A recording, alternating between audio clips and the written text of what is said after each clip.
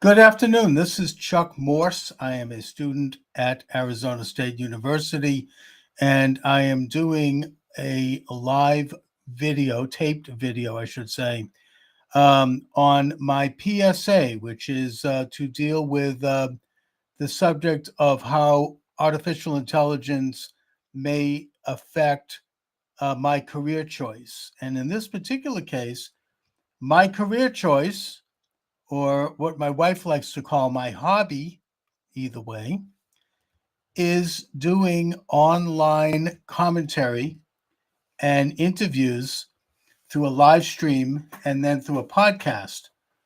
And if anyone read my written report, and I'm not going to go too into detail, but suffice to say that my ambitions to do this and to make it into a profitable enterprise and something where I could have some reach was short-circuited around 2018, 2019, when what I would describe, what Mark Zuckerberg himself has described as a censorship regime went into play.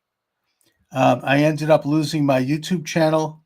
I ended up having my blogger canceled through Google, where I had 1,500 blogs. I lost my TikTok.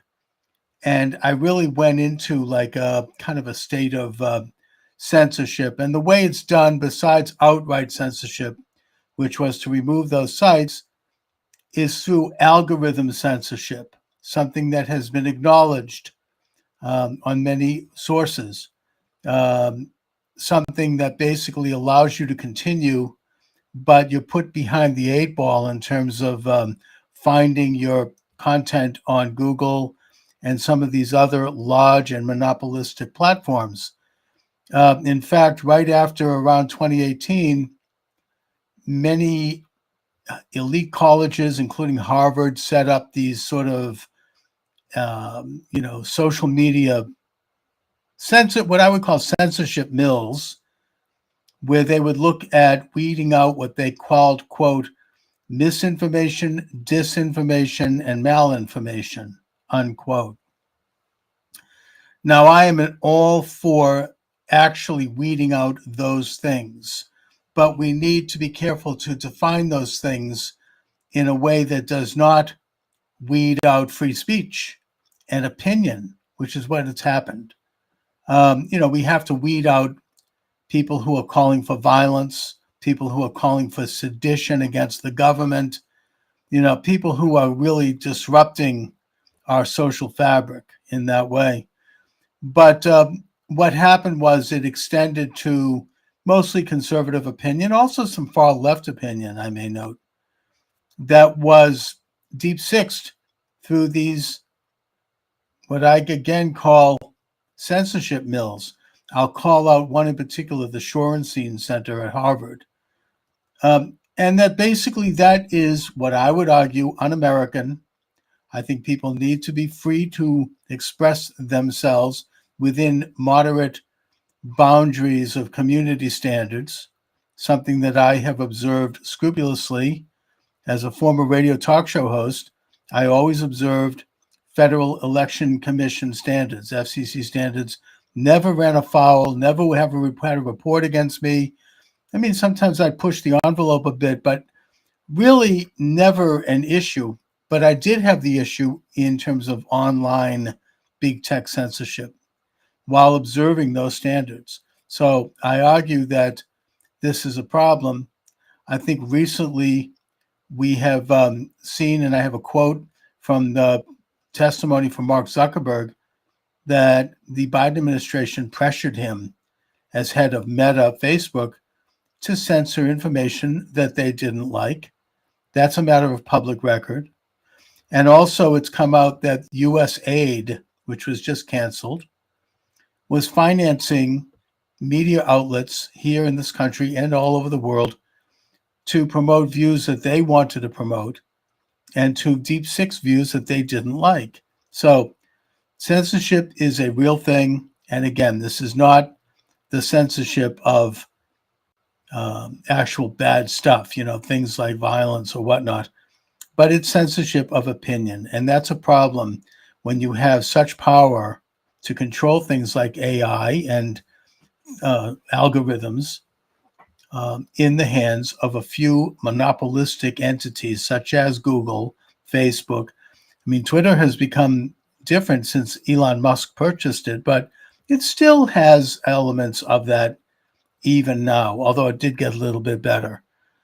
So, what does one do if one wants to get into the business, as I have, among other things, of doing a successful online live stream podcast blog in this era of censorship? There are ways to do an end run around the censorship. Look, YouTube and Google, they banned Donald Trump even before he left office at the end of his last term. I mean, they literally shut down his Twitter account where he had upwards of 50 million followers. They just shut it down. They shut down Parler, which was a platform that was competing with Twitter at the time. Twitter at that time was owned by Jack Dorsey and others. They just shut it down because it was having conservative opinion and it was catching up. They also shut down many, many thousands of online entrepreneurs and commentators, including myself. So that's a fact. So what did I do? What I did was I found alternative sites. And what shows the greatness of our country is that the entire censorship regime did not succeed. In fact, Donald Trump made a comeback using alternative media. He created one himself called Truth Social. What I did was I found alternative sites to do my videos and to then transfer the audio into sites that would carry the audio. And I sponsored it by selling and offering for sale my books. I've written over 20 books on social and political issues, all published on Amazon Books. They do a great job. Doesn't cost anything, by the way. And I promote them through not only my own live stream, but also through getting interviewed on other stations as well. And the first, I'll just give a couple of pointers. I mean, you could look into this for yourself if you want to get into this business. But I just want you to feel encouraged because there is a way to do an end run around the censorship. And with Donald Trump in the White House, regardless of what you may think of him, I love Trump, but you may hate him. It doesn't matter. The fact is that he is going after the censorship regime, and all people, left, right, and center, are going to have more of an opening to get back to what we should do as Americans, which is discuss and debate public issues without fear and without dealing with favoritism.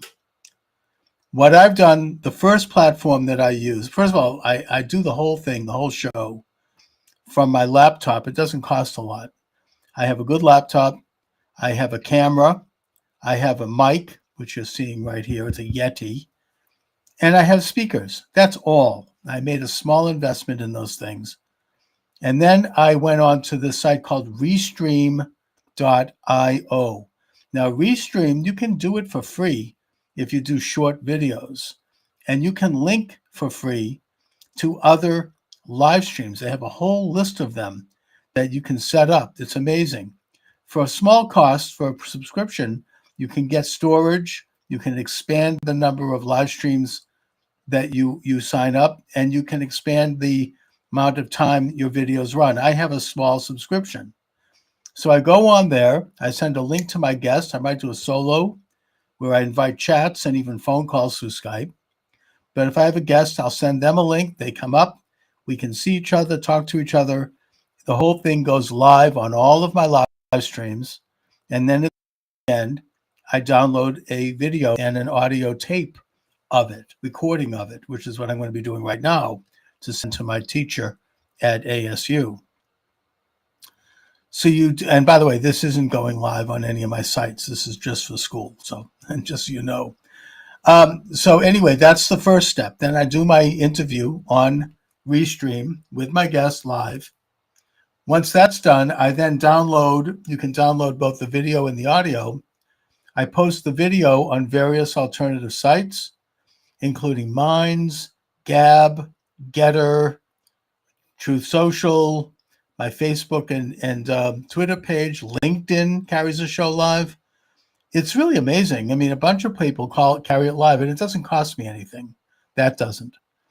I download the audio into the second platform that I pay a small fee for, and that's called Podomatic.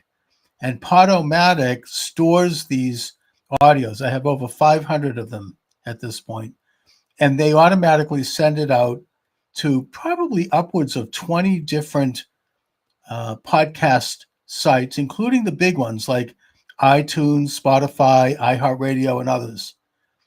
And that's how I do it, and I'm building it, and I'm building an audience very carefully and slowly but surely. The way I monetize it is I sponsor myself. It's very difficult to get people to pay for ads. You really have to have big numbers. But what it is I've published over 20 books on Amazon, and I get royalties every month from the sale of those books. So I promote them both on my show. I get myself booked on other podcasts where I get them promoted, and I promote them through my social network where I have about 30,000 followers on Twitter X, on Facebook, on LinkedIn, and on others.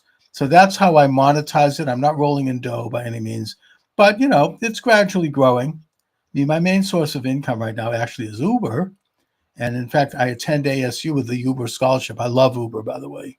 It's a fantastic experience. It's very much part of my my sociology field work, as it were. So, anyways, that's how I do it. That's how I do the live stream. That's how I do the podcast. The third leg I'll mention is the blog. I don't go to Google Blog because I've been canceled there, but I do blog on Medium and on Substack, where I put up my blogs. I promote those through social media. They carry my videos, and you can get paid a little bit of money, particularly from Substack, if you get a number of followers or subscribers. Substack is a subscription. Medium, you just get a little paid if you get any traffic. So that's what I do. That is my approach to doing an end run around the censorship regime at AI. I hope that AI is more democratic in that these monopolistic groups will be broken up by these smaller groups, or that there may even be an antitrust case now with the Trump administration where they can be broken up in the same way that historically the Teddy Roosevelt administration broke up big oil and the Clinton administration broke up Ma Bell, all to great success because you then had smaller companies competing. And that really, to me, is one of the main solutions. It's a bigger subject, but that's one of the main solutions to AI censorship and to algorithm censorship. Anyways, thank you for watching, everyone. Chuck Morse here at ASU. Have an excellent day.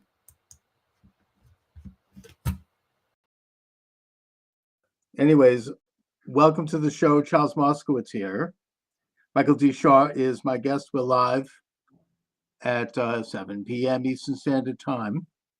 You're welcome to join us if you want to call in, 508-537-5596, so you can comment on TikTok or on any of the other platforms, the millions of platforms that we are on.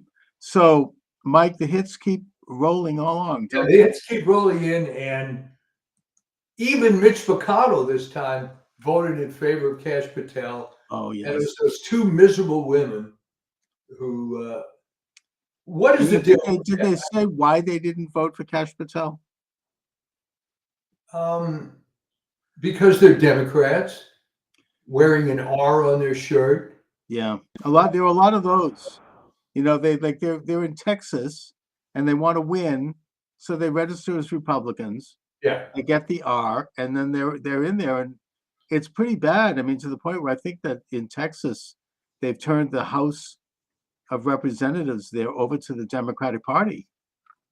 So that's how they get ahead. But nevertheless, Kash Patel in there is huge. That is going to revolutionize the FBI. in a I way believe that that's the last of the significant it appointments. is. Although they're trying to take out a couple of lower level people that are also important. Um, that Bridge Colby, apparently, who is former CIA Director John Colby, who died under mysterious circumstances, I may note. That's his grandson, I think, or his son. And Hmm. he's kind of a he wants peace. He's not a war hawk. He's not Oh a chicken no. hawk like all these other people. Yeah. So they're trying to take him out quietly. But the main people are now in, and the government is now in session and constituted, and they better get used to it because they're going after everything on all levels, political, economic, and cultural. They're taking it all on. It's incredible. I never thought I would see this. This is a counter revolution. It's really the first time that anybody's, probably since Wilson, has stood up to the Fabians, who have been running the establishment and the culture for so long. I mean, they've taken over the Kennedy Center, Yeah. right? I mean, I think that Steve Bannon noted that the Kennedy Center is almost like their high church. And not only have they taken it over and fired all these people, but as it has been the policy, they published all their salaries and they're making millions of dollars. Yeah. To do what? Well, President Trump I today. feel very bad for your native son, JFK, because the currency has been so devalued on whatever his legacy was. Well, it's been revived by RFK Jr. Yeah. Well, that's a good point. But I Oh mean, yeah, I mean he's cut of the cloth of the old Kennedys. yeah, A straight moralistic Irish Catholic, Boston guy. He has that thing. His father had it. JFK had it. Teddy, of course, flushed it down the toilet. yeah. But but they And then, of course, JFK Jr., who was such a playboy. Uh, his daughter Caroline, who's a valley girl with a big mouth, what it amounts to. The grandson, who what is the deal with him? What is the deal with that he's guy? a complete nut, and also that she's a real disgrace. I don't even think liberals are comfortable No. with her. I mean, Alan Dershowitz did a great TikTok where he talked about Caroline Kennedy.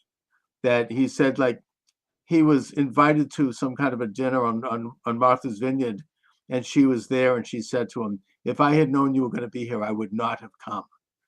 And just so, such a hack. And then he was on an airplane and he ran into her husband, Ed Schlossberg, whom he knows. He's known these people for years. And he did the shun thing. He looked at him like he didn't exist, wouldn't talk to him. Why? Because he took on a case that was mildly supportive of President Trump. It's not, those are the real Kool-Aid drinkers. I mean, that's hardcore. Well, it's absolutely, Chuck, a Kool-Aid drinker, because at least if someone were the one doing it, you understand. But if you're a generation removed and you're not actually doing anything yourself, and you want to be identified somehow with this movement, I mean, it's a joke. I mean, look, it seems to me that the Democrats really are just digging in, and they're just now they're opposing these great government reforms. I mean, this is something that traditionally. I mean, I'll give the example of the Social Security thing. I thought they cared about Social Security. 25 million people over the age of 100 collecting Social Security checks. I mean, and they're trying to deny this. They don't care. They say, "Oh, it's a computer glitch." I mean, what Well, the this is one of my. I have a list of about 10 cliches that my family is getting tired of hearing, and one of them is the worse it gets, the worse it gets. So you would think that after this barrage of bad publicity, the Democrats, maybe some of them, would change their tune. But no, they dig in more, and you'll find this. What's another example? The Snow Woke movie. They dig in, and it's getting ratioed, and they just don't. And they're now attacking people, and the actress is like sneering and yelling and spitting Yeah, at anybody. And it's are they that like completely tone deaf? I don't know. I mean, I think that the money spigot is being shut down. The corruption has been there. I mean, the corruption's always there, but it really started going back to Wilson. but you're And the talking an industrial scale at Well, this that's point. right. I mean, under Biden, I mean, it's unbelievable, but Yeah, it's never been addressed, and it's grown and grown every single year. This sort of informal, technically legal, but highly shady and unethical transfer of huge amounts of taxpayer money, which are funneled into these, at least in modern times, since World War II, into these NGOs well, where even they, that, Chuck, is a misnomer now. I mean, an NGO used to mean non-governmental organization, which was some sort of a private vague, group you know, that had in it, but it's all government money. well, it is. It's exactly completely funded by, and Yeah, the amount is unbelievable. And I think they're having trouble hiding it. They're denying it, or they don't talk about it, but it's all coming out. I mean, the huge sums of money that were funneled through these corrupt, the U.S. aid, which yeah. served as a money launderer, basically. Now, I'm not saying they did anything outright illegal, but what they would do would be they would transfer these huge sums of money to these NGOs, including George Soros's NGOs, where he took, I think, a quarter of a billion. I think it was what is it? A quarter of a I don't know how much, quarter of $1 trillion. I mean, what's a billion, between friends? I don't know. And he then funneled it into the most un-American, un you know un the social engineering agenda of everything, transsexuals, revolutions, open borders, whatever they're into, they just kept funneling taxpayer money. Now, I had to talk about this with someone who says, oh, well, I think those things are good. Fine. Open your own friggin' checkbook and write a check to them. Yeah. Does a taxpayer have to pay for this? Do we have to pay for sex change operations on animals? I mean, didn't it, was it like $30 million? Or sex change operations in Guatemala? And they're doing, trying to do regime change. I mean, they were probably behind a lot of the coup d'etats over the past who knows how many years, going back to the 60s. And most recently, besides Ukraine, they had a communist coup d'etat in South Korea, and they had a communist style coup d'etat in Brazil. And they just, the really, when you get down to it, they're freaking out because the money spigot is being shut down. And Well, the I mean, amounts of money are in a sort unbelievable. of sarcastic way, I would have a little more sympathy for some of these covert activities if they ever worked out. But this regime change thing never seemed to work. Well, it's Whether all going back, it's all supporting this artificial, unwanted, social projects that yeah, are not commensurate to anything positive. I mean, you're right. I mean, if they were spending money on something that was actually promoting good in the world, but they're promoting evil, satanic agendas that nobody wants, and they do it secretively.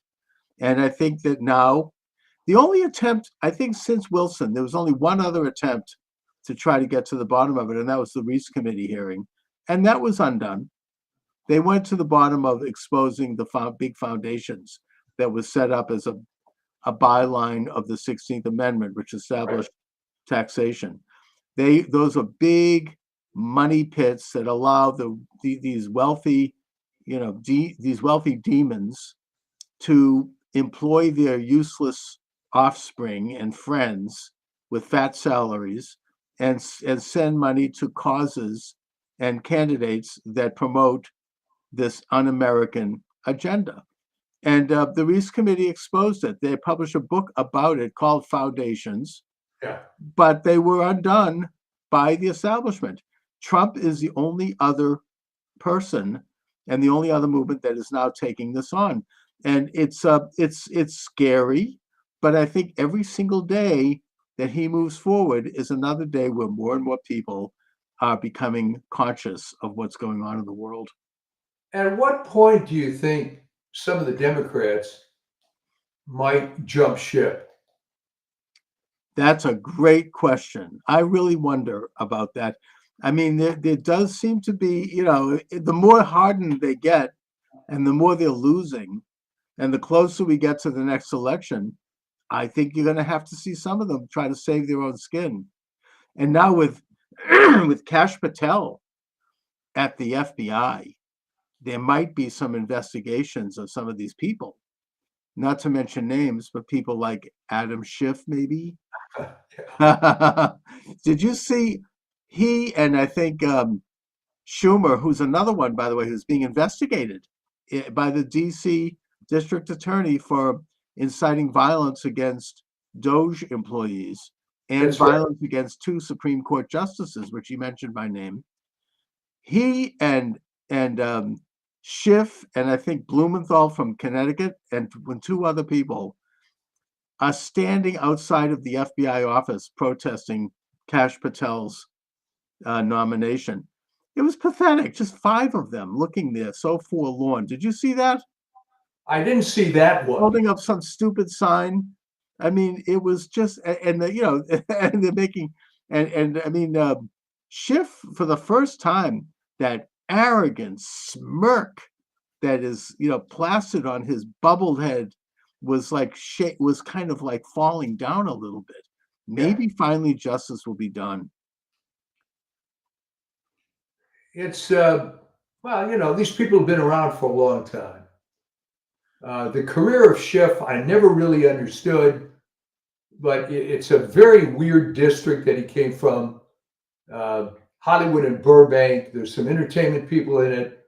There's some what you might call ethnic Democrats in that district, and but the brand of the Democrat Party is losing it. I mean, there was a show, I think it was yesterday. Well, who do they have on the bench? Who's going to run in 2028? And the most popular name was Kamala Harris. Right? Oh my God, good. I hope they do put her up. That would be hilarious. Maybe she could take Hillary as a running mate. I mean, it's pretty bad. I think it's going to be very interesting as more of this fraud gets exposed. At some point, people have to get on board. I mean, as the rats leave the sinking ship, I think so. Try to create a narrative. Well, I was against this, but I was a singular voice and I couldn't do anything. But so far, we haven't heard any of that. No, but Trump's moving forward. Yeah. He's now talking about the Doge monies that are being exposed and expropriated, offering a huge tax rebate next year, which is incredible. $5,000 for taxpayers next year out of the Doge money. And they also note that as part of the incentive of that, you have something like, 7 million able-bodied men in this country not working. Either they're not working or as government employees, they've not ever gone back to work because of the pandemic. And they probably pulling down salaries, not anymore, but it gives them an incentive to get a job and to start to file tax returns so they can participate in this little boom. It's true. That's good social engineering. That's what you want to use our tax system to do.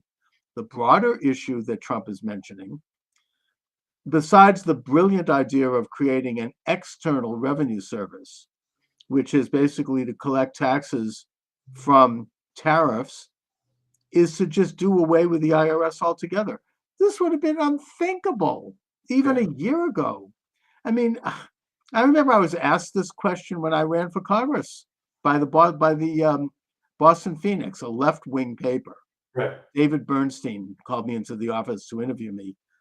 Did you suggest that we should get rid of the IRS? like I was some kind of a radical idea, you know. Yeah. How could you have done this? This is disqualifying you. And this is a guy on the left. They were pretty far left too. But yeah, I am suggesting that. You know, the IRS was only put in place in 1913. Before that, the federal government raised revenue from tariffs and apportionments from the states. In other words, the states continued to tax, but they would give a percentage to the federal government, and it was just fine. It ran very well. Washington put in a couple of sin taxes, fine. Tax on liquor, great. The point is that the government didn't need to go into people's personal income, and you have to go through this excruciating process of shelling out money every time you get paid. I mean, It would seem that if you're worried about something being a non-regressive tax system, you'd be more in favor of a consumption tax rather than an income tax. The problem is that in Europe, where that's common, they never got rid of the income tax either. So they have both. They have the VAT tax and the income tax. Well, but Europe is now going to be stuck on its own petard because they're going to have to, they're going to have to pony up for their own defense, and they might have to get rid of their, 3-month paid leaves and their, their social, health system, which is all free. And retiring subsidized by you and I. Yeah. So, I mean, Trump is moving forward with that. He's like, Europe needs to come together, and they have a direct interest, for example, in Ukraine. And so they need to come together and figure out how to help Ukraine because we're pulling out. And he's doing a direct negotiation with Putin to improve relations with Russia. That's something that the left supported back when the Soviet Union, which was really bad compared to Putin. Not that Putin is some great figure, but that in those days they loved Russia, right? Remember Gorbachev? I mean, oh my God, they were like heroic figures. We could go back to Lenin and Stalin. But now with Putin, Trump is being very realistic. Let's have peace with a nuclear power that controls, about a quarter of the planet. And let's, have peace in that region. And all of this hysterical stuff I'm seeing about, well, Russia's going to conquer Europe and they're going to be like Hitler. No, not really, because Russia was not able to defeat Ukraine. I mean, I support Ukrainian nationalism, and Ukraine has held its ground. I mean, they've lost some territories on their borders, but Russia has not been able to defeat Ukraine. How are they going to end up attacking Poland, a much bigger country with a much bigger army, or Germany? I mean, they're not going to conquer Europe. They've proven that they can't. So, I mean, that whole argument is absurd. And so Trump is saying, let's end the fighting and let's stop the killing and the meat grinder where you have thousands of people killed every day in a stalemate. Ukraine is not going to get back its territories because they haven't been able to do it. They launched an offensive with huge backing from the United States in the tune of like hundreds of billions of dollars and all the latest equipment, and it failed. They can't do it. I think they got like a couple of football fields worth of territory. So it's over. They have to come to peace with Russia. And well, of course, it was a money laundering scheme, endless fraud. Now you see the apologists coming out when Zelensky suspended elections, and now he's got support from Starmer in the UK, who's going back to during World War II, Britain suspended elections for a while. And the result of that was when the war was over, immediately, the first thing they did was get rid of Churchill. Yeah, they dumped Churchill even before the war was over. Yeah. So, once I mean, they had the ability to vote again. So, that's an interesting topic because then you see people posting, well, even during the Civil War, we had an election. Well, not really, but technically we did. Right. I mean, I know what they're getting at. During the Civil War, Lincoln did suspend elements of the Constitution in the guise of an emergency. That's true. However, I mean, it's you know, Zelensky is shaking down the world, and who knows where that money is going. He says that there's $100 billion missing. Yeah. I mean, really. And I heard Trump today speaking at an event at one of his hotels, and it was carried in the CPAC convention, which I've been listening to. And he was brilliant, and he went through a long list of monies that were spent on all these weird things. I mean, he kind of hilariously mentioned that, what does he say, like 20-30 million dollars spent on putting on a play in Iraq. Like I think it was like Sesame Street. He goes, look, I was in television. I could have done that for $50,000. Right? Send the actors over, maybe a few tips, but $20 million, which gets to the question, and I hope that the Trump people get to this. Who exactly got that money? And what did they do? I mean, it's obviously going into someone's pocket. We need to know who. We need to know, for example, that James O'Keefe from Operation Veritas used to be, has his own thing now. He does a great undercover thing where he sends people in with a microphone, disguised, and they get interviews with people on the inside who then talk about stuff happening. I'm sure you've seen some of his videos. Oh, yeah. And he has this guy at a very high level in the Department of Education, I think it is. Oh, no, the Department of Environmental Protection, the EPA, saying that Biden, in the last miserable days of that regime, was, as he described it, throwing gold bars off the deck of the Titanic. Billions of dollars sent to these shady environmental groups that were just set up. In one case, set up by Stacey Abrams. Need I say more? This front group that had like $100. You're talking $2 billion. Yeah, And, $2 billion. Can they get that back? Can we find out who got that money? Lee Zeldin is pretty good. I mean, he's pretty zealous. He's like, we're going to claw that all back, and we're going to, expose this. And he's fired all of these people that are involved with like environmental justice projects, whatever the hell that means. Really, what is that? Anyways, and Trump was like hilarious. It's like, what is this? Justice, environmental justice, something for, pygmies, or I don't know what. It's like, what are they doing? I mean, what the hell is this stuff? Who's getting that money, and what are they doing for it? It's going to be very difficult, unfortunately, because, all right, you have an NGO, and that's going to give money to another NGO, and another one, and you can investigate it with good resources, and you'll be able to find out. These guys that Elon Musk has working for him are pretty good. They know. But here's the problem, Chuck. As you said earlier, technically, it's not illegal. Doesn't matter. It's our money, and we can get it back. Yeah, no. But what I'm saying is, well, maybe we can't get it back, but at least we can know who has done it, and they can be exposed. Maybe they can be exposed. But the trouble is, if you get a government grant, all right, it's gone.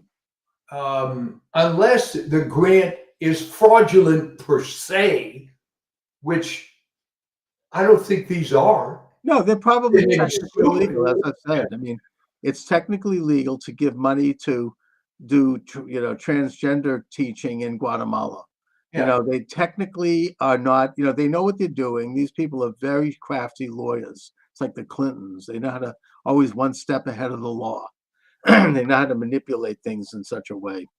But the whole thing is a fraud. I mean, what did they do with the money? I mean, I know I've mentioned this before, but in my own example, a very small level, when I ran for Congress in 2003, 2004, all these people came out of the woodwork who wanted to offer these services for this, for that. We're going to give you consulting, public relations. We're going to do vote, get out the vote, all these vague promises. And I was raising money. And I gave money to people. And there was this one guy, very slick. We're going to do a PR thing, and we know all these people in the district. And I gave him a pretty good check. Didn't really hear from him again. I figured he was doing the work he was hired to do. I think it was 3 or 4 years later, after the campaign was over, I ran into him at a Starbucks, and he had remorse. He confessed to me, I want to tell you, I didn't do anything. I mean, I just took the money. He actually had some remorse, which I think is unusual for these people. But you could see that he actually felt badly. So that showed me what goes on here. Yeah. They just get these checks and they do nothing because there's nothing to do. Promoting gay pride parade in Belgrade, fine. You could do that with a couple of ads. I mean, Trump was hilarious. He goes, I could have run a few ads in a newspaper for like a couple of $1,000. They're getting $50 million. Who got that money? Who parked? Somebody's walking around wealthy today, millionaires today. Who got all the money from Ukraine? I noticed that, not to point a finger here, but Bill and Hillary Clinton, the minute the Ukrainian invasion took place, they set up the Clinton Global Initiative again. They had disbanded it earlier. What the hell is that? We know that from USAID, their dear daughter Chelsea got a $3 million payment for her wedding. That was something that was reported, by the way, even amongst the liberal press. They said that she got it from the Clinton Foundation. Where did the Clinton Foundation get it? Apparently USAID. She got a $10 million check to buy a mansion. How much did all of these people get? I mean, Trump alluded to this, but he said, I'm not going to get into names because I don't want to embarrass people, but it's all going to come out. I mean, this is absolute fundamental corruption. These are people with their hand in the cookie jar. They never thought they'd be caught. I mean, I think that the list of politicians who have gotten rich since they entered office, that's already been published. I think if you get into stuff like the Clinton Foundation gives money so Chelsea could buy a house, I think that is straight out fraud. But they know how to do it in a way that somehow, these are very crafty lawyers, especially the Clintons. They always walked one tiny step ahead of the law. They can't be pinned down. I agree. Of course it's fraud, but they must. Well, here's the thing, Chuck. Okay, the house can be owned by the foundation. That's what I mean. So if she's given the use of the house, that's income. All right. So, I mean, they could look like a choir boy, actually, comparatively. If someone decided to pay your mortgage because they like you, free housing would be looked at by the IRS as income, right? I would think why so. not? They were at one point trying to tax health insurance as being income. Now that got shut down, but well, they tax Social Security as income, even though it was already taxed. Yeah, well, that hopefully is going away. Trump is going to get rid of that. I mean, I remember that the main author of that was none other than Senator Joe Biden. I remember I debated that issue with Barney Frank when I ran for Congress against him. What was the argument in favor of it? The federal government is doing all these services. The federal government, people can afford this. You're making a big deal out of nothing. And I pointed out that not only is it taxed, but it's now going to be means tested, and they're raising the retirement age. Yeah. This is your money. You paid into that rotten system your whole working life. Every time you get paid, there's money that comes out of your check for that miserable payment. Well, now, here's the best part as you personally approach that age. All right. The biggest scam, and I haven't checked their website recently because I'm well over the age where it matters. Right. All right. Technically, most people can qualify at 65, but you can't be working. You could still be working at 66 and collect it. Okay, but here is, and I loved having these conversations with people younger than me. Well, Mike, you go on their website and they say, no, no, don't take it till 66. Wait till you're 70. And I know people say, of course they'll say that. So Well, they don't actually, have to pay you. actually, I've heard this argument. I can't decide what to do myself on that one. No, it's very easy. All right. Okay. First of all, I'll make it easy for you. Do you know when you're going to die? Probably not. Right. Okay. So the argument is if you wait till you're 70, the monthly amount will be higher than if you took it when you're 66. But that's BS because it's advertised over the number of years. So, yeah, but it's always better to have money now than to wait because you don't know if you're going to be around to get it. They don't want you to take it, so they don't have to pay it out now. That's all. No, I know that. And obviously, if you pass away before you can collect it, the money just disappears, unless you have a spouse. But, it's kind of, if we could debate this issue. I've debated it. The bottom line is that if it was a private system, it would do a lot to alleviate poverty in this country because Right. you would actually have an interest-bearing account that you could retire on, and if you pass away, it goes to your heirs. That's a great way of reducing poverty. Whereas right now, there's no interest income on it. They decide how you get it, when you get it, and if you don't make it, nothing happens. It goes into the ether. So, I mean, the system is a scam. Even FDR, who set it up, didn't think it was going to last forever. He thought it was a temporary thing to deal with widows and children in the Depression and in wartime. Well, I mean, he made a good bet, didn't he? Because you started collecting when you were 65, but the average age of death was 64. So Right. it was a good bet. Yeah, I mean, exactly. It was, and then they expanded it with DDI and Yeah. DSI, and it's become very corrupt, like all of these agencies that now Musk is going into each one of them. He's going to Well, go in. Musk is trying to identify the Revolutionary War veterans that are getting payments. Oh, I people- know. I there's think there's people one that 300 precedes years the old. Constitution. Yeah. I mean, actually, they're like 300 years old. So, right? I mean, it's now the New York Times did an article trying to debunk this by saying, well, this is all part of like an old computer system, the COBOL system, and that they're not necessarily getting money. I mean, they should be on this. The only reason they're not is because they don't want Trump to have any credits. They don't want Trump to win. It's still the old, Trump hatred, Trump deranged. It's so bad that I just read an article saying that these two astronauts up in that station who are stuck there, they're there because Biden spitefully would not let Elon Musk go up and rescue them. Oh, yeah. Yeah. So they went on a space mission that was supposed to last, I think, 2 or 3 weeks. And they've been up there for, I think, 5 months. Yeah. And now Elon Musk is going to rescue them. He can't do it overnight, but they say that he's going to have it done within the next 2 or 3 weeks with SpaceX. But the Biden people were so spiteful that they just didn't want Musk to do it, because so they left them there dangling in space. Yeah. Can you imagine how awful that is? I mean, Well, yeah. I mean, this has always been with the left. They don't care about any of these causes. It's just a hobby horse to power. They don't care about civil rights, women, gays, any of that stuff. Yeah, the useful idiots might, but it's just ways of raising money.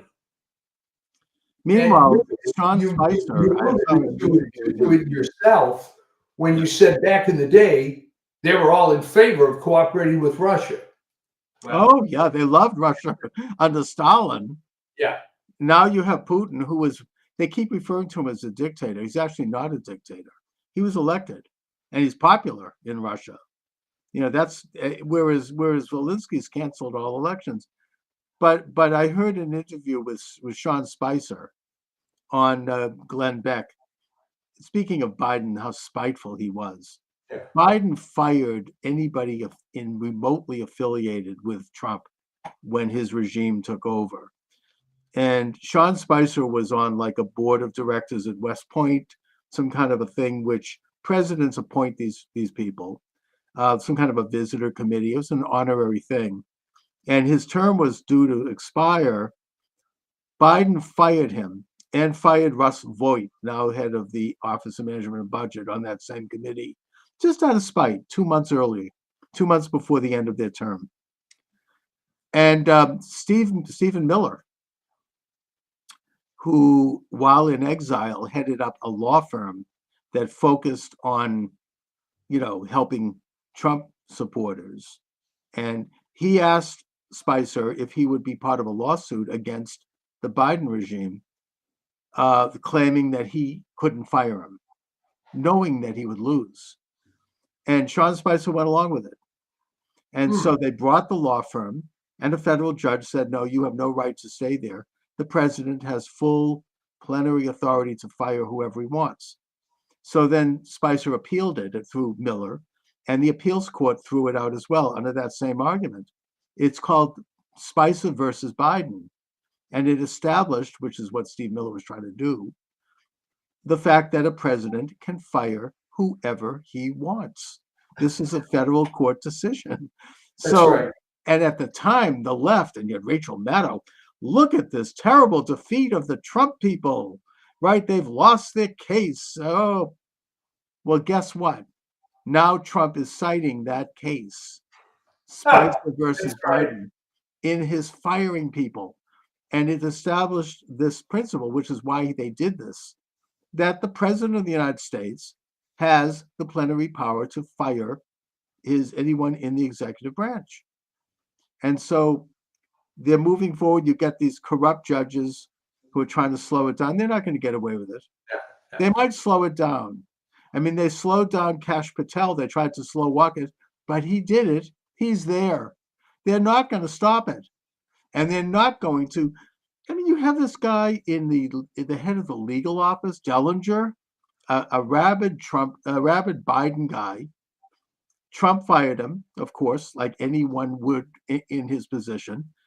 And he has this rotten federal judge, Amy Berman or someone, who was also involved with some of the lawfare decisions, say that Trump not only cannot fire him, but he has to continue to have access to all of the, the files and the information in that office, and that he cannot be in any way marginalized or left out.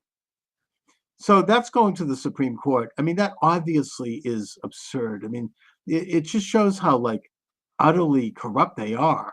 I think a lot of this is going to stop once they impeach some of these federal judges. That's been a very rare thing to do.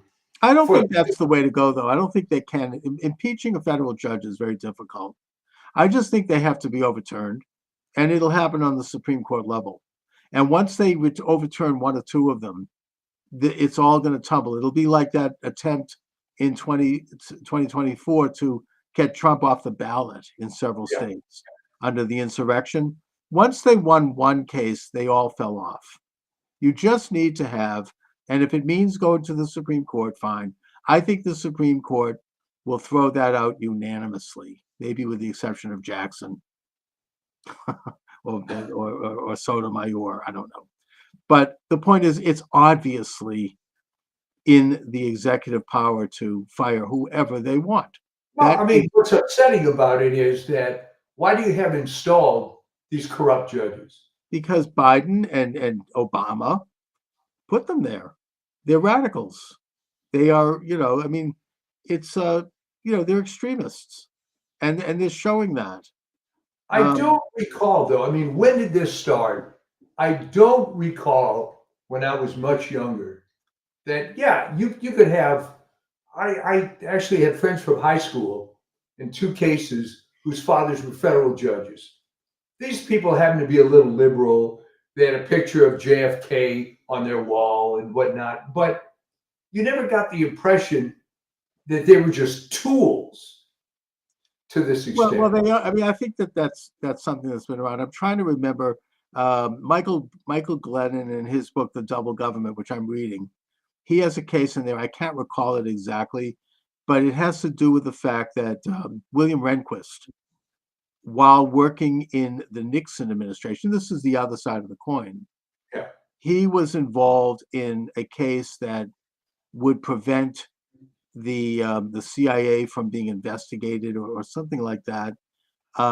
With a, and he actually wrote decisions as special counsel to Nixon that would prevent the government from prosecuting certain elements of the CIA. Well, he ended up on the Supreme Court, and as a Supreme Court justice, he was the swing vote that legalized that. I mean, a complete conflict of interest. Yeah. And he was. It's utterly corrupt. I think there's always been some corruption in the judiciary. I mean, it's you need to get, there has to be some couple of honest judges, but I mean, this is just how it is. I mean, I think that in the case, though, of the president's ability to fire people, that's too obvious. You can't just make it up that badly. I mean, it's sort of that simple. It's just like Roe versus Wade. Once it finally came up before them, you can't continue something that is so blatantly unconstitutional on a federal level. I mean, you just can't, even if you want to. So I don't think those things are going to stand. Unfortunately, it's going to slow Trump down a little bit, but it's all good because the first term they were embedding enemies within every office of his administration who were trying to do everything they could to slow things down, and eventually to try to impeach him. The classic example is the Vindman brothers.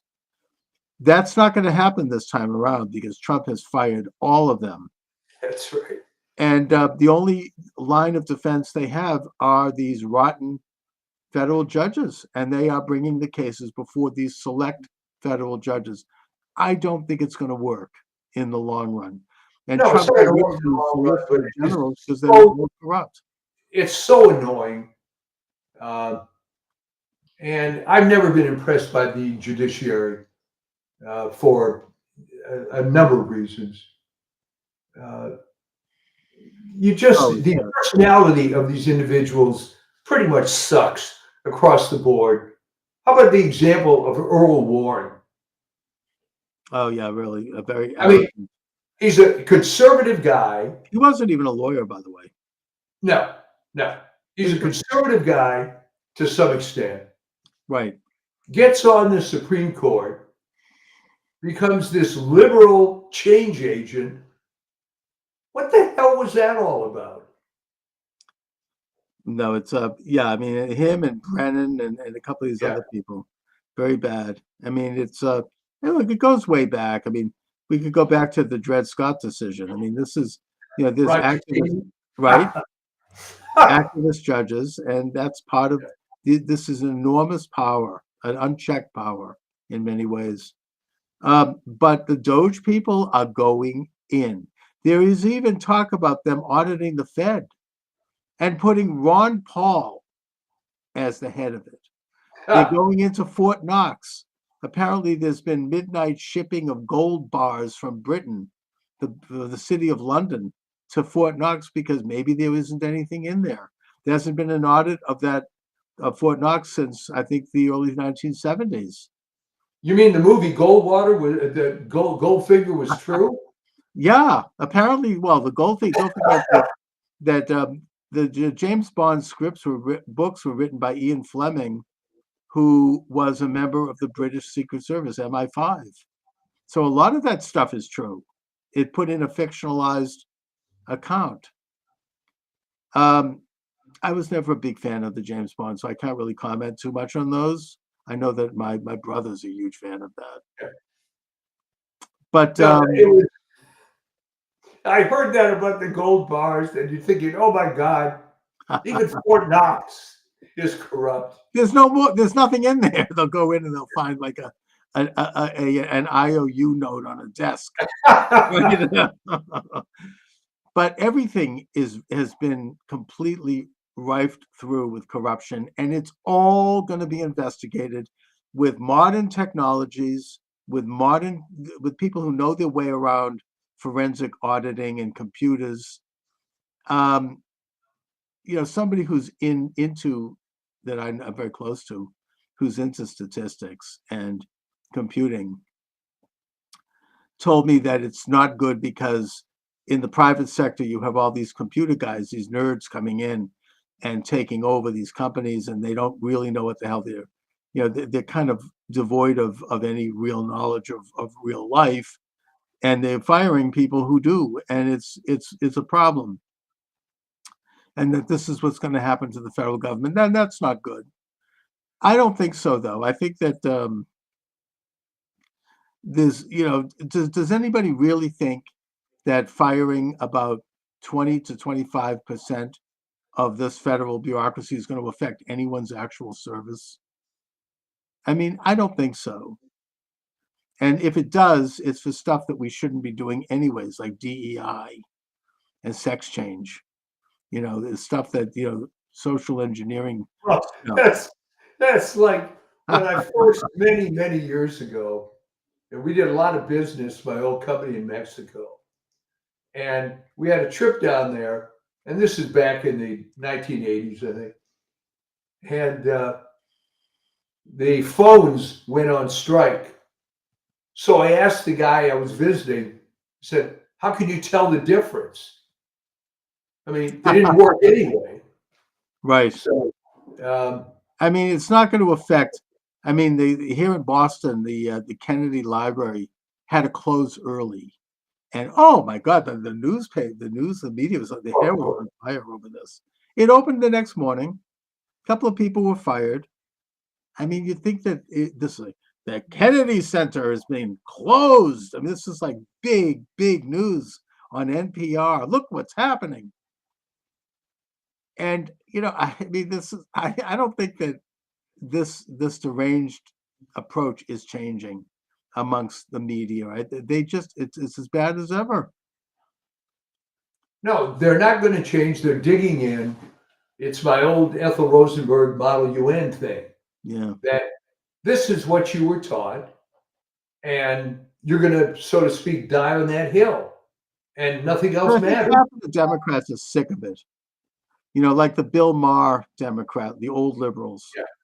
They're sick and tired of it.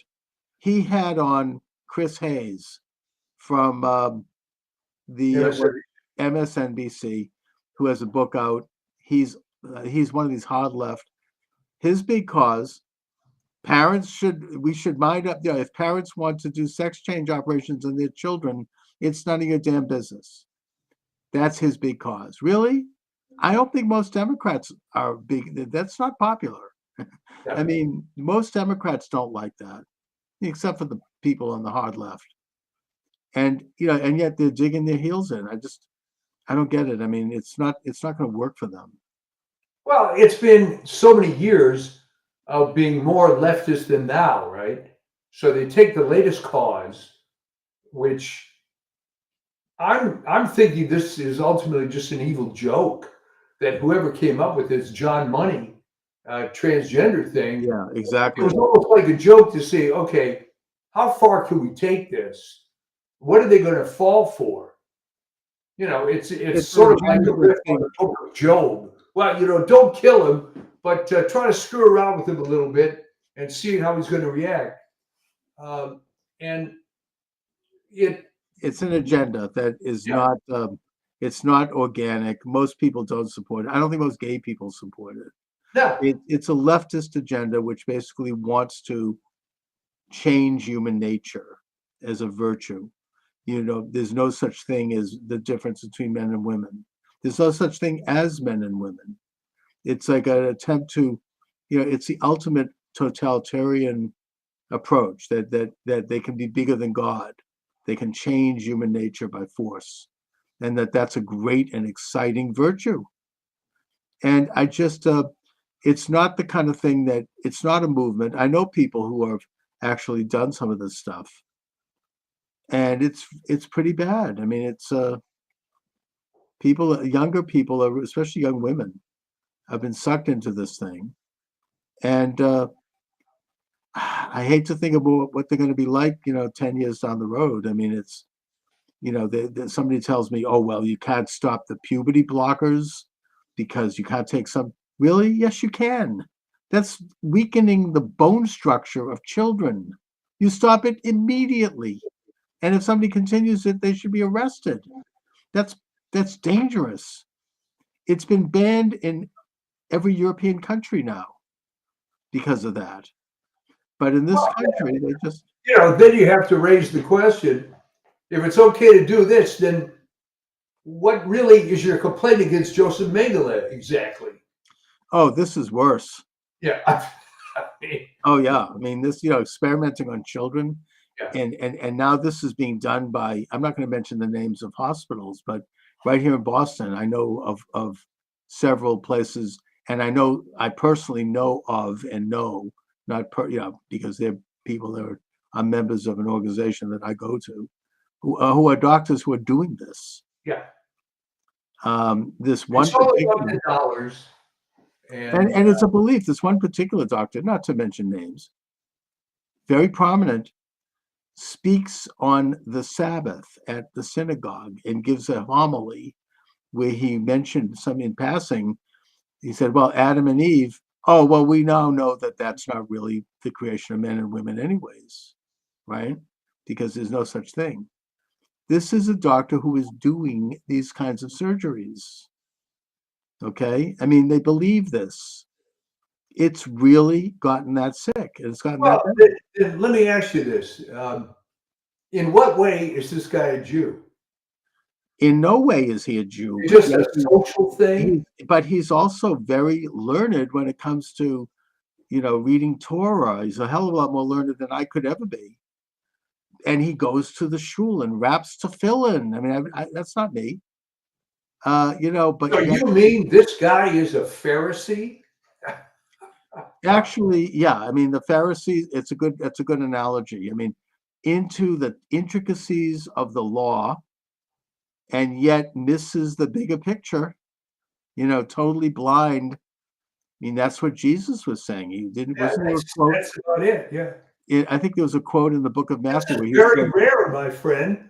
A he says you have, latter-day Pharisee. you're attacking the speck in somebody else's eye when you have a log in yours, something like that, right? I mean, there's some great quotes there, and Jesus's argument with the Pharisees was quite real, and it's very Pharisaic, by the way, to I have that. thought they all died. The what? Wow. Why don't you have this Pharisee on your show? I'm not on speaking terms, and I No. basically I don't acknowledge him, frankly. I mean, when I see him at the synagogue, it's just so awful. And he Oh knows my it. word! Yeah, very bad person. But they're out there and they are legitimized and celebrated, and they're doing these things to children that are just unspeakable and that would have been unthinkable even maybe a year or two I ago. mean, do you realize how biblical this all is? You got a Pharisee. They're doing sacrifices to Moloch. I mean, what's next? Yeah, I mean, basically, mutilating and disfiguring children. I can't think of anything worse. That is the lowest, most rotten morality, and it's being done by major institutions Yeah. all around the country. I mean, this doctor exposed it at his hospital in Texas, right? And he was put in prison. I think Yeah. that he's got a pardon from Trump. You know who I'm talking about? I don't remember his name, but Yeah. I know the All case. he did was expose what was going on in his hospital. And by the way, going on illegally because Texas banned this. And he was you violated some kind of a technical rule by talking about what's going on here, and he ended up going to jail. Yeah. I mean, in a way that the power of when you have something that's so distorted, and I know this is a milder example, and I don't care so much about it, but if you refer to somebody by a pronoun that they don't like, you could go to jail. You could be penalized. You could lose everything. And the reason there's such an extreme reaction to this is because it's a false idea, and you need that to support it. This is what the Nazis did do. If you didn't go along with their crackpot race theories and their other stuff, you could end up in a concentration camp. Well, if you criticize the British government, you could go to jail. That's true. I mean, if you read a couple of lines out of the Bible in Canada, you could go to jail, apparently. Yeah. So yeah, I mean, this is the ultimate example of a totalitarian system that is living and founded upon lies. And in order to preserve those lies, they have to come down hard on anybody who exposes it. They have to crack down on them so that it's made an example. You then know not to do this because you see what happened to the guy down the street who spoke up. That could be you. That's the message. That's the message. What was the reaction in your synagogue when this guy was giving his talk? Nothing. Like nobody. I don't even think anybody heard it. I mean, people were all snoozing on the chairs anyway. Oh, all right. But nobody cared. Nobody. I don't think I was the only person who was like, I heard this. And then I looked into him and I found, sure enough, he's doing this stuff. And yeah, I mean, nobody cared. Nobody thought to look into it. He's fine there. Nobody even knows. Nobody cares. It's just not discussed. It's a complete disconnect. It's just a moral disaster. Anyways, I don't want to talk about somebody personally, so I don't think anybody listening to the show will know who I'm talking about anyways. No, but the fact that this exists under the color of a religious organization. Yeah, it makes it particularly awful. Yeah. That's exactly right. It's and it's one thing if somebody wants to say, well, I'm really a woman, fine. But to use the force of the law and of government to force people to lie and say this, that is the example. That's what the Nazis did with their crackpot race theories. You had to go along with it or you face the consequences. I mean, it's just that's why Sophie Scholl, the young girl, was executed. She was Christian. Her Christian conscience said, this is wrong. They're taking people away and they're executing them. And she spoke up, and the Nazis executed her and several other. What's the name of her organization? It was like something like the Roses or the Pink Roses or something like that. Yeah. They were young German teenagers who had like an awareness of what was going on. It's interesting that this leftist group here in Boston, what is it like? Our Bodies, Ourself. They had some weird name like that. They're supposed to study the Holocaust. They mention Sophie Scholl, and I think it's her brother and some other people, but they don't mention that they were Christians because that goes against the narrative. Instead, it's as if they were communists or something, resisting the Nazis. No, they were resisting the Nazis because of their faith. It made them aware of it, and they were executed for that. Anyways. Well, it's interesting. Yeah. But, the good news is winning. Winning on all levels. The culture wars, J.D. Vance kicking the ass of the Europeans and saying, you're going to do censorship. That means you're not a free country. And men don't have to feel badly about being men anymore. These are culture things, right? On the economy front, I think that they are reducing. I mean, it's going back to Trump's playbook of holding the line on taxes, reducing onerous regulations, consolidating government agencies. Scott Bessent has said that we're going to maybe have a little hard time before things get better because of the horrendous mess that they've left this administration. But they're working to kind of consolidate and reduce the size of government and to balance the budget. These are things that are going to further advance the solidity of the American currency. And then, of course, politically, we have taken a major step away from World War, which is where we were headed. We have secured the border. 95% of border crossings have ended. Maybe the deportations aren't going as quickly as they could because there's a lot of resistance among the left on that. But it's happening, and it's going to happen. And I just think that on all fronts, they are moving forward with exactly the set of principles that President Trump ran on. And I don't know why. I mean, the left is so shocked. He said he would do it, and he's doing it. Well, I think they're shocked because there aren't too many presidents in history that actually did what they campaigned on. It's incredible. I know, really. They usually toss out all of that stuff once they're in office. Trump doesn't. He goes with it. I mean, some of this stuff is just ridiculous cliches, like when LBJ said he wouldn't commit to a land war in Asia, things like that. Oh, yeah, right.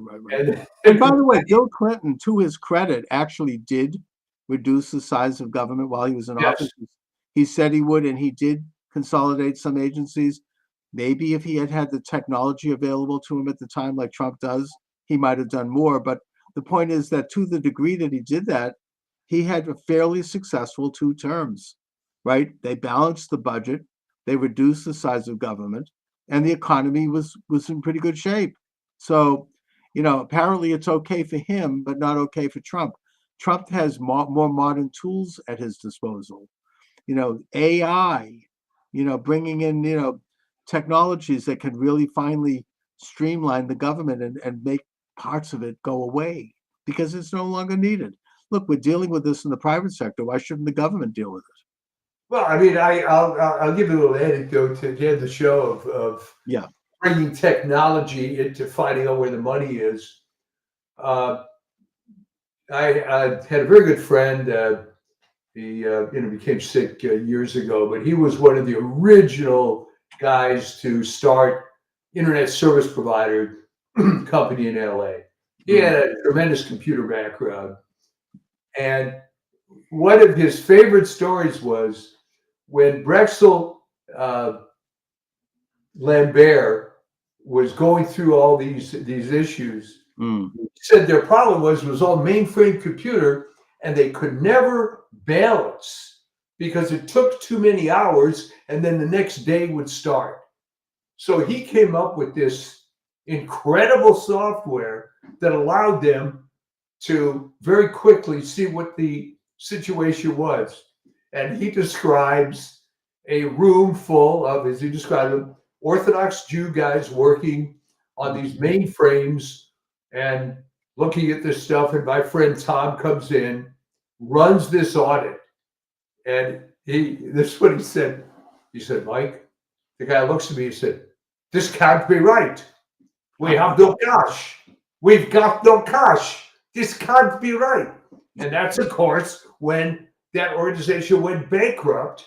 But it took technology for them to see that they had no cash, right?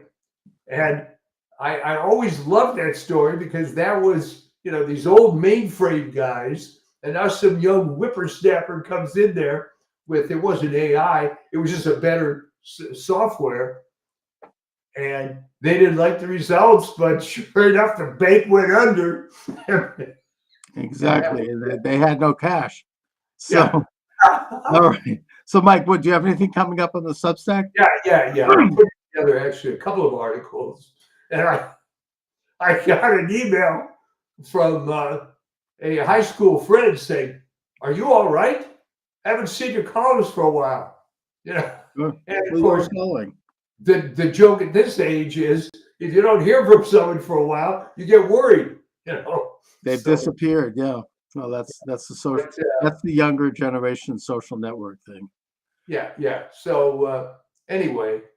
So anyhow, onward and upward. Yeah, it's winning, baby. It is. Your mood is so much better now. I can't believe it. I can't believe it. I mean, it's just to me, it's like I'm glad to be alive in this age to have witnessed this. Oh, he's transforming the entire society. It is. It's just transforming the whole world. I mean, it's almost like I can't get any work done because I go to the internet and now what did you do? And now what did you do? Yeah, exactly. All right, Mike. Take care. We will I'll see you talk to next you same guys. God time, bless same America. station. Thank All you. right. All right, thanks for joining me, everyone. Charles Moskowitz here, and welcome to the program. My guest is Mary Graber. She's the author of Debunking FDR, The Man and the Myths. She's a resident fellow at the Alexander Hamilton Institute for the Study of Western Civilization. She's the founder of the Dissident Professors Education Project. She taught at the college level for 20 years, most recently at Emory University. Her work has been published by The Federalist, Town Hall, Front Page Magazine, City Journal, American Greatness, and Academic Questions. Thank you so much for joining me today, Mary. Oh, you're welcome. It's my pleasure. You know, this your book about FDR is very timely right now, as President Trump has literally launched, I think, what is a revolutionary administration that's going to affect the future of our country in the coming many decades, if not the coming centuries, in a way similar to the way FDR had that same influence when he took office in 1933. So it's important to understand what he established, which in a sense parallels exactly what President Trump is trying to undo and recreate something new. So let's talk a little bit about FDR and his background and how that does not necessarily match up with the standard official history version that we're all taught in school. Yeah, well, there are a lot of myths about Roosevelt, and you're correct. As a matter of fact, President Trump came out and said that they were going to shatter Franklin Roosevelt's New Deal coalition, and looks like that's what they're doing. Excuse me, but there are a lot of these myths about Franklin Roosevelt that even conservative authors say that if his New Deal policies didn't work, he really meant well, which I found out was not the truth, or that these were intended to just get us out of the depression. All the New Deal programs, the agricultural program, the NRA, the National Recovery Administration, the TVA, all the alphabet agencies. And I found out, by researching and focusing mostly on his pre-presidential years, that was not the case. The plan all along for Franklin Roosevelt was to establish this deep administrative state. And he made those aims pretty clear as a young state senator from New York when he gave a talk in Troy, New York in March of 1912, where he gave a little history lesson. He was not a good student at Harvard, but he nonetheless felt himself capable of providing a history lesson at the People's Forum in Troy, New York, and said, while the founders were successful in establishing independence, but what they were really sort of groping towards was interdependence. And that is the real aim of this country. And, what if that requires compulsion? Well, the government knows best. And, as an assistant secretary of labor, he wanted, mandatory military training, universal military training. He wanted, compulsory labor. He really liked what the New Deal stood for. Right. And I think that also, don't forget that particular year. And of course, his uncle Teddy Roosevelt had been president. So he obviously, had ambitions as a young man. He became a part of the Wilson administration. Woodrow Wilson, that was a revolutionary administration in and of itself. It was the first self-described socialist in the White House, who really changed the way we see ourselves in many ways. And in the case of Roosevelt, I think he became the Assistant Secretary of the Navy. Right. And he was a real war hawk, much more so than anyone else when the United States really did not necessarily need to intervene and get involved in that particular foreign war, to the point where I think that the Secretary of the Navy, and his name escapes me, Josephus something. Josephus Daniels. Thank you, Josephus Daniels. Mhm. He was out of town on a day when information came into the office indicating that there had been an incident with the German U-boats, and Roosevelt took the opportunity to embellish and fabricate and exaggerate this incident as a way to push the United States into war. Did you come across that? Yeah, I mean there were instances, where he defied what his boss Josephus Daniels wanted said, and even the president, and sort of hyped up the threat of the Germans. The incident in Mexico. He also implied that he was in charge of sending warships down there, telling reporters that there was going to be a war when, Wilson is, having talks and trying to avoid war. There was something about him, and I think I used the phrase, he had a lust for war. He, of course, he never served. He never trained to serve, but he just seemed to like the thought of war. It is a very interesting psychological element of his personality. Well, he happened to live in a townhouse in Manhattan that was next door to the Council on Foreign Relations, which was a think tank that was promoting international war at that time, and that was a counterpart to the British Royal Institute of International Affairs, or Chatham House, which were kind of working together to try to embroil the United States into this kind of Anglo-American internationalism. So I think that was his orientation. He was truly maybe the first internationalist. And yet, when he ran for president, he ran as a nationalist, and he ran as more conservative than Herbert Hoover. My understanding is, in that he actually was criticizing Hoover's government expansion at the time where he was trying to deal with the Depression and the stock market crash.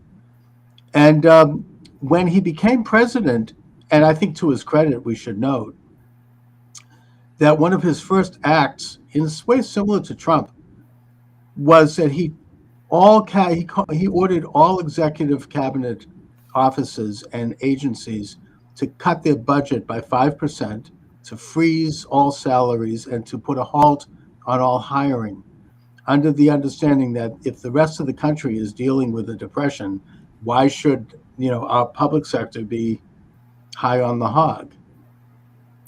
Well, yes, he did cut $100 million from the salaries of federal workers. He also cut $400 million from the veterans.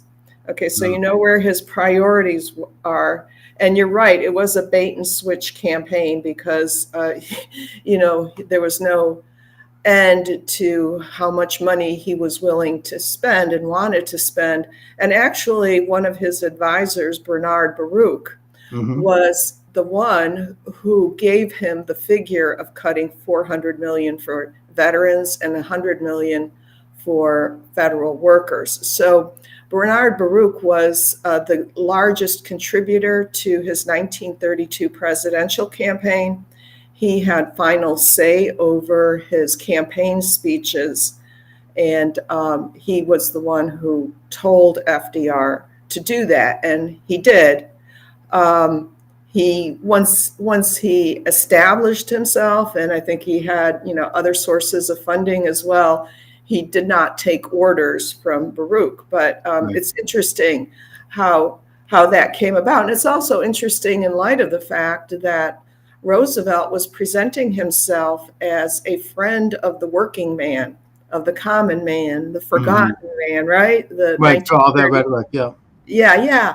But, here he is with, a Wall Street speculator, one of the richest men in the country, right? And, doing his bidding in exchange for his financial support. Mhm. So that's one of the myths that I'm busting in my book, Mhm. is the idea that he really, that he was a traitor to his class. That's the title of H.W. Brands's book, and it's a phrase that was coined by Arthur Schlesinger. Right. Oh, yeah. Okay. Well, that gets into like in the Kennedy Johnson time. But Bernard Baruch also was one of the major figures during the Wilson war Yes. years, where Mhm. basically the Constitution was suspended, Yes. and we had an outright authoritarian regime that was engaging in open censorship, putting people in prison for speaking out, including Eugene V. Debs, the socialist candidate for president, and Mhm. and anyone who was a dissenter from the war, and that FDR also, and this is something that you could tell me if I'm really going out on a tin hat here and speculating, but when he gave his initial speeches, he talked about a national emergency and the need to have extraordinary powers in the presidency to deal with it, the national emergency being the Depression.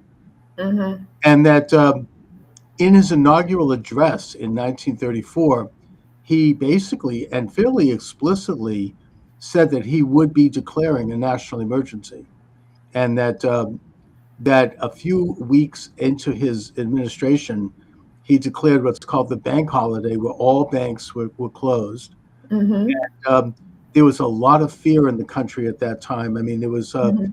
then some banks were liquidated and others were allowed to open limited. I don't know if people lost money. I recently read some letters written by my late grandmother, who was around at that time and who was a teenager, and Mm. she kept a diary, and she was like, everybody was frightened. Everybody was like, Mm. what is going on here?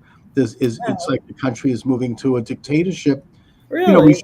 yeah, I mean, we should note that at that time, Hitler had declared a suspension of the German constitution after the Reichstag fire. And of course, you had Mussolini had already taken emergency powers in Italy, and you had Stalin, and you had others around the world where you had this kind of massive move toward a strong, hyper nationalist entities. And I think that FDR was cut of that cloth in the American context. It wasn't like Germany or Italy, but I think that he saw himself in that vein, but he was restrained by our way of life. I mean, he couldn't get away with that here. Well, yes, he was restrained by the Constitution, Yeah. the other two branches of government, even though he tried to fight those. But it's interesting, about your grandmother's diary, because when you read most of the history books about, Franklin Roosevelt, what you read are excerpts from letters who are people who are thanking him, willing to do anything. And Mhm. when you're talking about the banking holiday, now, the banks, in New York State, the banks were okay. Governor Lehman, who was the lieutenant governor under Franklin Roosevelt, was governor then. He did not want to close the banks. And Lehman, unlike FDR, knew about economics. He was a finance guy. But nonetheless, all the banks were closed, even the ones that were good, that, Yeah, it was across right? the board, sure. And also, along with that so-called bank holiday, nice, uh, nice way to put it, Yeah. right? People were ordered to give up their gold. Right. Mm-hmm. There were lines. If you read the New York Times, it's so revealing. People were in fear. They're given like 2 days notice and told you need to hand in your gold by Thursday. Otherwise, you will face a $10,000 fine and 10 years in prison. Oh, boy. Yeah, people were emptying out their, safe deposit boxes in banks. They were going through their jewelry boxes, like if they'd gotten gold coins as a Christmas present, they were bringing them in and waiting in line, and there were guards there. And I mean, that's what Lenin did, after the revolution, right? They took over the banks, and there was really no constitutional reason for FDR to do that. But what he did, he was very, very tricky. He went back. He recalled from his Assistant Secretary of the Navy days that there was a Trading with the Enemies Act that was instituted, and that prohibited the outflow of gold, and it gave the national government power over gold. But can you imagine that? I mean, the closest thing I come to imagining is what happened during COVID, when people were afraid of the government, and they did things that they would not normally do, wear masks, walk one way down the grocery store aisle. Right. And it was all done under this hysteria that there was this disease that was, the original propaganda coming out of that was horrible. I mean, everybody was scared. I was scared. I mean, people that showed a young man dying with limbs falling off, I remember reading. And so, they created a hysteria. I think in the case of FDR, that hysteria was the Depression. I think I recall reading an article about the gold, seizing the gold, where he's sitting in his bed with a couple of advisors standing by, tinkering onto how much to value the gold. And it was valued in a way, obviously, that benefited the government. And so people got only a percentage of the value they were forced to accept in the form of basically fiat dollars. And so that led to in a way, somewhat of an economic contraction. Yeah, exactly. Henry Morgenthau, I think he became Secretary of Treasury eventually, but his wealthy neighbor over in Hyde Park, was shocked because Roosevelt personally was determining the value of gold.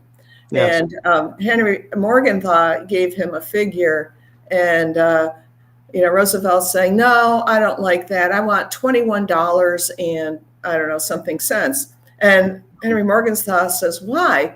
He said, "Well, it's 3 times 7, and 7 is a lucky number."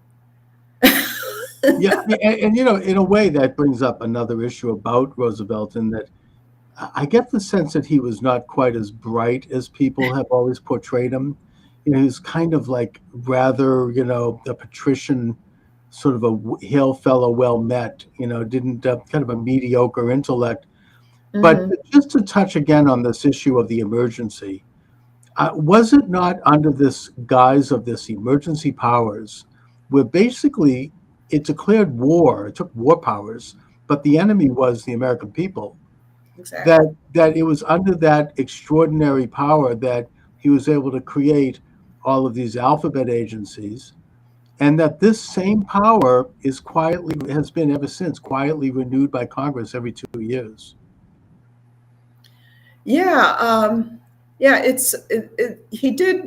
Congress did eventually assert themselves, the conservative Democrats and the Republicans. He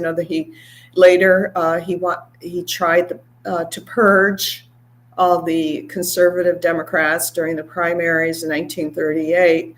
Mm-hmm. But there's this sense that the president is it. He expresses the will of the people. The will of the people goes through him. He assumes to know what the people want and what's good for them.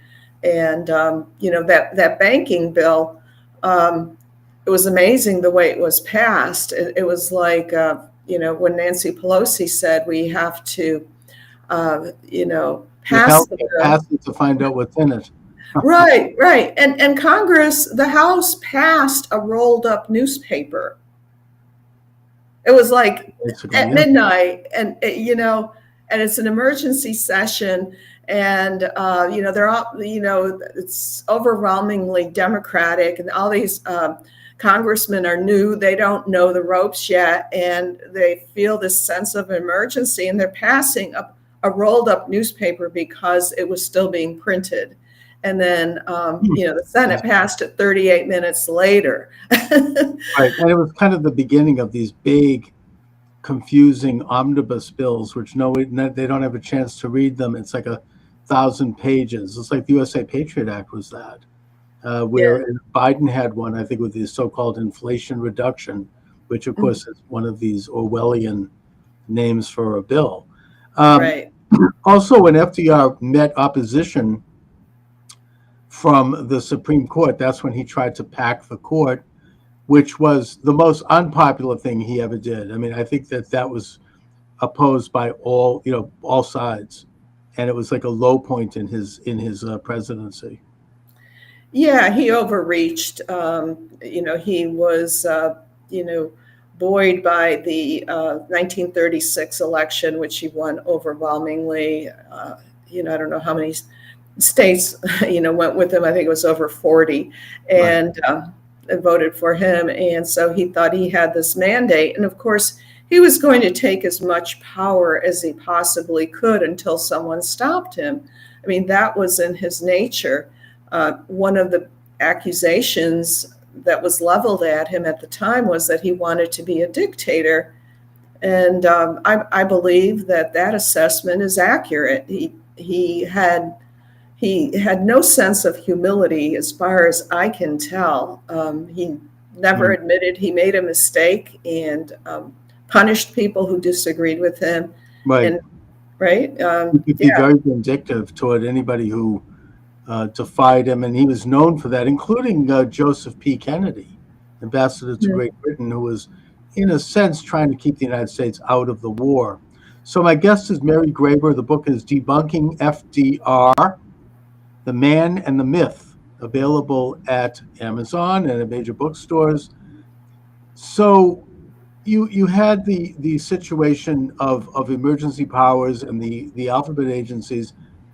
I think that it's been said, and maybe with some justification, that some of that actually prevented the United States from becoming a communist country, particularly the CCC, which employed tens of thousands of unemployed men doing these massive projects, very much in line with the American project tradition going back to Henry Clay, the Whigs, the nationalist American position. I mean, it goes back to the Erie Canal. And right here in Boston, for example, where I live, the FDR administration, they created the Cape Cod Canal and the bridges over that canal in a matter of 3 years. It's actually amazing when I drive over that bridge to go to the Cape to visit my mother. I'm awestruck by how those bridges were built from 1933 to 1935. Today, those bridges would take 20 years. And he did it with this inexpensive labor of men taken basically off the street who might otherwise have contributed to a revolution. Yeah. Well, I have mixed feelings about that. If there is any program, among those alphabet agencies that I think were good, I would say it's the CCC, the Civilian Conservation Corps, and it basically took young men and gave them work to do, because young men in times of desperation can be very dangerous. I mean, right. And they weren't paid much, but they were paid, and they also got kind of pseudo-military training, which is always needed. He neglected the military up until about 1937 or 38. Right. But the other public works projects, the problem with those was that the wages were relatively high, and it excluded a lot of workers. So it was they were artificially high. And if you were lucky enough to get one of those jobs, it was good for you. but I think it distorted the economy. Um, and he was, and it was very divisive. I mean, he was a divisive president. His first inaugural address is extremely divisive, when he talks about the money changers in the temple and chasing them out, and the speculators, whereas he was doing that himself. But so very hypocritical.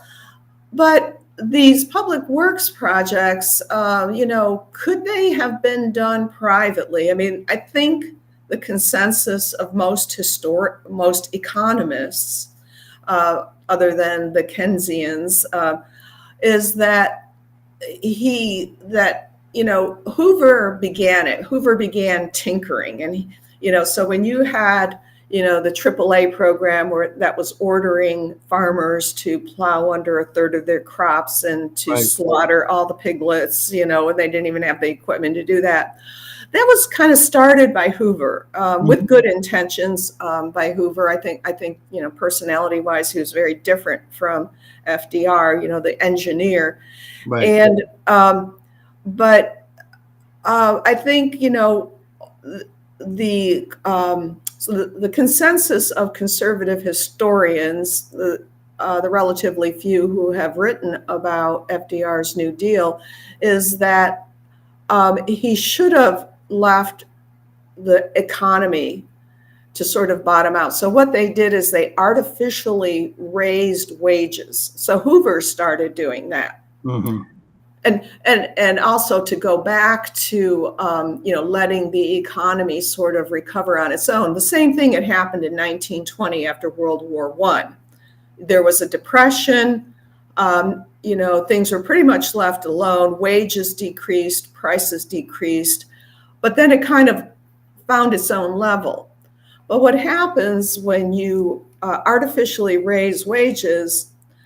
You force business owners to do that. They have to lay off people, and right. It has like a unintended consequence. And I mean, the other big project was the TVA, the Tennessee Valley, which I think took some government involvement to pull off such a huge project. And it's one that actually, I think, still remains in place to this day. And then there was the Dust Bowl, that it required government intervention in that surface soil was being blown even up to Washington. It was on Roosevelt's desk. And the other one, of course, is the National Park Service. And a lot of, I think, good construction went into that. If you go to like the Shenandoah Valley Park and other parks, a lot of Depression era work was done. I don't know if it was the CDC or what. But I don't think that's all bad. I think that is, as I say, there is a certain American blueprint tradition that goes back to Henry Clay in that regard.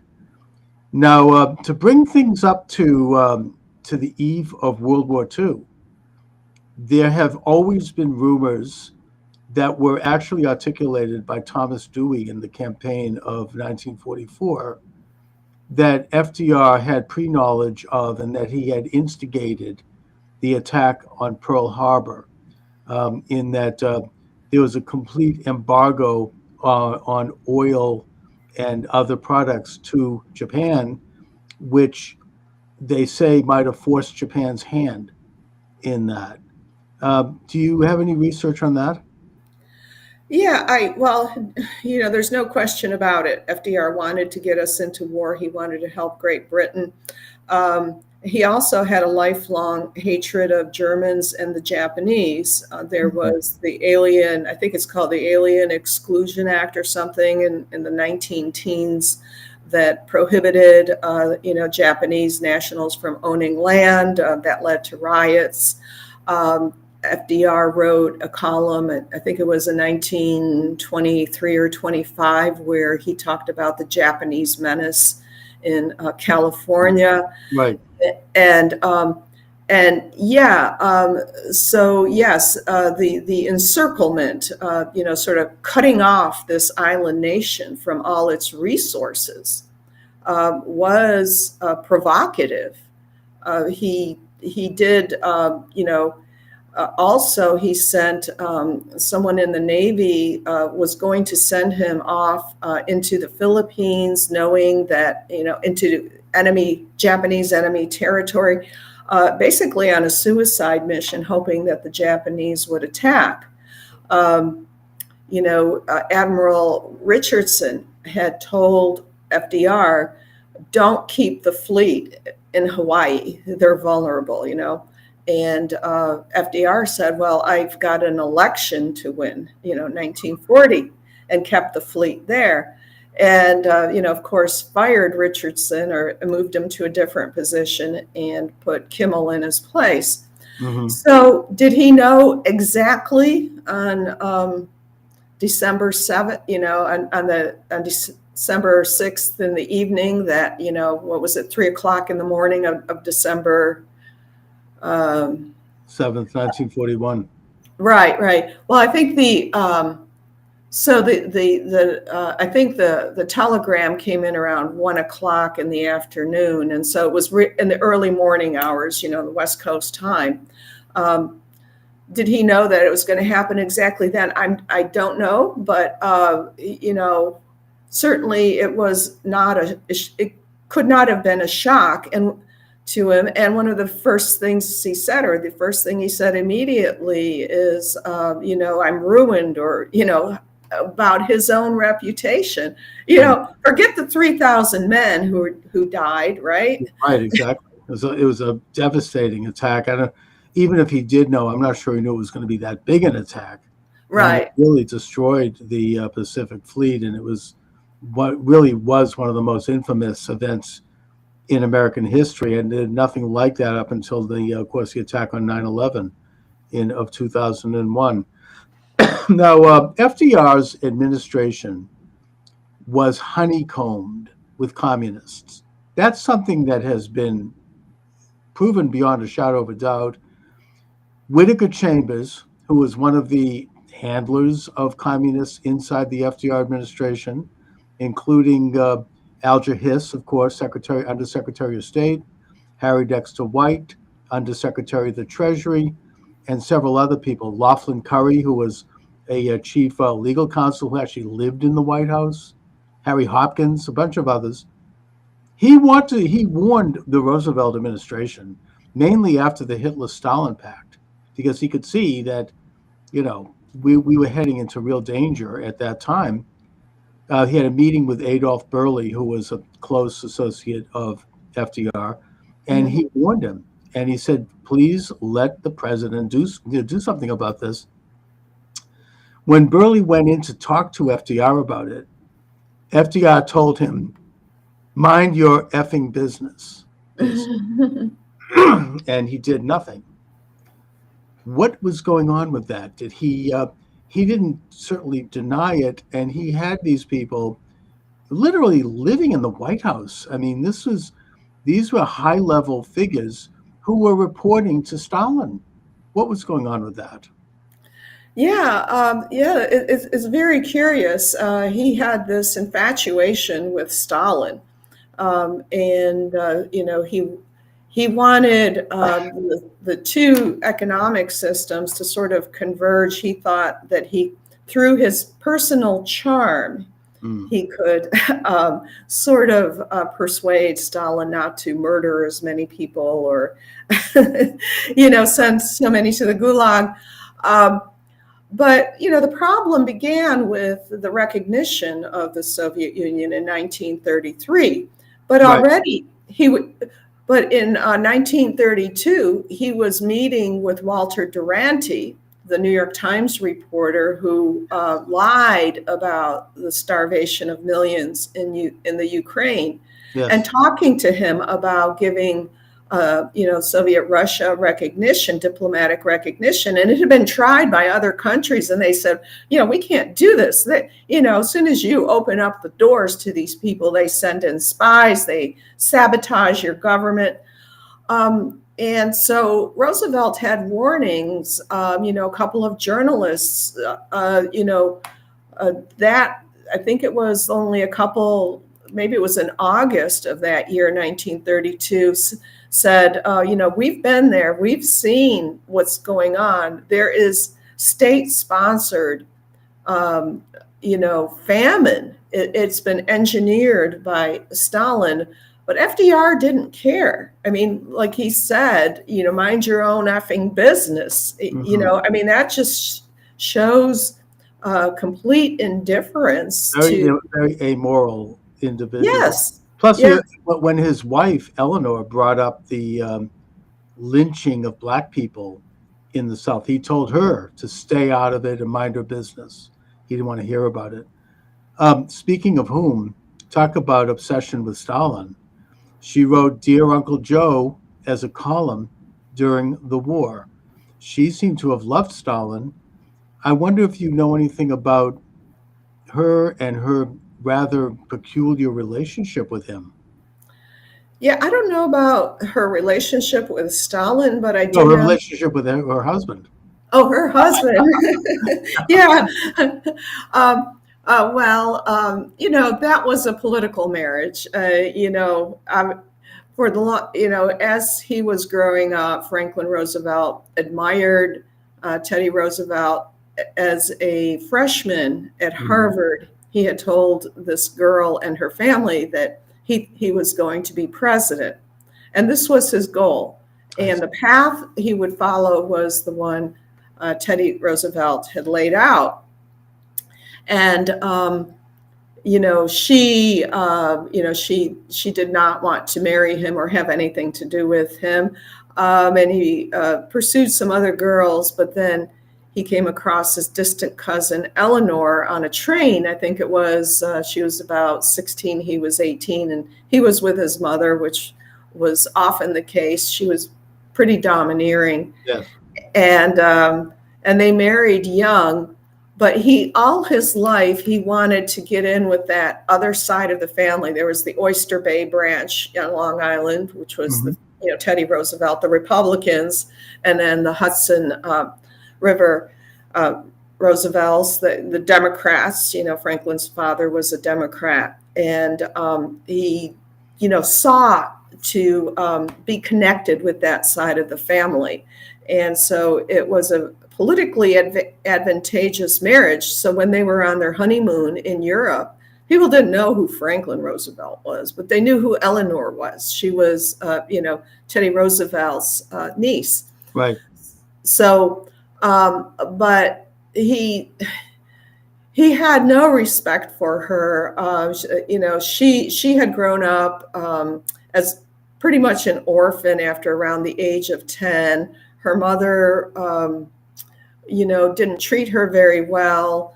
Her father, Elliot Roosevelt, Teddy's brother, was an alcoholic and a drug addict and a womanizer, though she worshipped him.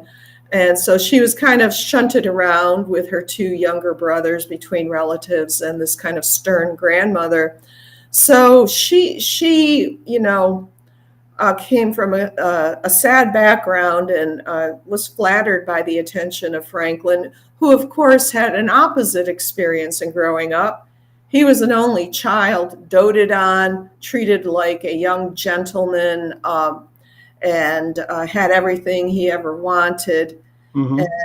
And so I go into some of the things that he did to her, which were pretty cruel. But anyway, while he was Assistant Secretary of the Navy, he carried on this long-term affair with Lucy Mercer, who was Eleanor's social secretary. Right.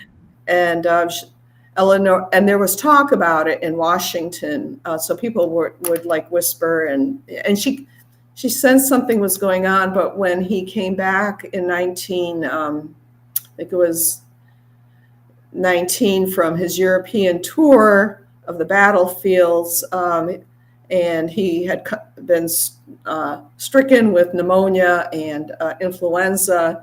And so she was unpacking for him and came across these letters, and that marriage was destroyed at that point. Right. Mhm.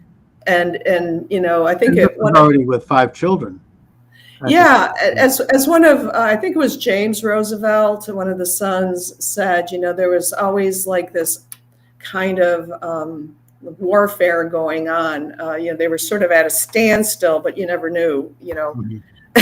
there were hostilities constantly between the two of them. It was pretty Plus, pretty sad.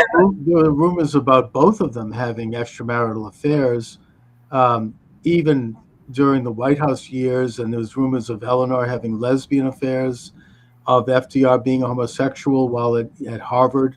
You know, they seem like, in a way, like the classic elite type people that just led a rather decadent and strange life. Well, you know, there was the scandal of homosexuality at, you know, while he was Assistant Secretary of the Navy, and you know, there was a hearing, but he got out of that, and there were several people who described him as being effeminate, and so you know, I don't know. Right. Okay. You know what he did, and certainly, you know, I've been to the FDR library, and Eleanor had built this cottage. I forget what it was called, but if you see the pictures of her friends, you know, they are obviously, you know, they're lesbians, and it was known, you know, these were women living together in relationships. Plus, it was the love letters with Lorena Hickox. Yeah, Which were published, I think, in the 80s. yeah. But and they just were sort of decadent. It was very heavy drinking and smoking and who knows what else. And the atmosphere was I don't know, a bit debauchered. Well, Now, he liked his cocktails, yes. yeah. Now, at the end of FDR's life, he contacted Stalin because he had gotten a report that Stalin had held when he moved into Eastern Europe. He had held Americans as as prisoners. Mhm. And he demanded that Stalin release those prisoners at once, that these were Americans and we were allies. Stalin sent him back a scathing letter saying, "Oh, how dare you preach to me when America, look how you treated Native Americans in the last century," and, you know, this kind of thing. And at that time also, I don't really exactly recall where I read this, but FDR was contacted by Churchill, who said, "Look, we have been betrayed. We have been had by Stalin at Yalta." Don't forget, at the Yalta conference, Roosevelt had Alger Hiss standing over his shoulder. Right. After that conference, Alger Hiss went to Moscow, where he received an award. And then he became undersecretary of the first Secretary General of the UN. Mm-hmm. But to get back, I mean, Churchill warned him. He said, "Look, Stalin is going to be occupying Poland. He's not going to do anything that not going to keep any commitments, and that we basically have frittered away the victory against Hitler." And FDR became angry about it, and he became suddenly. It's like he became, to use an expression, red-pilled. He's like, "I've been had. I thought that I could work with Stalin because of my great personality and charm, Mm-hmm. and I'm in big trouble now, and Stalin is screwing this country, and he's occupying Eastern Europe." And he began to start to speak about it. It was shortly after that he died. Right. Now, I'm not trying to weave a conspiracy theory here, because I'm not saying I know this. No one does. But I kind of wonder, given the fact that the people around him, very close quarters, were pro-Stalin, including his chief lawyer, Laughlin Curry, and Hiss, and everyone, and his wife, frankly. I mean, I kind of wonder if something might have happened.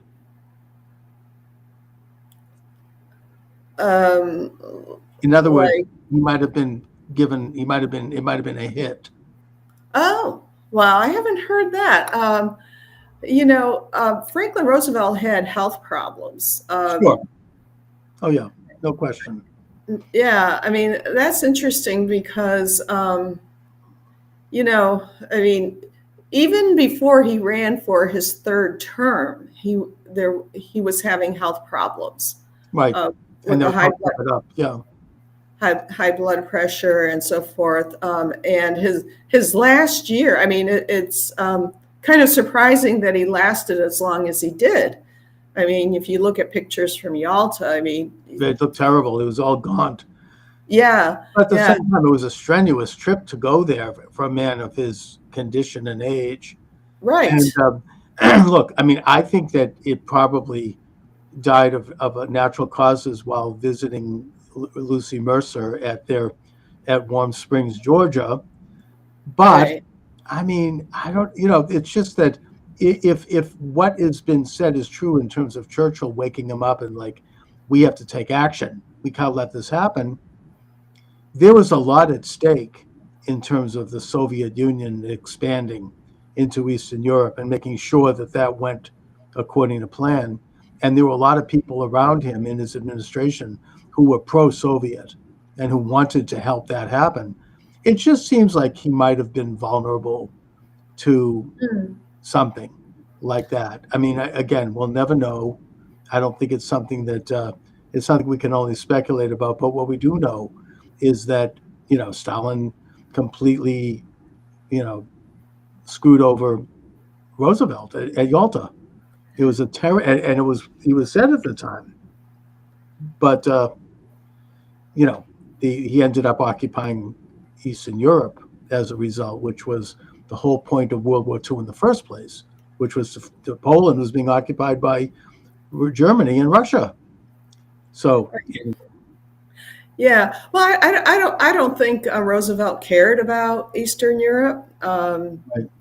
He, when he made the deal in Tehran, for Poland, he was talking about, well, I've got to tell the Poles in the United States that, they're going to have a democratic government, just, kind of like what Obama did with Medvedev,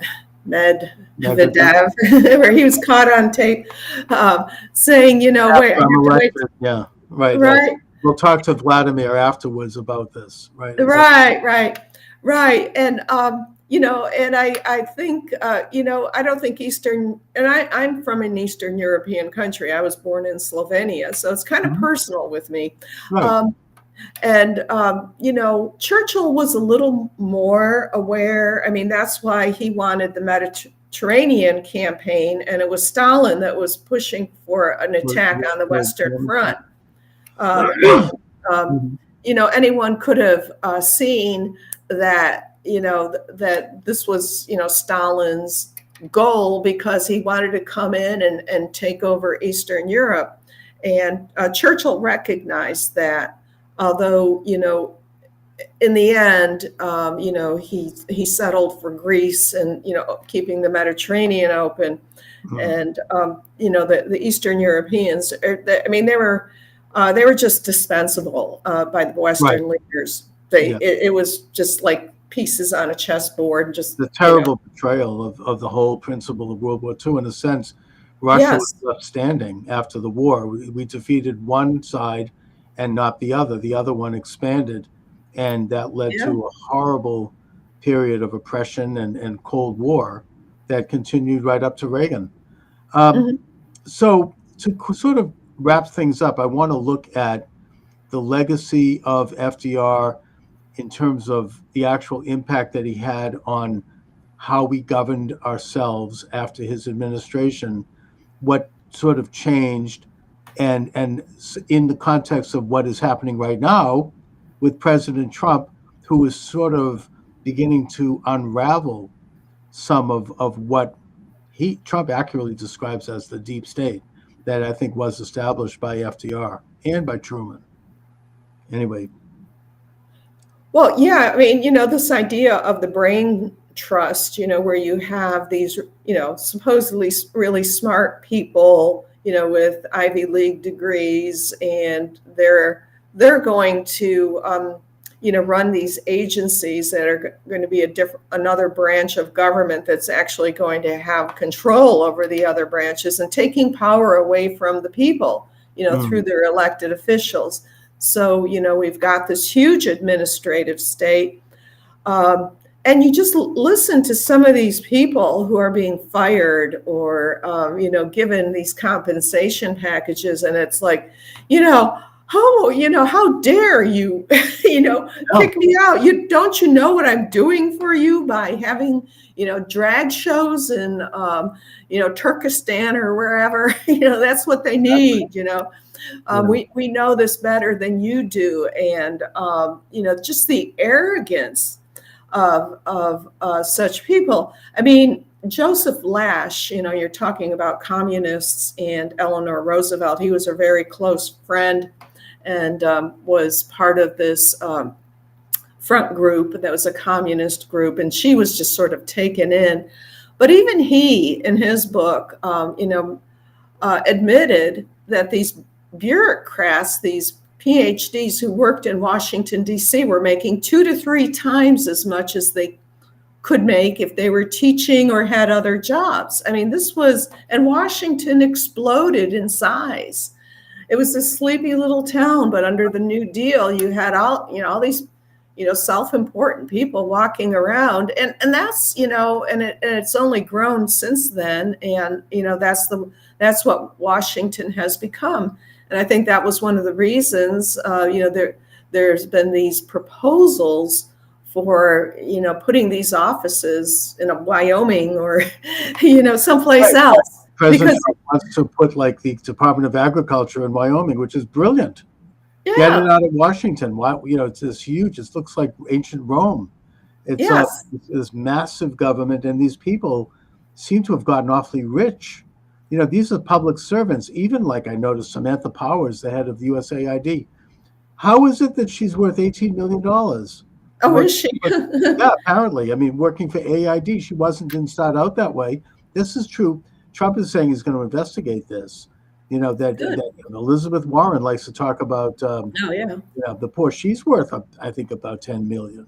On a teacher's salary. So these people have, besides being so arrogant and so out of touch. I mean, they've just profited immensely. Obama was given a book deal worth $10 million just to start running. I mean, in a way, it's sort of a hand washing the other. This whole rotten establishment where they just sort of help each other up the rat line, and they demonize everyone else, and they have no idea who they are or what they're doing. It really is almost like what Professor Michael Glennon called the double government.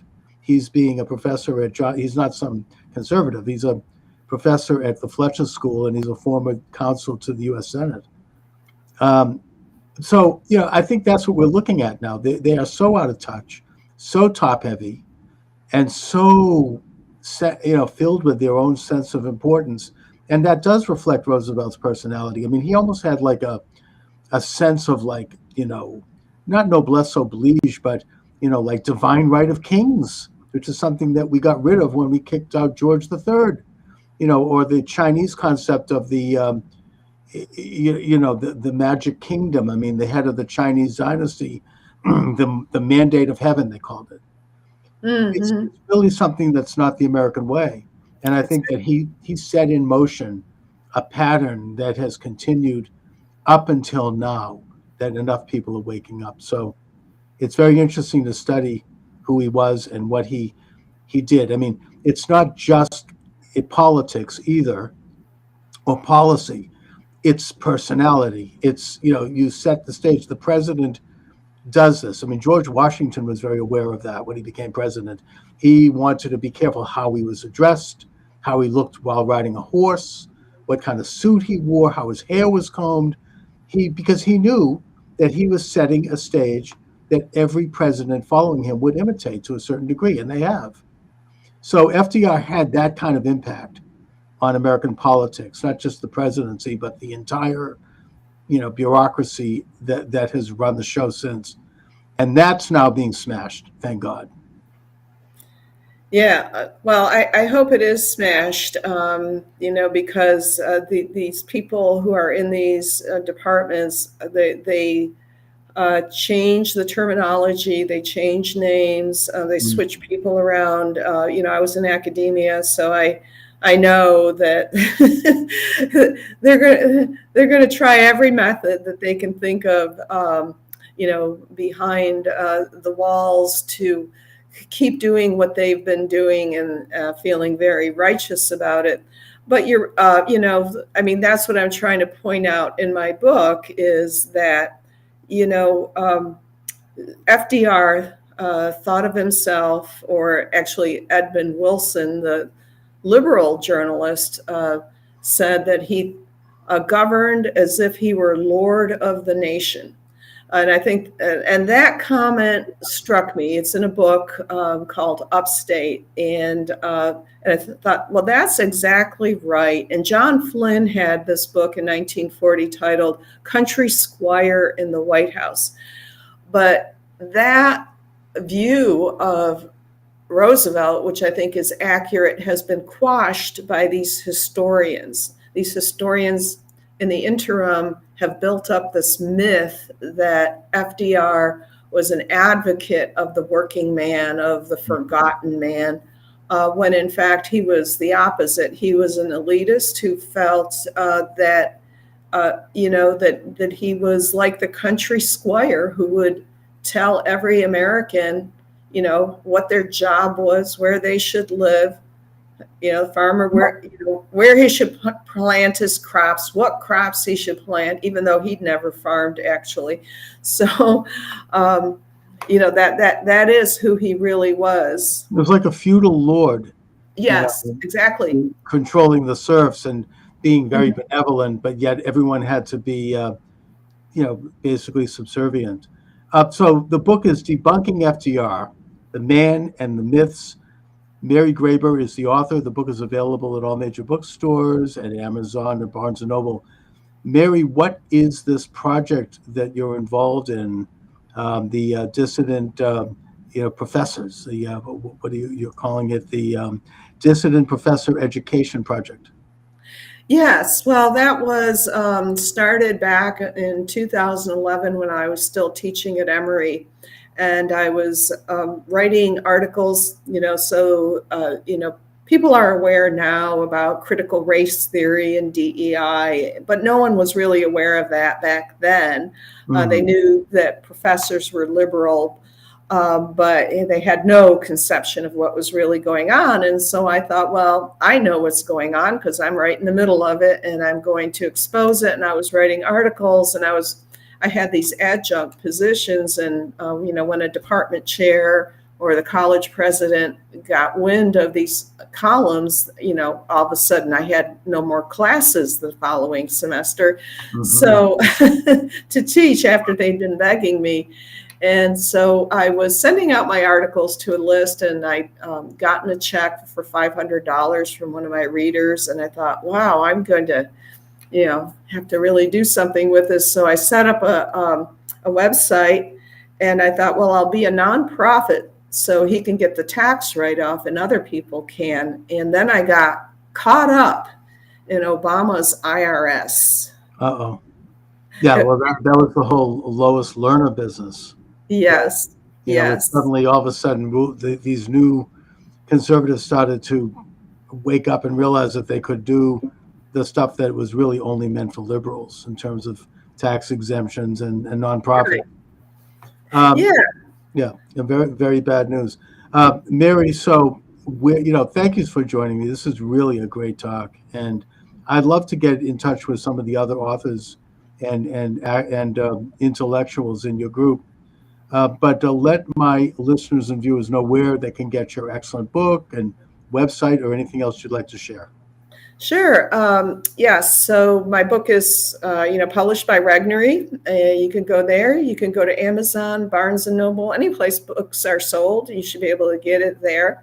My website, if you want to see all my articles, I publish frequently. I've been publishing on FDR lately. It's marygrabar.com. Last name is Grabar. sign up for my newsletter. I send out notices when I have things published or if I'm speaking someplace, and you can go to dissidentprof.com Wonderful. and sign up for my newsletter and stay in touch. And that's how Okay. you can get in touch with me. Dissidentprof.com.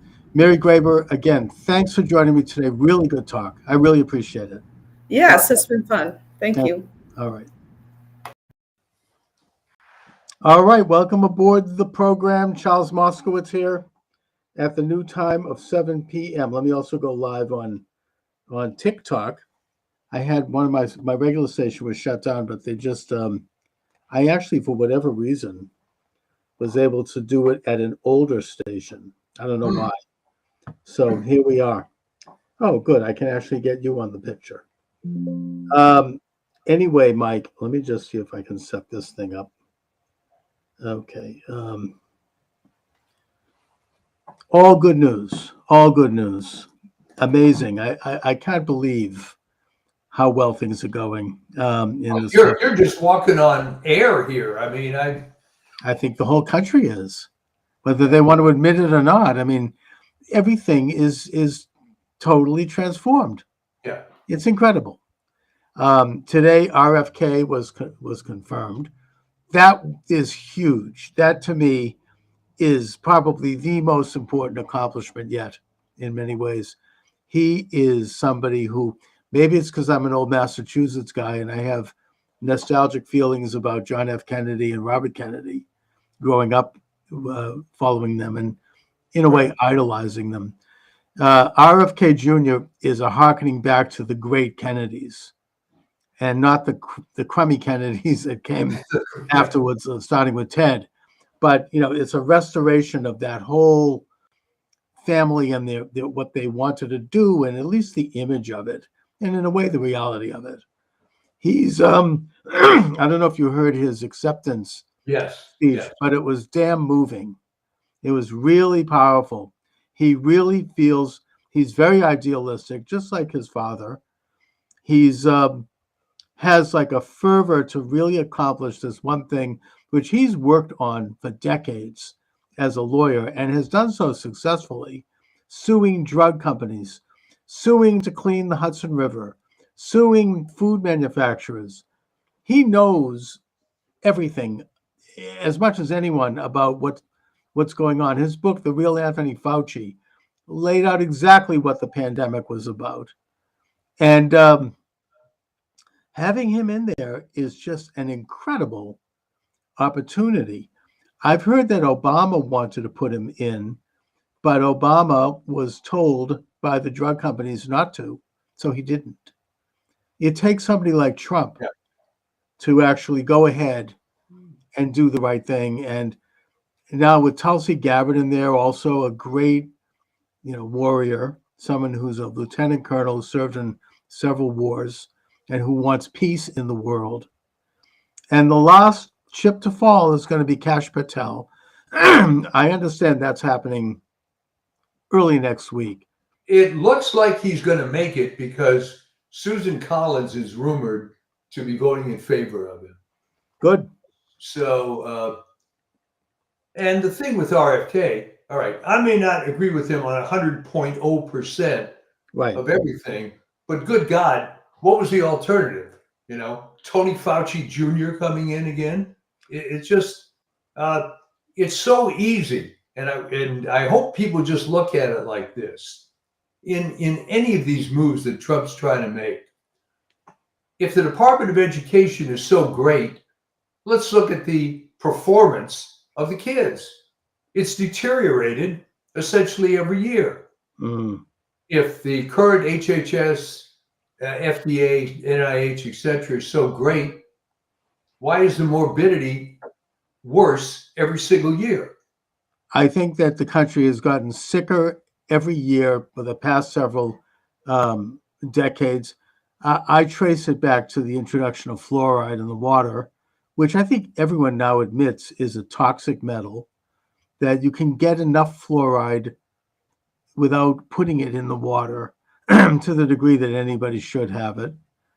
And then from there, you ended up with seed oil.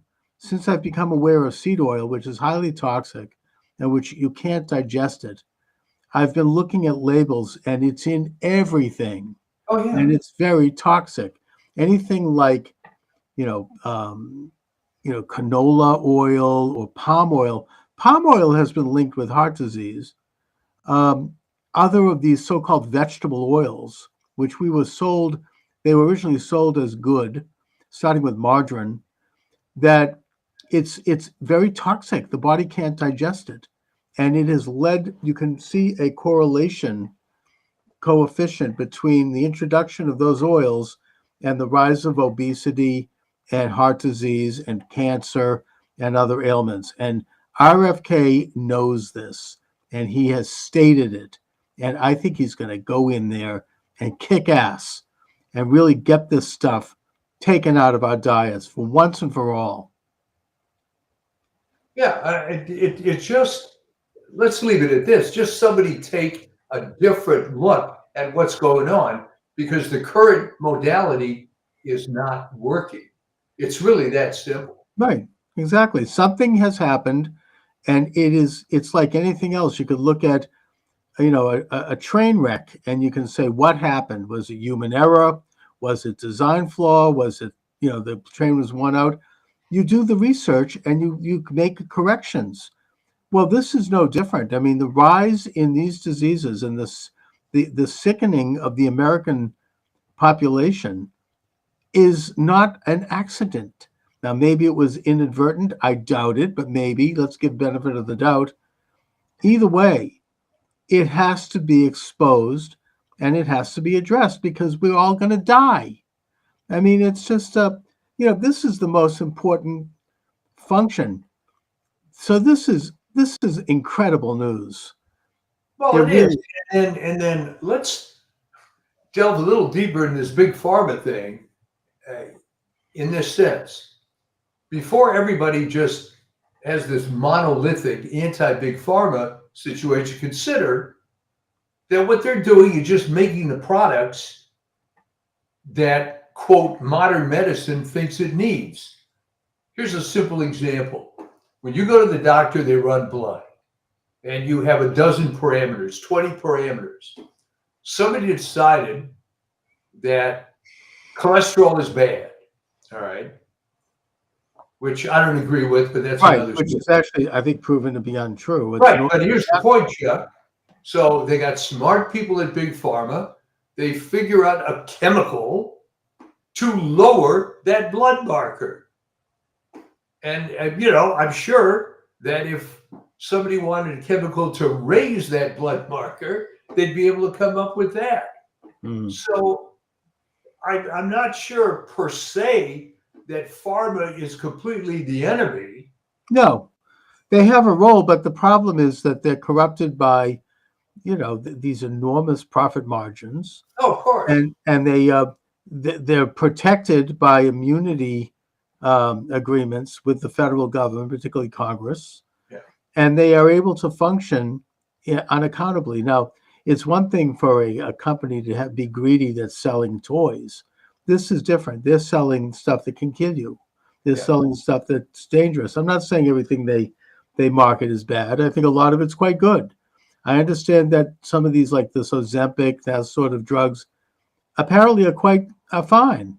They actually contribute more than just obesity, but they can reduce like the likelihood of heart disease and other things. So, I mean, obviously, it would be better if we dealt with the problem at its source, so you wouldn't have to take these injectables. Like, for example, as I say, reducing seed oil, reducing sugar, refined sugar, and everything. Does Dunkin' Donuts really need to put that much refined sugar in a donut? They could, if they cut back that sugar even by 10%, it would save a lot of calories, a lot of, obesity, and the food would taste just as good. Nobody would notice, right? A jelly donut would still be a jelly donut.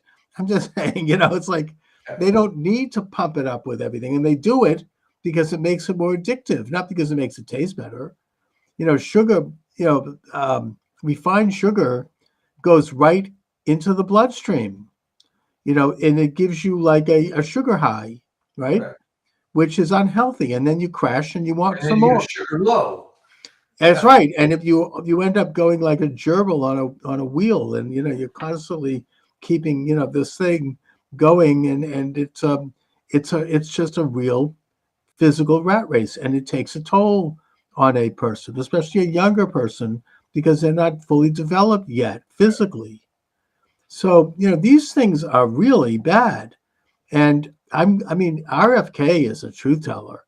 He is going to really lay it out, and he's going to be in charge of the CDC, of the NIH, of all of this whole rotten, establishment. I understand that the CDC has said, the employees, that if he's confirmed, they're all going to resign. Good riddance. Good. Good riddance. Clean out that Augean stable, clean out that rat's nest, and bring in, Dr. Robert Malone, Dr. Peter McCullough.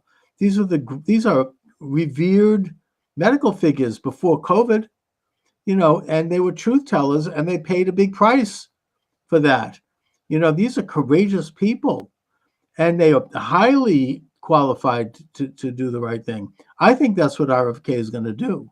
He's going to clean out the Walensky's and the Fauci's and these corrupt people who are making money hand and fist and who are part of this international order. Well, if you look at the work that's been done by the NIH, and of course, what you're going to hear in upcoming weeks is, oh no, you can't cut money from this vital medical research. But as I put it with the Defense Department, when's the last time you won a war? When's the last time? Well, first of all, it's a lot of bull crap anyway, because the fact is that when they hear this propaganda from like on MSNBC and from people I know, oh, USAID is going to hurt humanitarian. That's bull crap, because maybe 10% of their money is going to the original mission, which is important. That's what our JFK signed into law, and RFK mentioned this during his acceptance. That's not being interrupted. That's gone directly under the auspices of the State Department, and that is going to continue. The problem is the 90% of that organization is supporting radical causes, radical political figures around the world. They're supporting regime change and revolution in this country, not to mention Hamas, Afghanistan, the Taliban, the Syrian ISIS group. I mean, what? That's taxpayer money. Not to mention the fact that in this country, they're behind the lawfare against President Trump. They had, Operation Mockingbird media people. Love to see the names published of who got, checks from them in this country.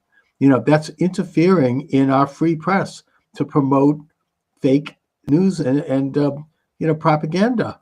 It's it's the biggest scandal I think that we've seen in the past decades, and that's only the beginning. Wait till they open the door to the Department of Education.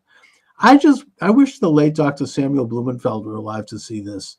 He's like dancing in heaven. I mean, we never thought this could happen. They're going to open the hood on that one, and you're going to find who is getting education checks. Well, I have to give compliments to Blumenthal, who I never met, although I saw some of the videos, and of course I know about him from you. He was very, very perceptive early on. Yeah. To see what was going on, because back in those days it was nowhere near as bad as it is. No. He predicted critical race theory and DEI, which wasn't even happening when he was on the scene. Not to mention the sex change operations. Yeah. You see that USAID. I mean, talk about that, funding tens of millions of dollars to do sex change operations on mice. Putting aside the hideously cruel thing, activity. I mean, what do we need to know that? Well, it's like this is it seems like the main things they poured money into was sex change, legitimizing it, open borders, pouring money into the coffers of people coming in, and which, by the way, was done by just about every agency under Biden, diverting funds to help illegal aliens, and also revolution abroad, regime change. In places like Ukraine, which is now was on the brink of World War III. They sent money into Israel to defeat Netanyahu and get activists on the street. I mean, who knows what else? Well, I mean, it's about time, and of course, it raises another point that there should be sunsetting laws on every agency. All right, maybe JFK started this thing with good intentions, but to let it go for 60 years unabated, who's minding the store? That's the problem with all this. Well, I mean, yeah, and the big problem, the reason why they've been busted and what started the ball rolling is that not only did they refuse to turn over their budget to the new Secretary of State, Rubio, who then proceeded to shut the door down and take away the building, and he just locked. How did they think that was going to work? I mean, imagine how arrogant you have to be to go to the cabinet secretary who has oversight. I mean, that's a rogue agency. I mean, I can't wait till Kash Patel gets his hand on the FBI. Yeah. Oh my God! I mean, they were going to build a new headquarters that was going to be as big as the Pentagon. Yeah. I mean, yeah, I think that they really were about to talk about constitutional crisis. I think they were poised to completely seize everything. John Kerry actually was on record as saying, wait till after the election so we can take care of the First Amendment.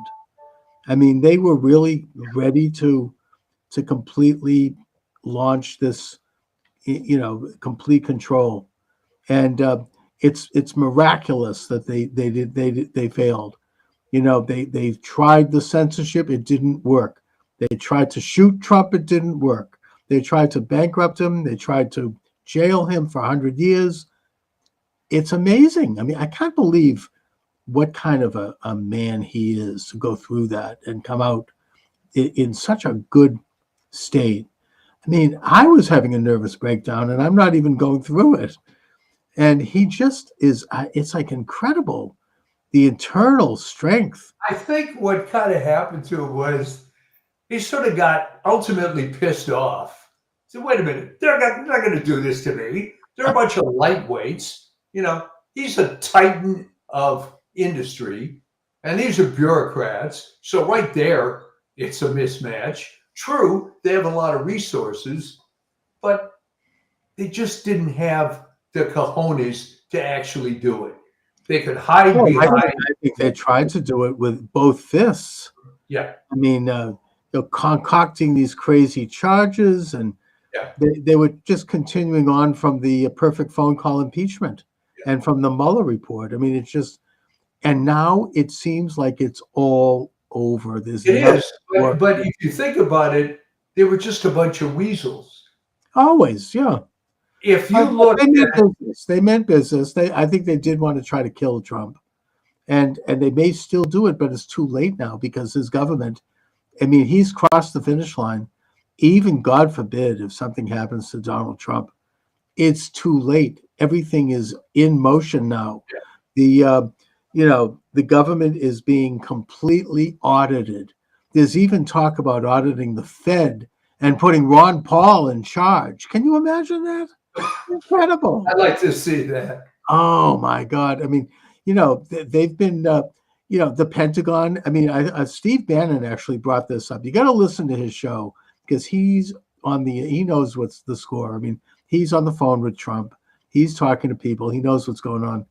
He did a show saying, look, in order for President Trump to do this, he has to, and his people have to cross the Potomac and go to the Pentagon and clean it up.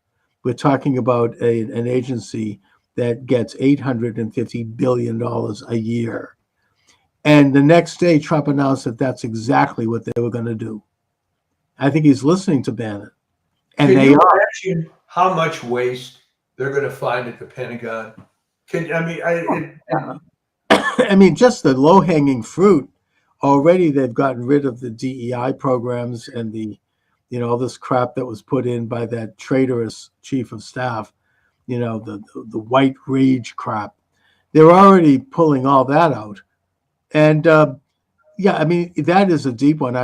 We remember Donald Rumsfeld 2 days before 9/11 giving a press conference where he said, "We seem to have lost $3.5 trillion not accounted for."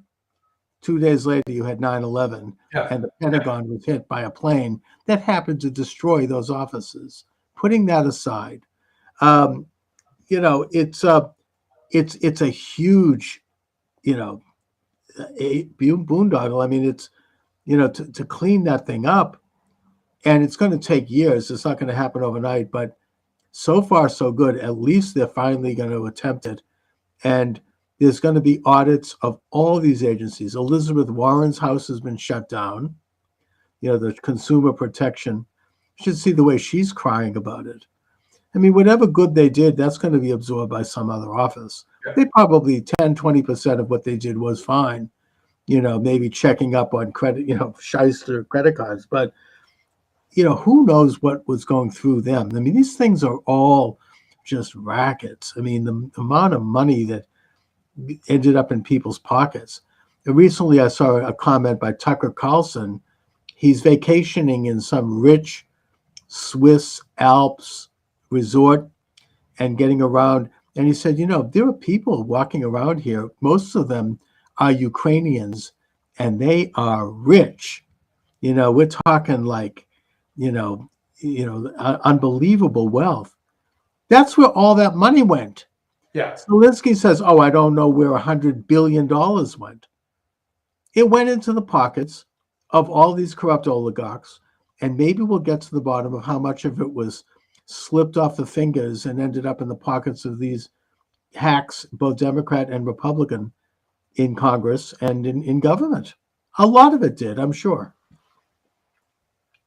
Yeah, it's just mind-boggling. But give me a prediction here. What's going to be the reaction, and how is it going to change going down the road with the liberals, CNN, and so on? I mean, right now, they're saying things like, well, Musk has made a lot of charges, but he has no evidence. There's tons of evidence. That's bullcrap. Yeah, well, I understand. So is there ever going to be a point where they can just accept it and say, hey, folks, we've been ripped off for the last 50 years? That's a great question, because they haven't gotten it yet. They're even worse. I mean, Bill Maher had on, Chris Hayes from MSNBC. What was his big cause? Parents should have the right to sex change their children. Yeah. I mean, they haven't learned anything. Don't they know how unpopular that is, even amongst most liberals? I mean, this is what they're going to hang their hat on. I mean, it's they have not really taken in the fact that they have lost and that they're losing even more. A recent poll shows that 48% of Black men admire Trump and support him now. I mean, they're not going to get that back. Those are big numbers. And let me say this. I suspect that there's a higher percentage of Black women that support Trump, but, like liberal Jews, they may be afraid to say it out loud. Right. That's right. And it's growing. And, the more they dig in, I mean, I don't know how Rachel Maddow, I mean, I have to watch these things once in a while. Huh.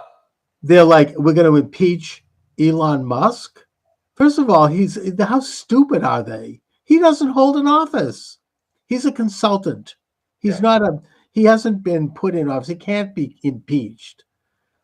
And I think that some of these radical judges that are making these aggravating decisions. Oh, they've already have articles of impeachment over this McConnell guy. Yeah, and I think that that's not going to work because, I mean, first of all, Judge O'Toole in Boston has thrown out, he's stopped it because he's got some integrity. And he's like, we don't have any standing here.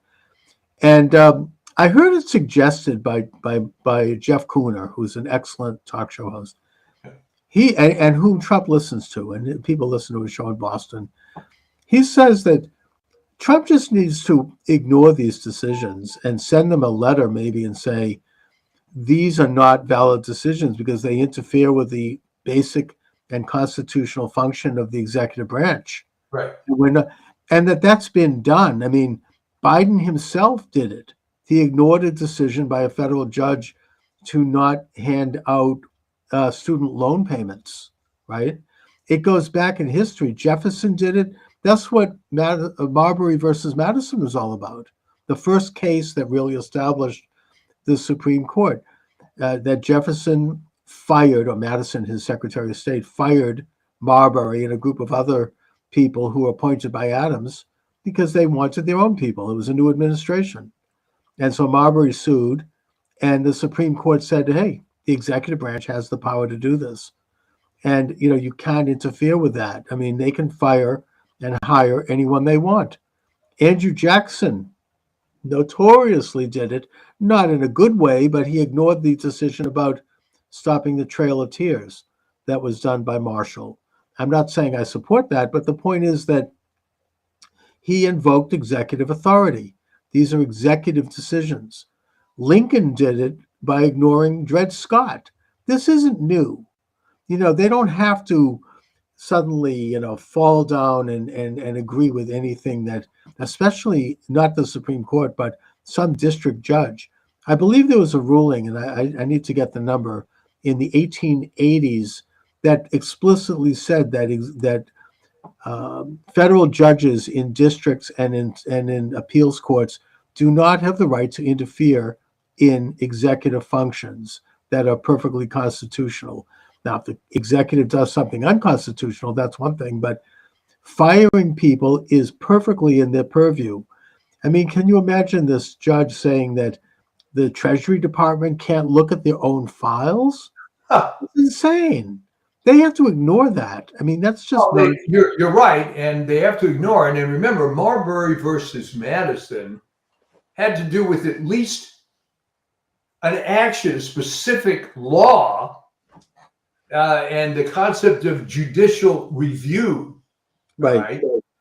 But it's a pretty far stretch to apply this to someone just doing their normal job. That's right. I mean, these are normal functions that any chief executive has. I mean, hiring and firing is is a basic function. I mean, they can't interfere with that. So I don't think they're going to get away with it. Yeah. I think that it's going to start to crumble. Just before coming on, I saw Bill O'Reilly once in a while does an interesting commentary. He says that Trump is going to take out Letitia James and Alvin Bragg.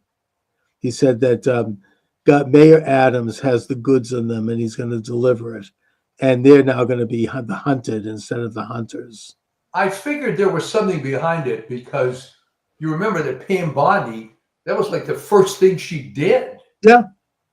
She announced that New York is, if they violate the federal laws with regard to, tipping off criminals so they can escape, there's going to be consequences. I hope she has the guts to do it. Maybe I'm prejudiced because she's an attractive woman. I think, is she tough enough? We'll see. But if she does it, then it's going to be amazing. Well, it'll really be amazing because that was sort of the forefront of the lawfare, that you could get some hack state attorney general and some hack local district attorney to come up with these absurd cases. And well, they can do it because it's such a rotten borough, to use the Irish expression, right? They've got a left-wing attorney general.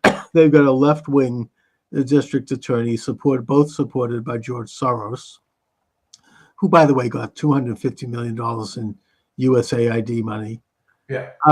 And they've got a corrupt jury of left-wingers in the Upper East Side. They can have anything they want. I mean, they can, indict anything. I mean, because they've got all the system in New York controlled. And you had Mayor Adams make some mild comments criticizing the the migrants coming in and sucking up all the city's resources, and shortly after that he's indicted. This is how they played ball. Governor Healy of Massachusetts, Maura Healy, left wing as they can come, she said something about this. She goes, we're not going to continue this. We're going to have to end these subsidies by this date. 2 days later, the Boston Globe did a hit piece on her. Right. I'm just saying, but it's not working. They're doing, Let me ask you this. old way of doing things. What is their dog in the fight? Okay, if they're willing to take out a fellow super left winger like Healy, what, they're going to die on the hill of illegal immigration and transgender surgery? Okay, but Seems what to be. is the point? Is it that their minds are so corrupted that they've gone over so far to the dark side that's just what, I mean, was it Darth Vader now? It's completely taken over by this negative influence. There's a secretive cabal that runs the world, I think. I think the John Birch Society was right, that it's been around, probably going all the way back to ancient Babylon, but it's here. It's become very predominant. What they do is not rational. They want to merge the United States into a world order, like as a providence. Franklin Roosevelt, I just did an interview with an author who wrote a book about him. Very good interview, Mary Graybar. It's up on my Rumble station. That he talked about convergence, and that he got this idea from the head of the Ford Foundation, Gaither. What was his name? Rowan Gaither, who testified about it to the Reese Committee, where he said that the goal of the international establishment is convergence. This is what the FDR administration was all about. What that meant was that the United States would be moved enough to the left and the Soviet Union would be moved enough to the right that they would meet each other midway and converge and become a world order. And that the way to move the U.S. to the left was to transfer governing powers to these unelected, unaccountable, faceless, often international and not even American bureaucracies. Now, I don't know if you got to see Elon Musk's talk in the Oval Office. Did you see that? Well, he had a couple of them. Well, very recently. And he laid it out in terms of exactly what they're doing. He said there are two prongs here. The first is the restoration of what he calls democracy. Now, I don't know, use the word, it's used in different ways, but he says it's a restoration of democracy versus bureaucracy, which is what we're being run by now. Yeah. The unelected, and he said it, these are unelected bureaucrats who are not accountable to the American people. They're not elected. We don't know who they are. And they have been transferred governing powers, and they're using that to push their own immoral, satanic agenda.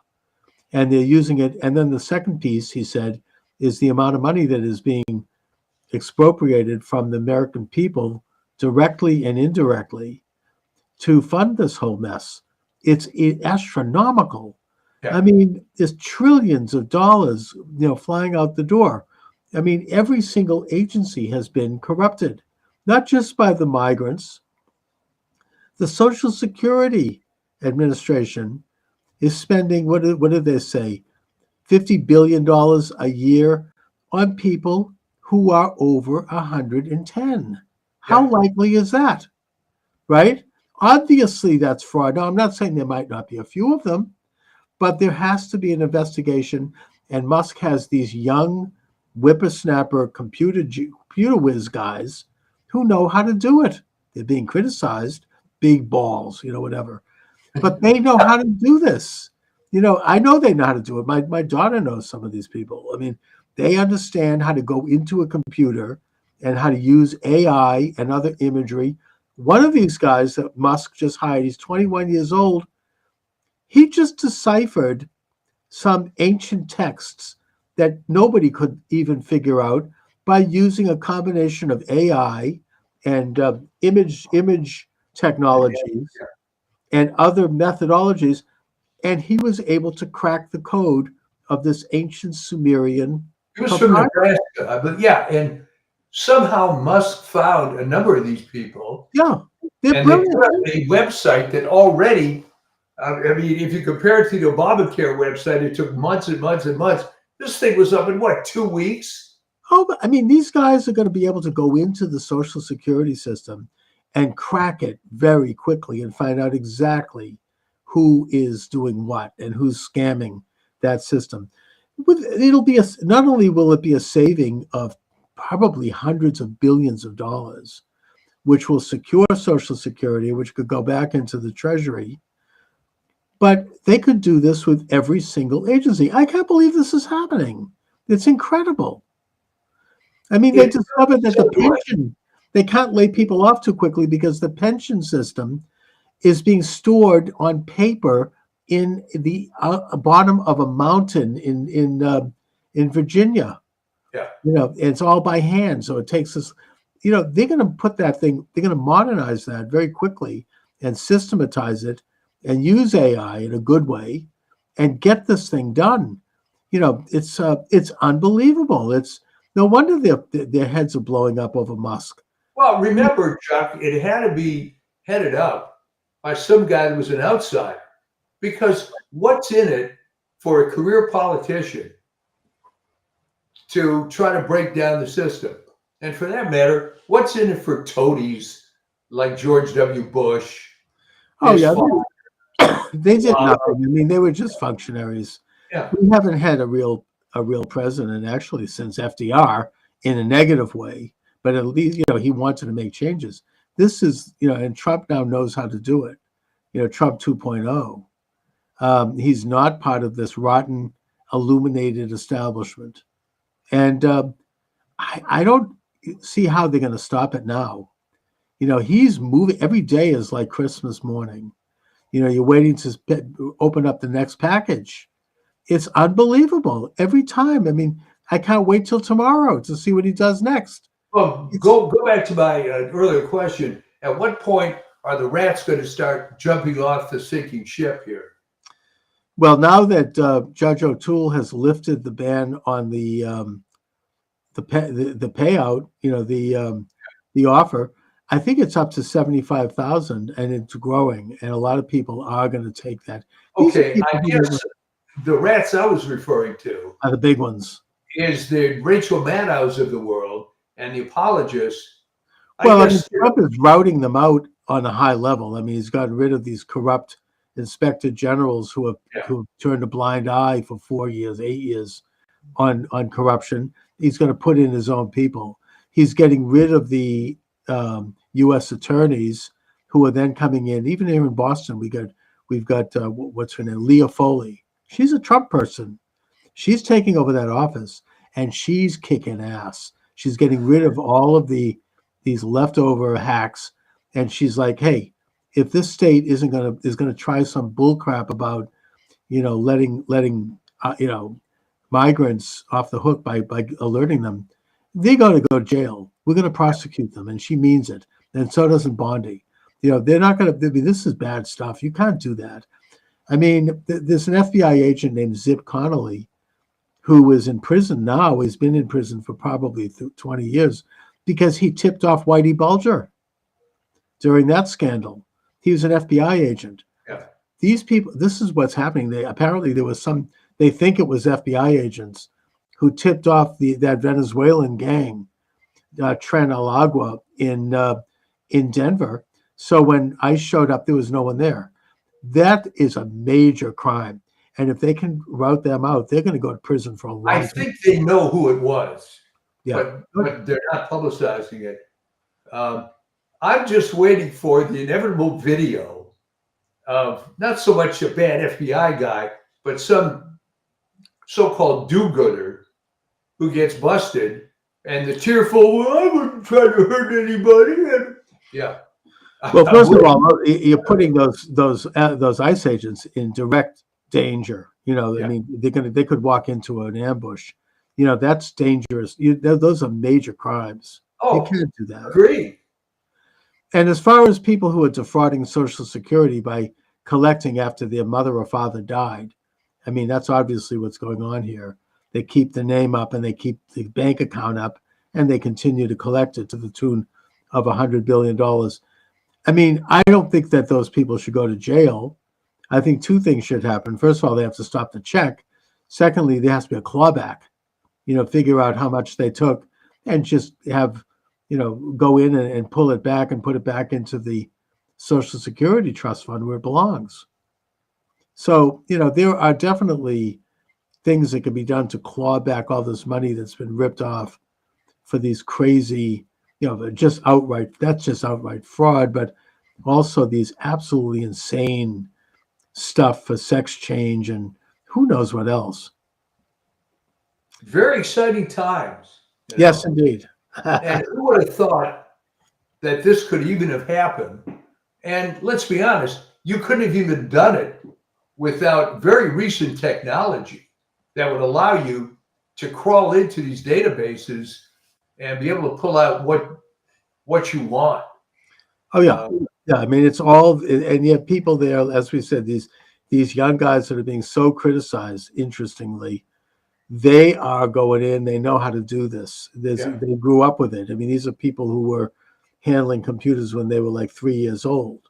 Yeah. I mean, I know people like this. I mean, it's second nature, and I think that the establishment is flipping out. I mean, there's talk about. I think that I heard J.D. Vance say that. How is it that people got so rich on government salaries? How is it that Elizabeth Warren is worth $18 million, right? How is it that Pelosi, we know how corrupt she is, but I mean, a lot of people have done very well. Where did they get the money? It's time to do a full audit to find out exactly how this happened, because this is classic corruption. I don't know how they thought they could get away with it. They just never thought it would stop. Well, they figured they'd get away with it because everybody else was doing it.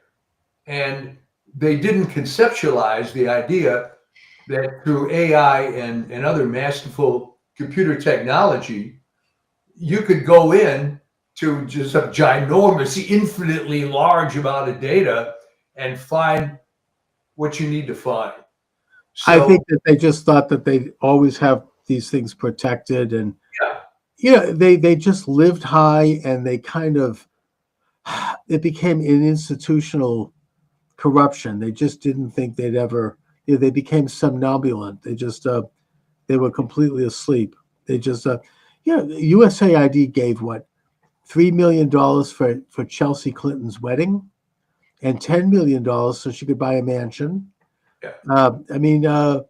I think Malia Obama got a couple of $1 million. What the hell is that? I mean, this is pure corruption. They should all be in jail. We should have that clawed back to the taxpayer. I mean, this is what they're doing. The USAID is a particularly bad rat's nest. It's just a slush fund. It's almost like, it's like a mob group. I mean, it's just bad. Well, let me contrast two images for you, okay? You remember in the early 1970s when the ambassador to South Vietnam was being evacuated off the roof of the embassy. Yeah. Horrible image. Horrible image. Right. Now, a couple of days ago, when some workman is taking down the lettering of the name U.S. Agency for International Development. That was beautiful. And I thought, wow. Oh yeah, that was a great. I watched that one. And meanwhile, Trump is doing incredible things in a positive sense around the world. He's going to be getting, there's not going to be a World War III in Ukraine. He's on the phone with both Zelensky and Putin, and I think he's going to work out a deal. Yeah. And I think that Pete Hegseth meeting in Brussels, he's kind of tipped the hand about we can expect, that Ukraine will not be joining NATO, that they will have to give up provinces on their border, and that Europe is going to fit the bill for Ukrainian defense. That's what it's going to look like. Same thing with Israel. I mean, I don't know what's going to happen, but he has said that if the Hamas doesn't release the rest of the hostages by Saturday, all hell is going to break loose. I think what's going to happen is they're probably going to resume release slowly, and that'll eventually they'll get them out. But I don't know if Trump's going to evacuate them all. I don't think that's realistic. But the fact that he has brought it up and made it into a normal part of the discussion is huge, because that would have been unthinkable to suggest that even like a few months ago. But yet, I think that it's a case that has to be made. And next month he's going to make an announcement about the West Bank. So, I mean, to me, it's all good stuff. It's all good. It's all exciting, because you remember a couple of years ago, well, more than a couple, it was during Trump's first term, where he moved the embassy to Jerusalem. Oh, yeah. Now, this was going to be the end of the world, and terrible. And all these disgraceful Jewish rabbis and left-wing Jewish leaders took out a full-page ad in the New York Times condemning it. Can you imagine that? Because it's going to destroy world peace. Absolutely nothing. Okay. Yes. So what happened was other countries started moving their embassies to Jerusalem. Is what happened. It was a positive thing, and then which was followed by the Abraham Accords, where arch enemies of Israel normalized relations, moved their embassy to Tel Aviv or Jerusalem, and that included several Arab and Muslim countries, Kosovo, the United Arab Emirates, Morocco, Chad, I think a couple of African countries. That's going to continue. I think that Trump's going to get Saudi Arabia to normalize. These things are all amazing. It would have been unthinkable. If Trump had been allowed to serve his second term, it would have probably resulted in some kind of a peace agreement for the Palestinian Arabs. Maybe both sides would have been unhappy, but it would have happened. And it's going to take somebody like Trump to kind of wade through that mess. I mean, it's an incredible thing to watch. Well, tell me this, because you're right in the heart of it. All these liberals in Brookline, Massachusetts, that you see every day at the grocery store, are they starting to get red pilled a little bit? I think some of them are, even though they're kicking and screaming. But yes, I think that some of them are. I think some of the younger people are. I mean, like people my daughter's age. I mean, I think they are getting red pilled. The old lefties, they're not going to, that's just hard. I mean, they'll goose step right into the grave. Who cares? So, but I think they are. I think if Trump continues on this path, it's going to be undeniable that he's achieving a lot and a lot of successes, and they just aren't going to be able to hold on to that any longer. I think it's going to erode. I think that we've seen with his election a very, very profound change in this country that's going to continue for the next 50 to 100 years. So many ways, because you're already preparing yourself. These stupid left-wing historians that will forever rate Trump as one of the, quote, worst presidents. It's like, go ahead. Oh, yeah. You got like Robert Mitchum or one of these guys that just inveterate Trump haters. But, it can happen. I equate it to Andrew Jackson's election, even though I'm a great admirer of John Quincy Adams, and I've read some of his papers. Great man. Jackson's election changed everything, and 5 or 6 presidents that followed him were his proteges, and they continued those changes, including James K. Polk, who won the Mexican War, and he secured the Oregon border. Very, very successful. He served 1 term, total Jacksonian, kept the bank out, kept the currency even, and several other people like that, a couple of weak ones too, like James Buchanan. But nevertheless, his legacy continued right up through. And it profoundly changed this country. I think Well, Lincoln wait. did that too. Was James Buchanan actually the first gay president? Who knows? I mean, probably. Yeah. Whatever. That's what they said. He was a bachelor, and they referred to the vice president as a queen. Yeah. So, it's probably true. But, he was a protege of Jackson, as was Franklin Pierce, as was Andrew Johnson, as was, of course, Martin Van Buren. They were all proteges of Jackson, and they all moved the ball forward in a lot of ways, and they've all been marginalized by historians. Who cares? Now, why was Pierce especially so maligned? Why would he do what? Why was he so maligned by historians? I think he was, he actually had some problems in the White House.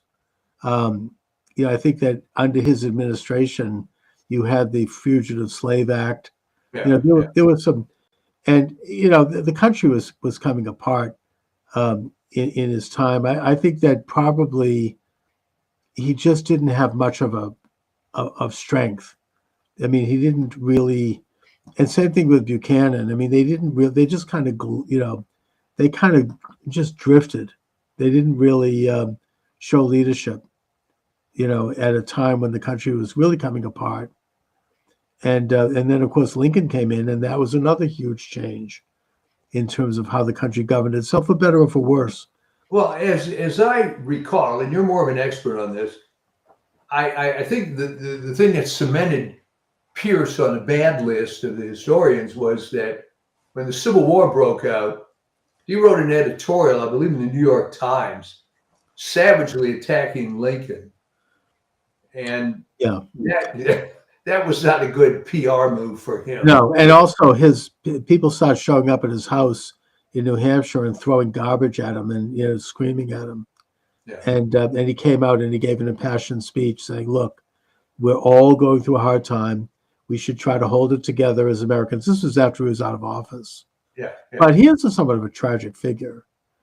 I think that their son was killed in a horrible accident on the As train. I recall, Chuck, it was a train ride on the very way to take occupancy of the White House when he first got elected. Yeah, his son, he was beheaded, and it was horrible.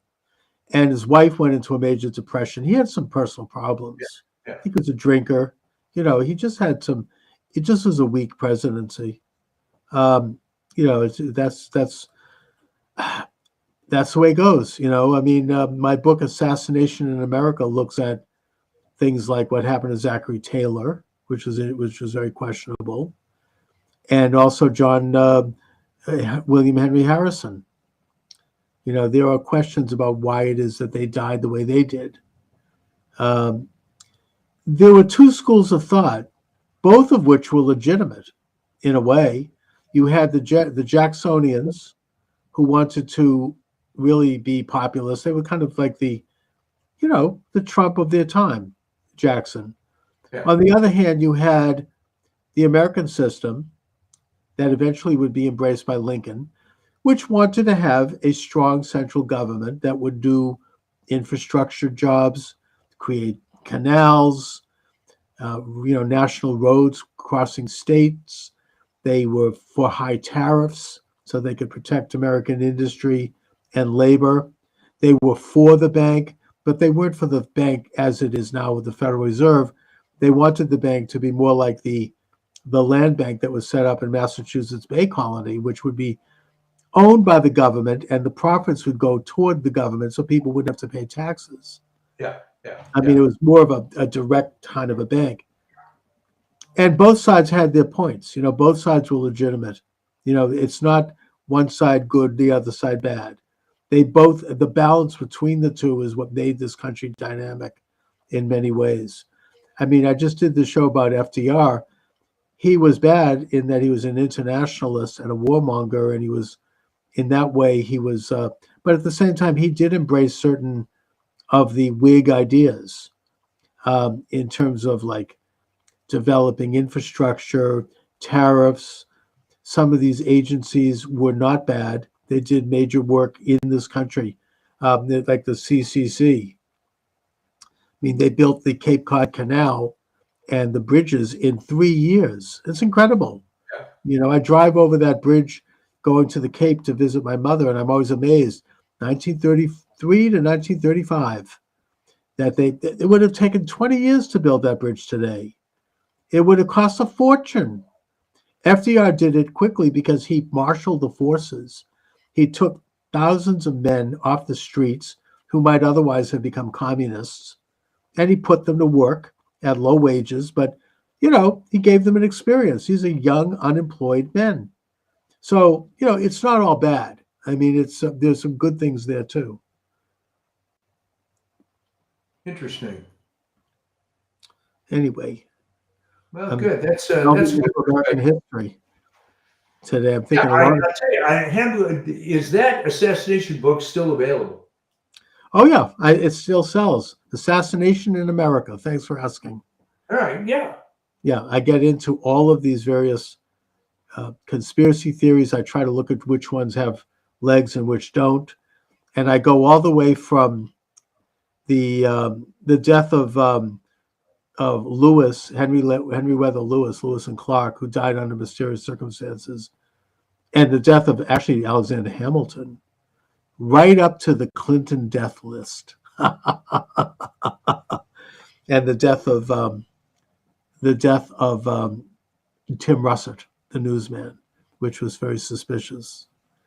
Anyway, yeah, I cover it. It's many chapters in that book. I'm gonna have to check that out.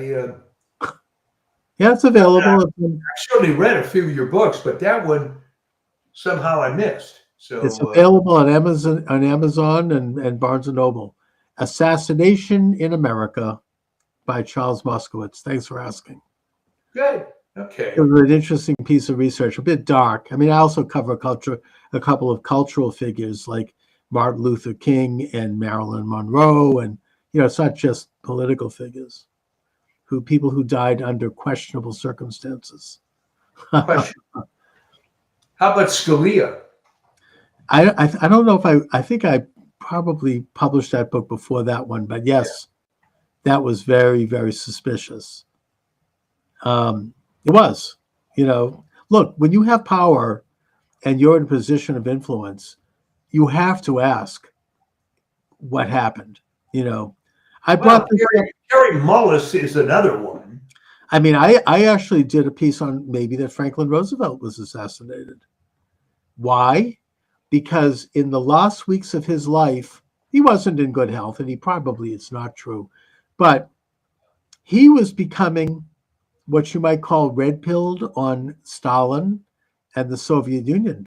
Too little, too late, though. I mean, too little, too late. But he got notice that Stalin, when he occupied Eastern Europe, he was taking tens of thousands of American soldiers into custody, where they were disappearing into Siberia, and he sent Stalin a very stern letter: release these people at once.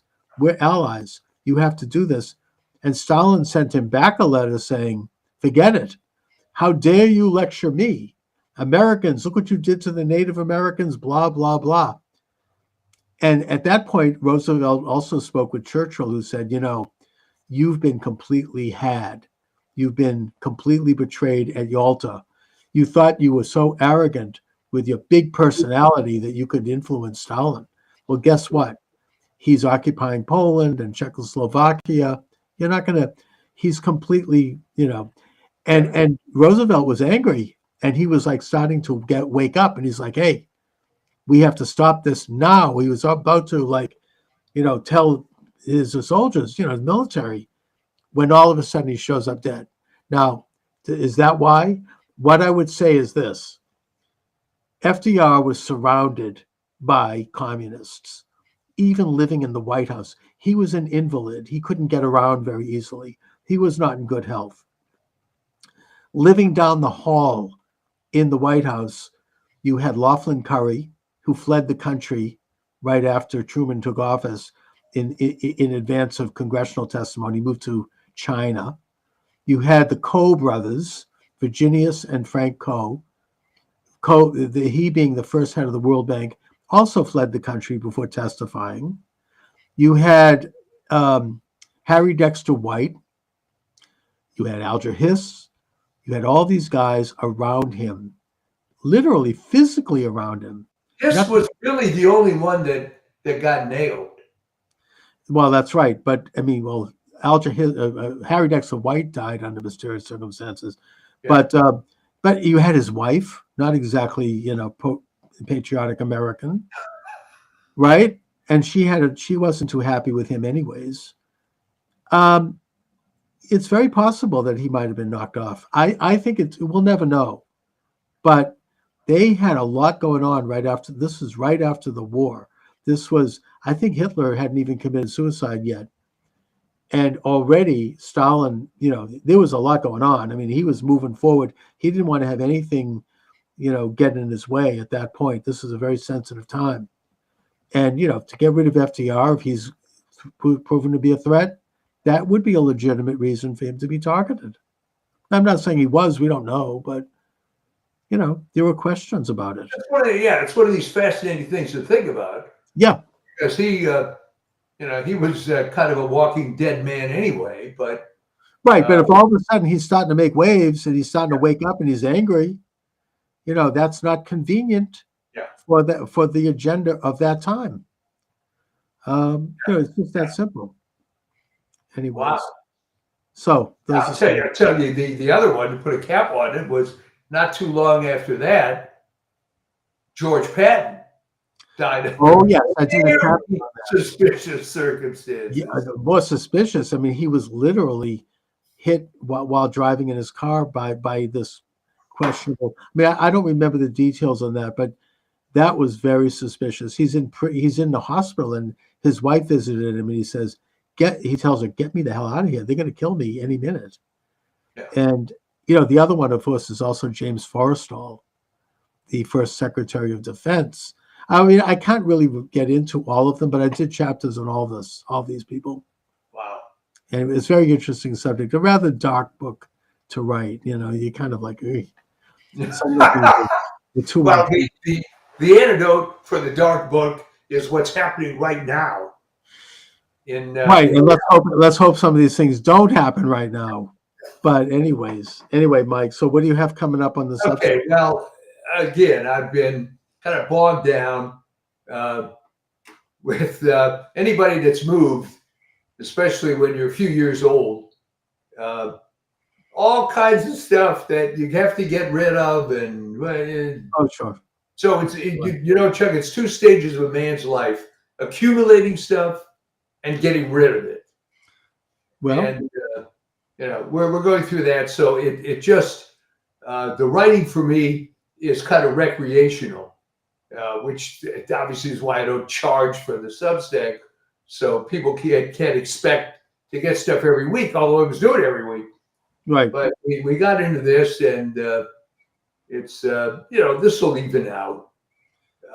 But yeah, plenty of ideas.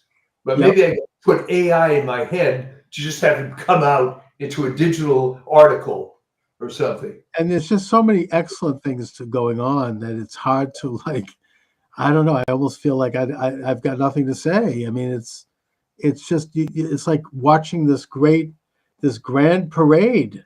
It is true that more negative times are more conducive to producing, in a very broad sense, art. Yeah, right. And that's what I've gotten used to for all these years. So it's kind of like, I think a lot of people in my shoes are feeling, in a way, a bit rudderless right now. You don't know where to turn because everything is coming up so well that, I mean, it's a good thing, but, it's just it's a bit disorienting. So anyways, but I do like this new time period, and I hope this works out. Yes, it's very good. Thank you. Excellent. So, all right, Mike. Until next time. You bet. Thanks a lot. Take care. Take care. All right. Welcome to the program. Charles Moscowitz here. Michael D. Shaw is my guest. My new time is Monday through Friday, 7 p.m. Eastern Standard Time. I expect to be live at that time. There might be a few times when I'm not, in which case you'll get a rerun. But for the most part, my goal is going to be to develop an online experience where people can interact. You can call us. The number, by the way, is there at 508-637-5596. I'll be okay. 508-637-5596. Or you could text us and we will read your text. I'm also live on TikTok. They've given me back my show. And you can text me there as well. And the goal is to have like a live experience where we can have a few jokes. We can talk about some issues. We can delve into some topics. And we can do so regularly in an experience that I'd like to reproduce from the days when I actually was on the air in a good old-fashioned radio station. And I developed this sort of situation where I had regular callers, and it became an incredible experience. Anyway, Mike, things are going amazingly well in this country right now, thank God. And, yeah, I mean, I have to give a call out to my old buddy Kevin Collins that wrote a book, I think maybe 20 years ago, essentially calling the Democratic Party a criminal organization. And I called him the other day and said, I don't think even you knew the extent. How bad it was. Yeah. Well, I mean, we're now getting the scandal around the seizure of the USAID. Oh, man. Which is by any stretch a huge scandal, about 10% of their budget. And they go back to an executive order that was issued by John F. Kennedy, by the way. And by the way, Schumer is dead wrong when he says it was Congress. It was not. It was an executive order by JFK. And he's got to be spinning in his grave to see how this is. Oh, yeah. Been it's so horrible. distorted. Originally, it was supposed to deal with humanitarian crisis around the world. It was modeled after an Israeli group that had done this since the founding of Israel, where they would go into Africa and help develop infrastructure, deal with crisis. And it started that way, but like a lot of other things, it became corrupt to the point where now, I don't know, maybe 10 or 15% of its budget goes into those things. It's like it's a criminal organization. And by the way, Secretary Rubio has said, in response to all these lies being pushed by the mainstream media, that those aspects of USAID are not going to be interrupted. That's going to continue under the direct auspices of the State Department, but that the rest of the USAID is funding horrible things, including, according to major media reports, the Wuhan lab in China where they created COVID. Oh, yeah. Media organizations like Politico. Politico got $8 million over a couple of years, I think, 3 years. Now they've apparently stopped their payroll. Like they can't afford it. Yeah. And a whole long list of media figures taking payoffs from USAID, probably around the world and here. They were involved in government. Yeah, I mean, where they basically were the main drive behind stopping Bolsonaro in Brazil from getting reelected, probably trying to screw Netanyahu in Israel, probably trying to screw anyone that they don't like. And, it's a kind of meddling that this country really is not supposed to be doing. It's not in our interests. It's not like we're supporting good people. It's the communists and radical Islamists. Apparently money was pouring into Gaza and Yemen and Afghanistan, even recently, certainly under Biden. Stuff that is not only not in the interest of the American people, but is promoting world war, is promoting. Does anyone have an idea, Chuck, of when it started going rogue? I mean, ultimately, I guess it doesn't matter, but I'm just curious. Well, I'll tell you one reference I saw when I interviewed an author, and I'm trying to remember his name. I'm looking into it. He wrote a book that was published by Regnery about world population control. Yeah. And USAID was one of the major funders of forced abortions in China and also forced sterilizations in India, starting in the 1960s, and other agendas that, really, I mean, apparently there was an experiment where hundreds of thousands of Peruvian women were sterilized without their knowledge. I mean, we're talking about ghoulish, evil So experiments. what you're saying is it was almost from the get-go. Oh, yeah. This was in the 60s. And Yeah. Lyndon Johnson praised them at that time as being on the cutting edge of creating, a reduction in the world population. Well, And he was corrupt as hell. yeah, and Indira Gandhi in India was all behind it, probably got a ton of money. A lot of politicians, a lot of the money was funneled in, a lot of the money that was sent to Ukraine was funneled through USAID. And now the Ukrainians are saying, he says that they are missing $100 billion. I mean, really? I mean, this is a huge, a lot of that money ended up going back into the pockets of corrupt politicians, corrupt organizations around the world, and including in the Democratic Party. Now, this is, it's a scandal that's so vast that it's almost impossible to get your hands around, but we could talk about one simple element to it, and that is the funding of political figures of a political organization called Politico, and also apparently funding anti-Trump activities like the all of the lawfare cases. I wonder how much money, if any, was funneled into the pockets of Alvin Bragg or Jack Smith or Big Fanny or what's her name up in New York, Letitia James. I mean, how many bucks did they get out of this? This is like a real rotten. And if anybody on the left has any defense of it, I mean, I would imagine they probably would have been, if somebody had been funneling money to Fox News, not that they're so great, but, it would have been we would have never heard the end of it. It would have been a huge national story. But now they're trying to tamp this down. This is the scandal that really could put a nail into them. And the fact that they're trying to run interference with the work of Doge, which of course is headed up by Elon Musk, which uncovered this and which asked for Rubio to abolish that organization, and he did. Yeah. The other element is that they have gotten Treasury Department records from the new Treasury Secretary, Scott Bessent, it has been put on hold by a federal judge that indicate that people were getting money funneled through USAID to do all kinds of garbage around the world. I mean, this is people who are high-level Americans. So we are getting close to really uncovering what President Trump has accurately called the deep state. This is what they are. I mean, the USAID seems to be inextricably intertwined with the CIA and with Black Ops. And the reason that Rubio said, and I saw him interviewed on this, that he had to seize their organization and shut it down was because they would not turn over records about their budget and where their money was going and how much they had. Yeah. And that's, of course, at least insubordinate for any alleged American organization. But they're not even American. I mean, it's a worldwide thing.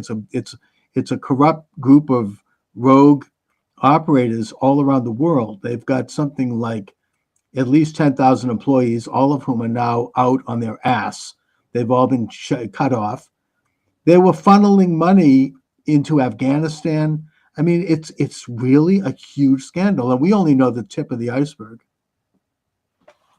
Well, you would think that if someone really believed in the Democratic Party, they'd be all in exposing this kind of corruption, but instead they're doubling down. They're having these stupid protests over this. Can you imagine? This is their big cause now, protesting the shutting down of USAID.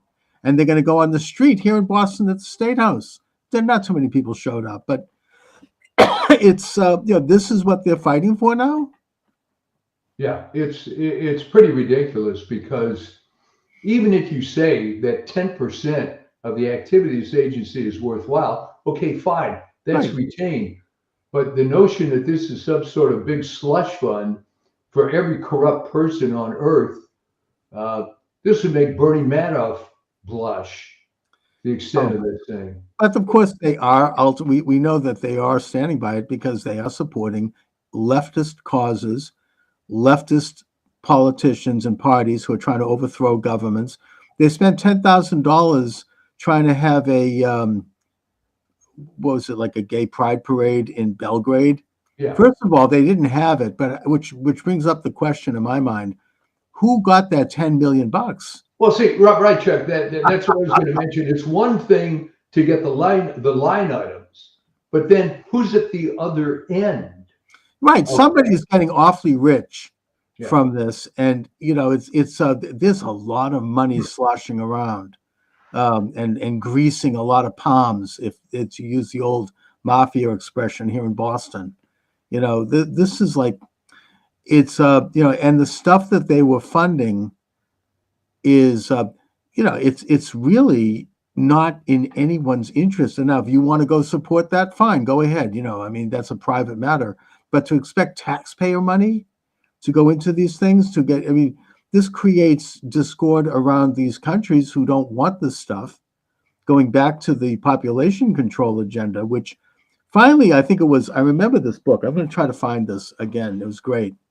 I remember my co-host, Patrick O'Heffernan, had a complete meltdown when we had him on. But the Philippines, they finally kicked them out. Yeah. And, forced abortions, sterilizations. I mean, this is like really, really dark stuff. So that's what I know about their past. Who knows what else? I mean, this is something that we may never get to the bottom of it, but the good news is that they've been at least mostly stopped. This is miraculous. It would never have happened had Trump not been elected.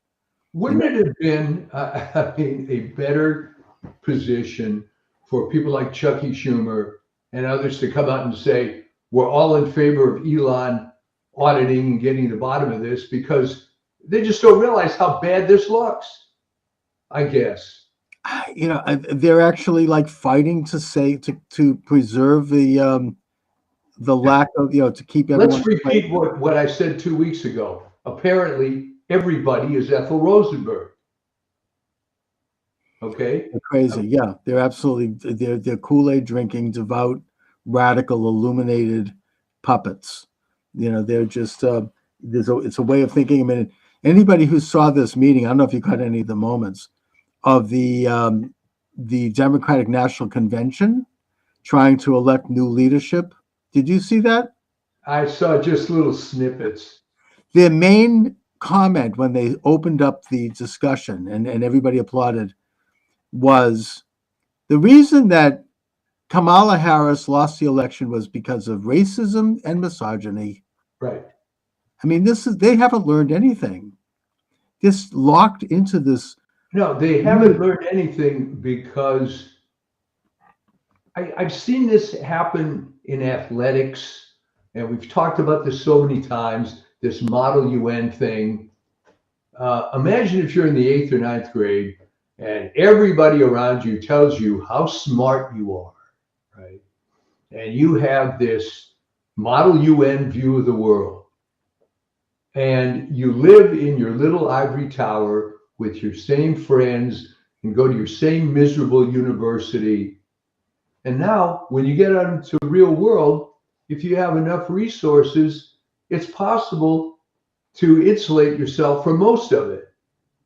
I mean, I know people my age and older that are like that. They're oh yeah. I mean, I went to a fairly wealthy part of LA high school, and there are people there that were hardcore liberals, still are, have the same philosophy. They don't care what's happening in the real world because they don't live in the real world. They're either professors, they have jobs with NGOs. So that's how it gets perpetuated. And if you're Chucky Schumer, someone with, I mean, I don't know how the hell he ever got elected. He's a bozo, but I guess once in, he stays in.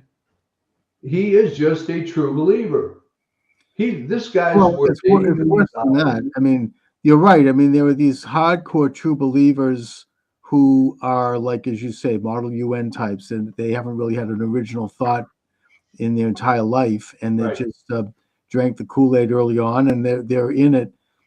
And then you have people like Chuck Schumer, who I think is a conscious, witting participant in an international conspiracy. He knows the score. Well, He's he's part of getting it. money from somebody. Here's Oh a yeah. guy that has a salary of what, 200 grand a year, but yet he's worth $80 million. How does that happen? How does it happen? I mean, Elizabeth Warren is another one. You know, she got a lot of money from Big Pharma. Yeah. Bernie Sanders, Big Pharma.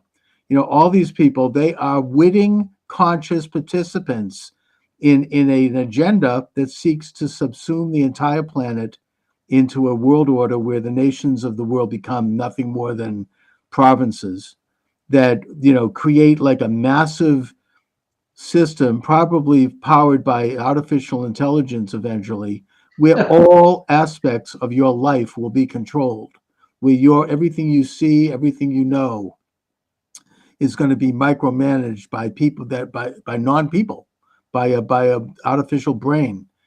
They have this agenda. Transhumanism is the expression of it. They've kind of gone a little underground on that, but they used to be very open about that over at MIT, where I live, where they actually had a transhumanist website. It's gone now. Yeah. That, you know, had a department which they talked about these things. This new kind of a man that is basically half human, half cyborg. And this is their agenda. This is their belief. They don't believe in a creator of the universe. They believe in themselves as this elite group of operators. The good news is that there are people who were drinking the Kool-Aid on Trump who are now thinking. I know a few in my own circle. Well, it's interesting you say that because if you go on X or TikTok or certain YouTube channels, Yeah. you are seeing a lot of primarily black men, some women, Yep. black men who are pissed off. Yeah. You know, they've been carrying the water for this party for X number of years. And now, you know, as we say, to throw in a little biblical reference here, the scales have fallen from their eyes. Yes, I've seen it. But I even say that there are some people that maybe a few scales are starting to fall. People in my own circle, including people that are very close to me, who are just were devout Trump haters, who are now like, I don't know. I mean, this actually is interesting. You know, they are starting to think. Well, what is their reaction specifically to the USAID? Well, I mean, in the case of people close to me, they weren't too happy to find out that they'd been funding Hamas. Yeah. You know, they've been funding Afghanistan. They've been funding Iran, Yemen. I mean, radical, you know, jihadists around the world. I mean, they're funding, you know, any group like that. I mean, they're creating like a conflict. You know, they're funding. I mean, but of course, people in our circle aren't too happy with finding out that they funded the lawfare agenda against Trump. Oh yeah. And I am particularly, you know, you and I have talked often about Operation Mockingbird, which was part of the revelations of the Church Committee in the late 70s when they did hearings on the CIA, and that it was basically an operation where the CIA was handling satchels of cash to various media figures to run certain stories and to create certain stories out of scratch in some cases. And it was admitted during the hearings, the Church Committee. And yet it was never really gotten rid of, according to many of us who feel that it continued. Well, now we know that it continued because USAID was doing Operation Mockingbird. I'd like to see the names of all of the reporters who got checks from that. They say there are hundreds of them. Media outlets, reporters, individual reporters, journalists, columnists. Let's get it all out. You see, they're trying to get judges to stop the release of this information. But we need to know exactly who was doing this because they have tried to corrupt. This is what they do in fascist countries, and the media is like basically controlled by and a stooge of the ruling junta. This is what they were doing. They were just stooges of this state, of this apparatus. They were running stories, fake or otherwise. They were taking money to promote stories, mainly that were attacking Trump, of course, and demonizing the MAGA movement. The J6 narrative is completely phony. By the way, I'm having 3 of those people come on my show next Oh, week. wow, good. Obviously, I think it's the old story. They don't know when to quit. Okay. Joe Biden would have been a happy camper if he had not run for president, right? He could have left as a corrupt guy his whole life as a VP and gone back to Bethany Beach or Rehoboth or wherever the hell he hangs out, and that's fine. right. But instead, he comes in, is going to be completely discredited president. No one is going to support this guy. Do you know there's rumors that he pardoned himself an hour or 2 before leaving office? I had heard that. Is that credible? Yes. Well, he pardoned his brother and his brother's sister-in-law and his sister and her husband. Yeah. He issued these crazy pardons. We know about Fauci and Milley, all within a few hours of leaving office. This is, I think that there are a couple of federal judges now who have stood up and read the Constitution and realized that you can't pardon someone for something that hasn't happened. Yeah. They have not been formally charged. Now, maybe he could get away with the Hunter Biden pardon because he was convicted. Well, he was charged. Exactly. But Milley wasn't, Fauci wasn't. They were not charged with anything. And even the Hunter Biden thing, you can pardon him for the crimes that he committed, but you can't say, well, anything that might come up. Yeah, you have lifetime immunity, lifetime free pass. Yeah, it doesn't really, there's no precedent for that in terms of the use of the pardon, except with the one single exception, and that is, of course, the Nixon pardon, the Ford pardon of Nixon, which was an unusual and exceptional situation. But other than that, it's never been done like that. No one's ever been given pardons for something they may be possibly charged with in the future. Of course, the proof of the pudding, my friend, is that these guys accepted it. All right. Where's the Fauci that I've always known who defends to the hilt every miserable thing he's done in his rotten life? He has an answer for. So Right. now you give him a pardon.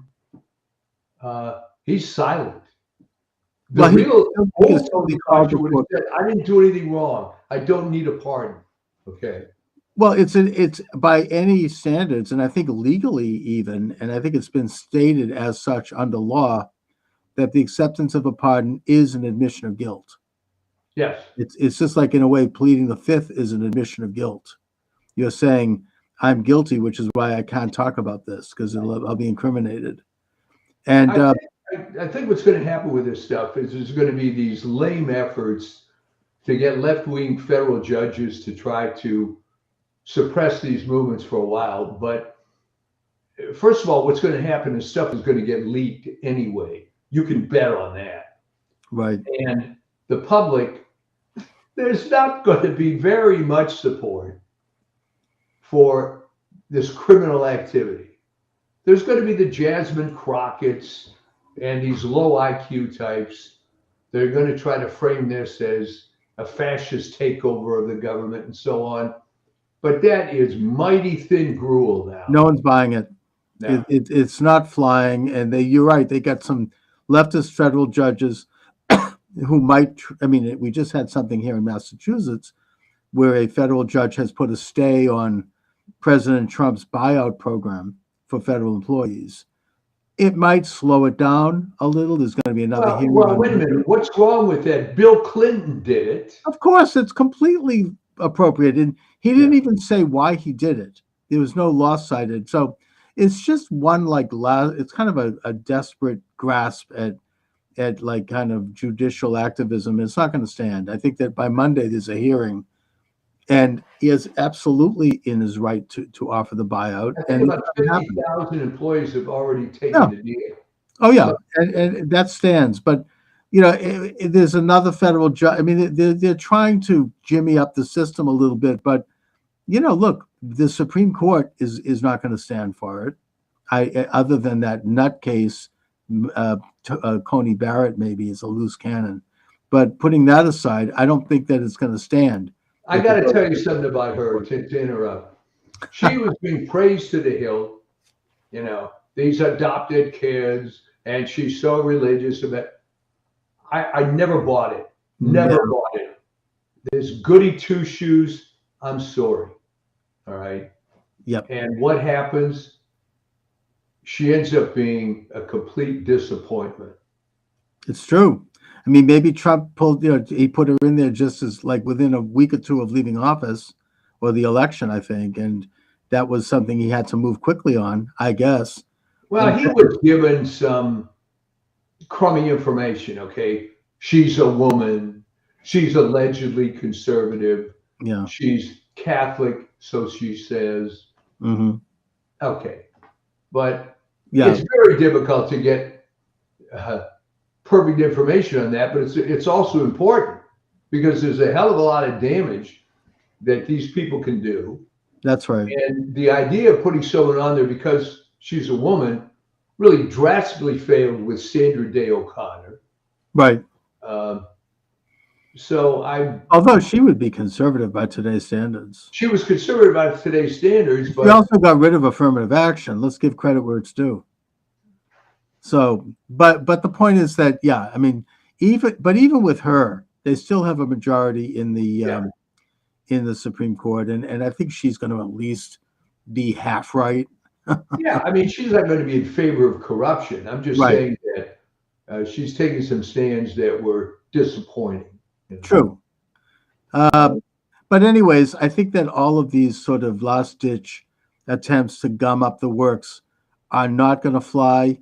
Now we have Pam Bondi has been confirmed, and she's kicking ass. I mean, she immediately is going after it, is investigating all of these lawfare cases. She's calling for cutting funds to sanctuary cities because they're violating the law. I mean, this is great. I mean, they're going in. I think that we can hold our breath and hope that RFK is confirmed. I think he probably will be, but if he is, that's huge. I mean, that's a revolution. It's going to be a nail biter. And in fact, I got into it on the ACSH website with some woman who has a lot of knowledge about, and she picked this so-called HIV/AIDS denialism as something that he supports, and this was a disqualifier. But one of the things I countered her with was, okay, maybe I'll give you that. There were people at the beginning that didn't think that HIV caused AIDS. There's people that still don't think that it does. But how about COVID vaccine denialism? You think that's a bigger deal? Right. So I think it's going to be a nail biter for RFK. He's probably going to get it. And did you see how aggressively they went after him in those hearings? All these pharma stooges. It was unbelievable. Do you promise not to fire anybody in HHS? Well, we got 3 million employees. And they also put all of them through the struggle session about whether or not they thought the 2020 election had been stolen. And, I thought in a free country we can question elections, but they all responded quite well in terms of saying, what I recognize is that Joe Biden was sworn in as president. That's all they would say, which is technically, of course, true. But they did not comment on their opinions on the election. Now that she's in there, she's commenting. And I think once they're all in, they can then be free to take a look at it because everyone knows damn well what happened. I'm not going to say it because I'm still on YouTube now and we're still censored on that topic, even though here's the point too. Why does that? Well, okay. Philosophically, it matters, but why in a practical sense, does it matter in this sort of hearing whether he It's not legitimately won relevant. the election? You know, his term is up. He's Exactly. gone. It's over. I sent Google a note asking them to restore my account and YouTube because I said, look, I was taken down because I had some people on the program who claimed that the election was stolen, but he's gone now. It's over. Yeah. It's not relevant at this point, and no one's going to threaten Obama's regime. You know, there was. I get the fact that they Like were how you afraid. said Obama's speech. Okay. Obama's regime, Biden's regime.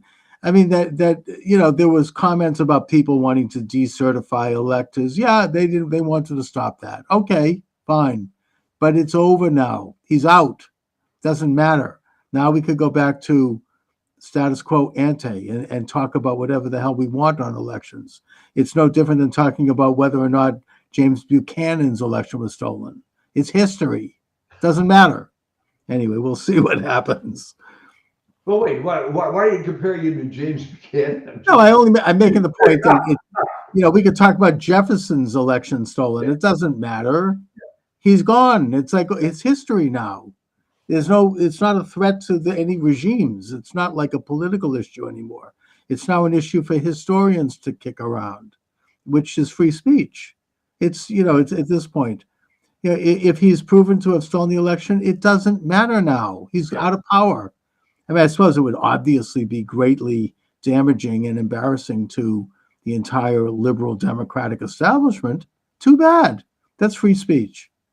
But whatever, tell them. Well, what you're seeing now, in parallel to the political situation, is a total freaking meltdown of the entertainment industry. Okay? They are doubling down and tripling down, and they gave 13 Oscar nominations to this Emilia Perez movie, which basically is about Just something that got did he get like the greatest woman actor? I think. Yeah, well, the promotion of this, despite the fact that the movie did no box office, it very tellingly has an extremely low rating with the public on Rotten Tomatoes, but with, of course, the Access Media Critics is up there. But they're just doubling down. I mean, Disney is hemorrhaging money. The entertainment industry is collapsing, and it's like, I see an iceberg ahead. We're going to just go right into it. Although I understand that I saw a few snippets of it, but the Oscars, they did not do the usual typical attacking Trump. Oh, we're going No, that was, I think you're thinking of the Grammys. The Grammys, yeah. We're going through such hard times now. We're going through such trauma. America's going through such a dark period. Well, there were some DEI comments made at the Grammys, I believe. Because I thought the main focus was on the LA fires. That industry is collapsing. I mean, all the awards for Beyonce, please, best country album. Yeah, right. But I mean, I used to be a member of NARIS in the 90s, and it was already going bad. At that, but I mean, there was a great story that they figured that the show was getting popular, National Academy of Recording Arts Society. So the show was getting popular. So they decided they had to have a front man, rather than just kind of an office staff in Burbank. So they brought this unemployed musician out of Atlanta. I forget his name, frankly. Okay. It may come back to me. They give this guy, and this is in the 90s, $1 million salary. He starts sexually harassing all the women in the office.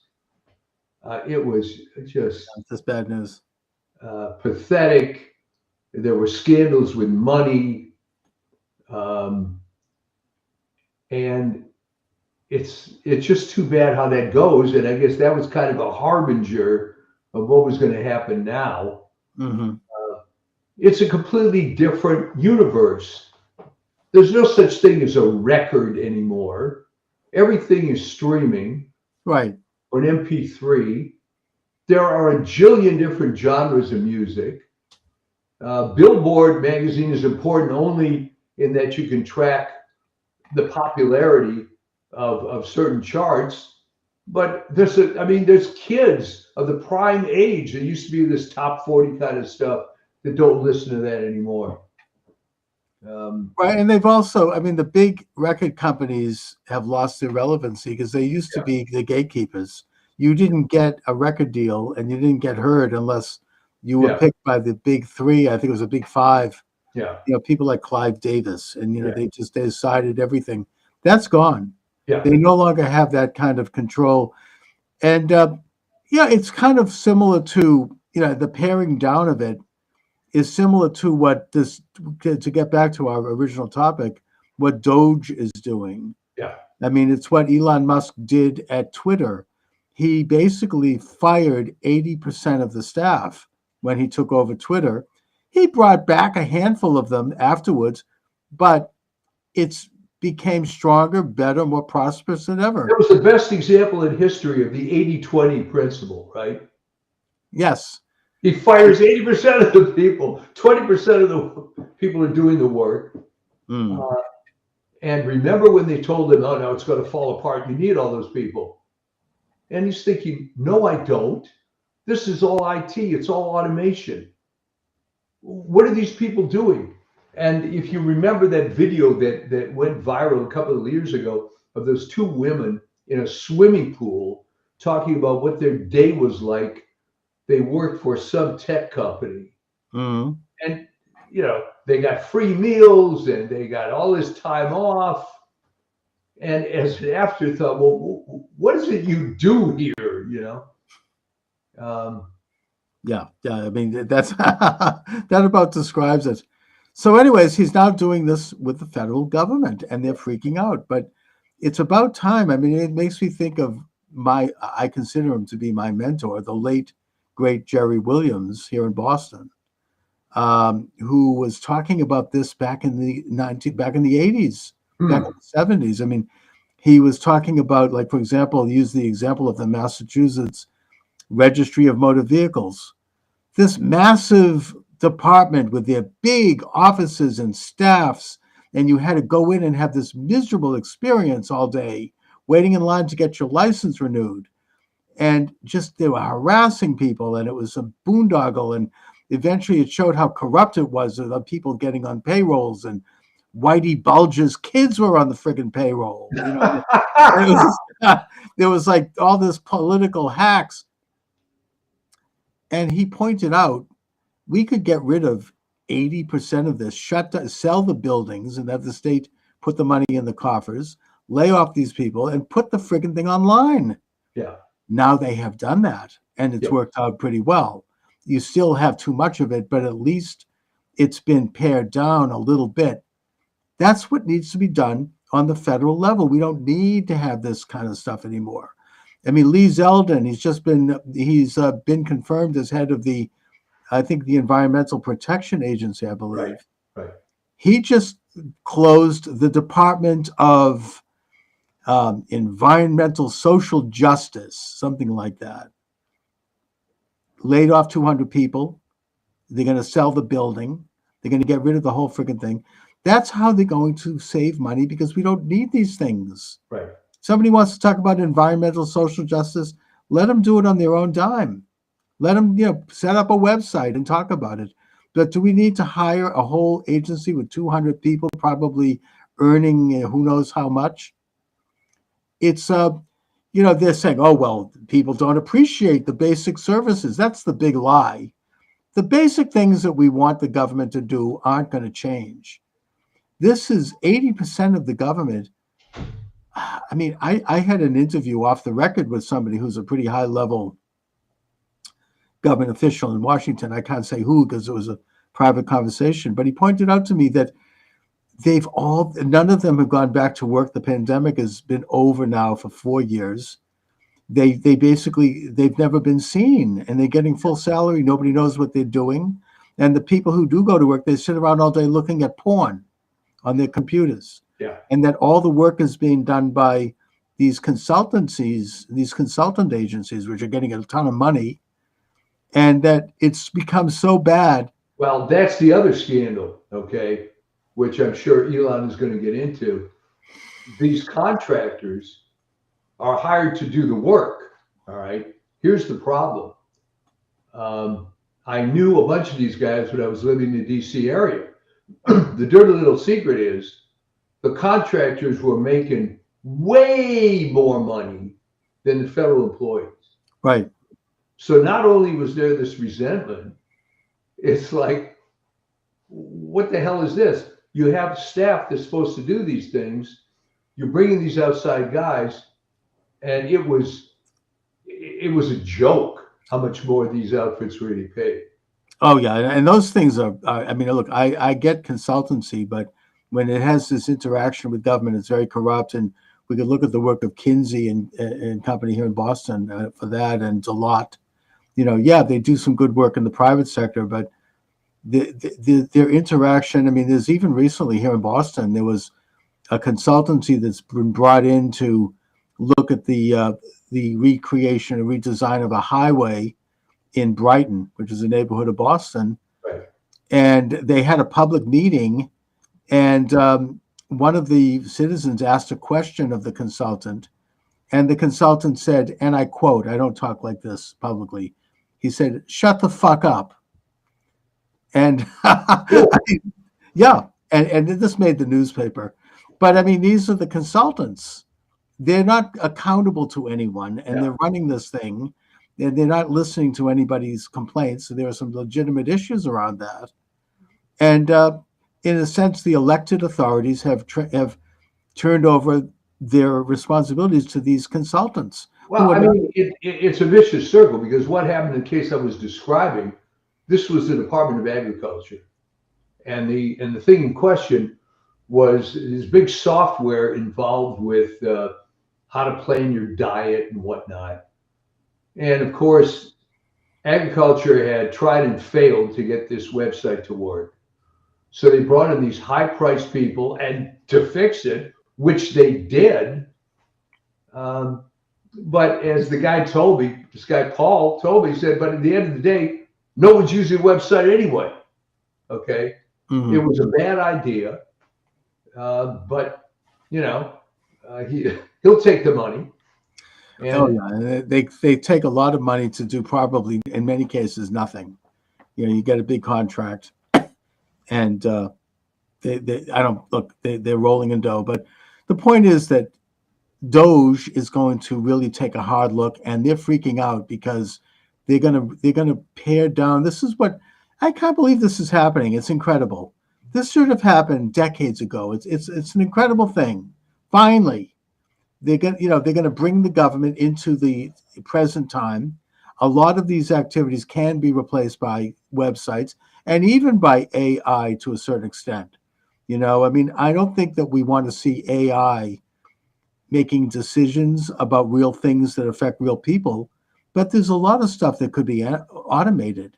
I'll give an example. There's a lot of stuff that lawyers do where they charge a ton of money for things that could be done by AI, could be done through ChatGPT, could be done online. Standard things, you know, like setting up a will or setting up, you know, a contract of different types that are not complicated. Certain transactions in areas of like real estate or whatever, a lot of this could be done with automatically and at no, if zero cost or low cost. And you know, so they're holding on to it's like holding on to the horse and buggy. They want to hold on to their gig over there.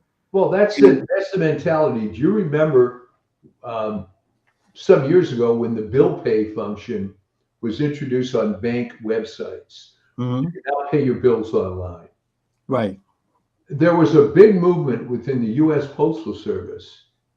No, tell your friends it's better to write a check and put it in the mail. Mm.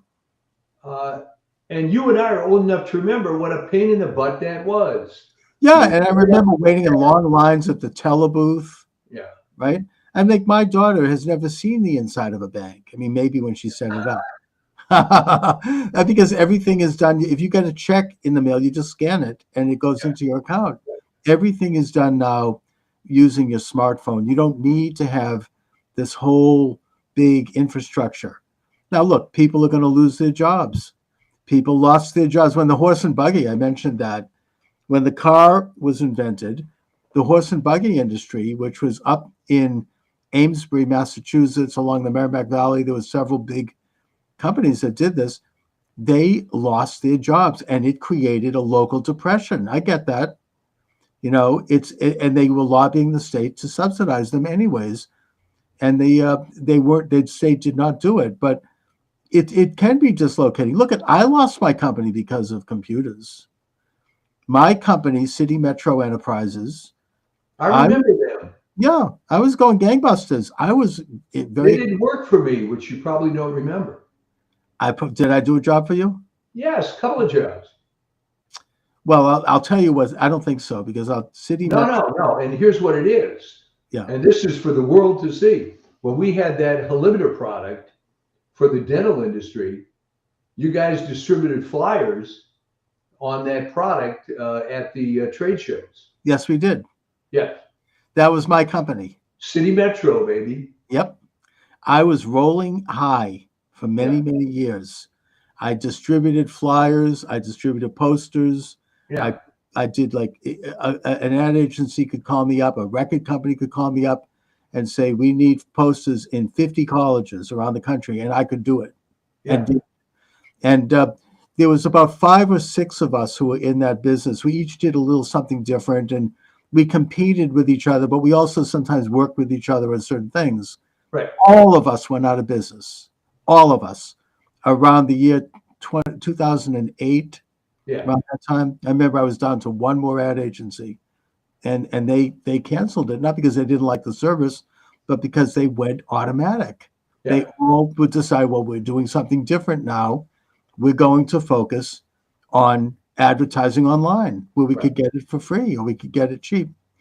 A lot of people lost their jobs. A lot of people, printing companies. I remember Copy Cop, was it Copy Cop in Boston? They had huge offices with printing machines.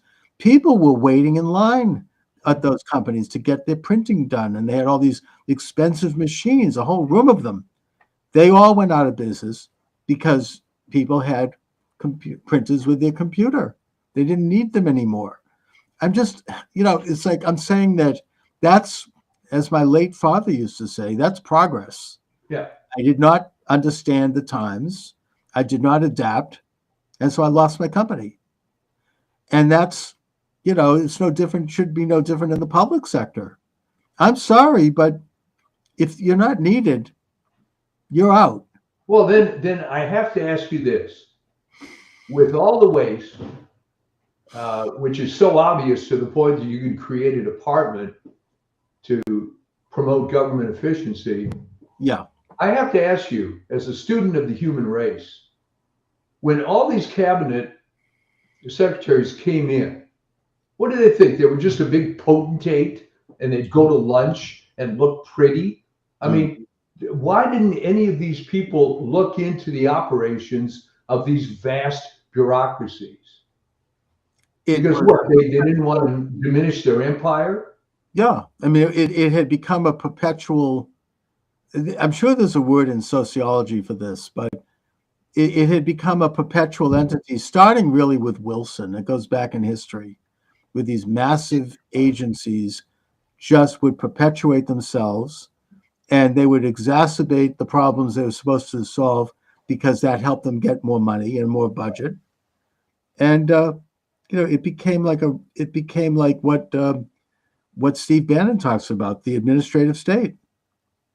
It's it's just that simple. Well, I think the one example, I wish I had more details, was apparently the ex-president of Procter & Gamble was brought in to run some agency. And a complaint was made that Procter & Gamble fine, they make a lot of money because they have a lot of name products that people like, but they're not exactly the most efficient operation in the world. And he was just a guy that presided over ginormous bureaucracy, and then went in to preside over whatever this agency was. So I think that's what happens, that you have people that allegedly have, quote, business experience, but this becomes kind of a retirement job. Mm. And they're heading up the Department of Commerce, whatever it happens to be. And there's waste in all these things, but that's not their gig, you know. It's But just apparently it's Elon Musk's gig. and Musk is doing amazing things. I mean, already he has cut $10 billion from the federal budget. Yeah. And his goal is $1 trillion by the end of the year. At this rate, he's going to get there. Yeah, he is. And the other thing is, of course, if you accompany that with a loosening of regulations on businesses and a lowering of taxes, then you can't tell what people may create, you know, what businesses they may get into in the future. We don't know that because, you know, it's just like, I mean, the automobile replaced the horse and buggy, to use that example again, but it opened up a whole world of possibilities and ancillary businesses, and it created, you know, it created an economic boom. Yeah. In the same way that in the 1990s, there was an economic boom from the internet, from the laptop, and from cell phones. Yeah. These things, you know, yeah, they probably put some people out of business, but they opened up opportunities in other ways and in other, you know, modalities. I mean, you know, I found other things to do when City Metro disappeared, and I've never really recovered from it, quite frankly, but that's the way it goes. I mean, I've done other things. I've done creative things. Yeah. You know, we all go through a new phase in life. That's just how it is. I mean, you can't expect something to just chug along forever when it's no longer needed. No, and I think that's the key right there. That people think that whatever the institution is going to last forever. Exactly. And that's what my mistake was. I thought what I was doing would last forever. I didn't really look at things collapsing around me at the time, even though I was warned by some people. I still didn't want to face it. That's part of it. That's the other thing. I mean, the signs are often there. Right. And where this happened, by the way, in the record industry, I think it was about the year 2000 or 2001, early 2000s. And a number, I believe it was a couple of different labels. And they decided to get what I guess today we would call influencers from various high schools around New York area, Mm-hmm. and serve them lunch and introduce them to some of the new artists. And, you know, so they're getting the kids' opinions on stuff. But here was the kicker. So when this is all over, the guy running it said, okay, kids, when you leave this room, there are a bunch of conference tables out there with CDs of all these artists. Go ahead and take what you want, give them to your friends, you know, promote this thing. Yeah. Virtually none of the kids picked up CDs because they don't use that format anymore. It's right. And one of my friends in the industry said that was the first sign that this model is done. Well, you can't look at the guy that ran Blockbuster, right? Yeah. He was offered, I think it was like $1.5 billion to sell that company. Yeah. And he refused because he said, hey, they want this company. Why should I give it to them if it's that great? And he ended up going bankrupt. You know, it's just it had. He was offered a deal by Reed Hastings to create what eventually did become Netflix, and he didn't want to do that either. I think the problem with that guy, the Blockbuster guy, was he was too greedy.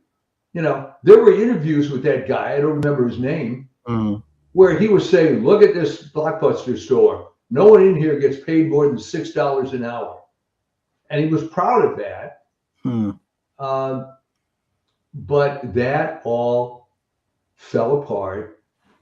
That was just a case of greed, it sounds like. But yeah. But the point is that, to go back to the Doge story, you know, I mean, I think it was actually FDR this is Doty. He's doing no different than in a way FDR did, but not. Musk wants to do it on a bigger scale.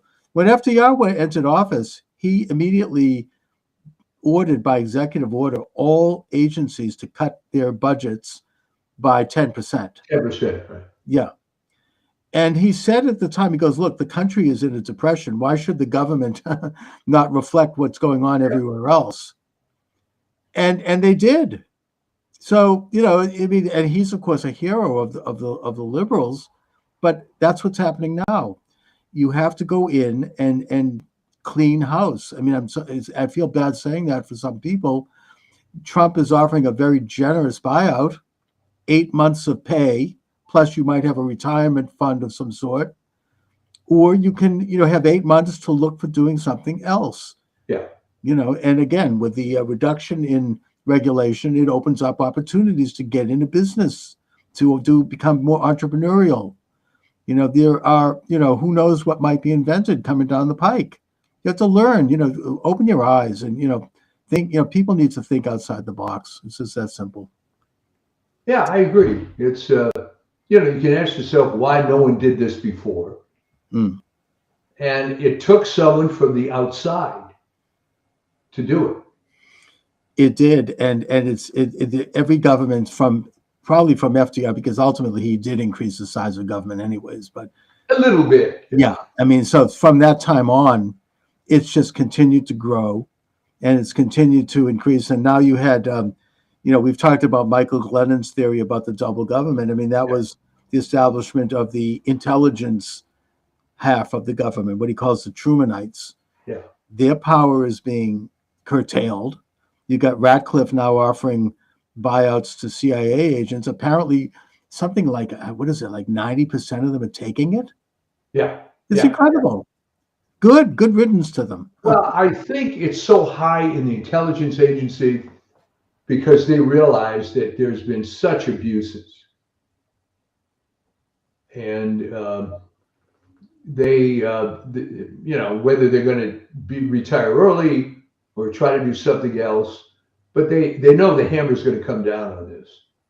Right. I mean, they know that like President Trump has declassified the information about the assassination of JFK, which implicates the CIA, quite frankly, and other things like that. I mean, it's their power now is being curtailed. I mean, I worry about President Trump's safety when I say that, but it seems to me, thank God, so far they're being reined in. Whoever thought this could happen? It's incredible. This is really like. Well, it could never have happened under the standard paradigm, where Bob Dole, it's his turn to run for president, It would never have happened under the outside, yeah. I mean, and now Trump is coming back, having learned lessons from the first term, and he's getting rid of all of his enemies who have burrowed into the government. Yeah. Biden tried to put them there just like Obama did when he left. Except Trump is finding them and routing them out. All those corrupt inspector generals and the FBI agents. I mean, people like, we remember Peter Strzok and Lisa Page and McCabe and Comey, the Vindman brothers. These are people who are all in the government, burrowed away, waiting to get Trump later. Trump's learned. And he's getting rid of them. He's finding them and firing them. And I just think that that's very heartening. They're not going to pull off another coup like they did last time with the fake dossier and the Mueller group and then the perfect phone call impeachment. It distracted Trump for 4 years with that crap. And they're not going to get away with it now. It's great. So. Yeah, there's going to be a new revelation every day. And next week, we'll probably have some other big deal to talk about. Yeah, like getting rid of the Department of Education. The late Sam Blumenfeld is dancing in heaven because he wrote about this for decades, how corrupt that was. Reagan promised to do it, and he didn't. Now it looks like it's being done. Trump is I'm not a member of the Reagan cult. Neither am I. And one of the reasons is that not only did he promise to do it, he could have done it. Right. No, Reagan was not a lot of what people think. I mean, there are a lot of great things about him, but no, he was an insider. Yeah. But Trump is doing it, and again, the propaganda is going to be, oh, the children are going to be, bull crap. Maybe 10% of what they do might have some good aspects that will be folded into another agency. The 90% of stuff they do is push leftist propaganda, critical race theory, sex change operations on children, masks. Who knows what else? It's garbage. It's very bad. It's a very exciting time, and it's just wonderful to see the change in your demeanor. I mean, before the election, you were so worried. Now, oh my God, you're the old positive Chuck. Oh yeah, no, I'm feeling better every day, and I think that everyone is. Even people who hate Trump are. Everyone knows it. Oh, thank even God. the liberals deep down are admitting that, gee, things are better. It's incredible, and he's just an absolute dynamo. It's just an incredible thing to see. I look forward every day to opening the newspaper or looking online and finding out what's happened next, and it's amazing. Yeah, absolutely amazing. It's hard to keep track of it all. Yeah, now he's just signed an executive order getting rid of men and women's sports. Did you see that? It's fantastic, and they're cheering. Young women are finally not going to have their heads bashed in by some greasy guy in a wig. Yeah. I mean, it's these are important developments. He's doing it at all levels, politically, economically, culturally, all of it. He's taking it all on. I hope that RFK is confirmed because I think he's very key to cleaning up America's health. That's why they hate him and fear him. And Tulsi Gabbard. What is so disturbing is the way his cousin has gone after him. Oh my God, that's disgusting. Can you imagine saying that he was a predator? Yeah. Hello, what about Uncle Teddy? Yeah. You want to talk about predators? I don't think she was saying much about that. No, and when it got even worse is that her son posted these videos. Oh, he's weird. RFK's neurological condition and so on. But it just isn't landing. No. And he's weird. I mean, if you've seen his TikToks, he's like, the guy has a screw loose. I mean, in a way, it's sort of like that relative of Jackie Onassis in that movie they did with the, I forget what it was. He had like some weird relatives. He's a lot like that. But yeah, that's really disgraceful. And I mean, why does she's got all the money she needs? Why doesn't she just keep her mouth shut? Does anybody really think that she is the chosen representative of the JFK flame? I don't think it's gone over well. I don't even with liberals. I mean, she's a hardcore partisan. I think with her, it's an old Democrat Party thing. Yeah. And I don't think that's flowing. I don't think that's a good look. No. No, but let him do it, And also, Kash Patel is going to be friggin' amazing if he gets in. That's a tough one, too. Well, they delayed it, I think. They did. They delayed it, but it's going to happen, hopefully, God willing. He's an amazing, he's conducted himself incredibly. And that's going to finally clean up the FBI, bring it back to its original. Well, that's the other thing we should mention for a second here.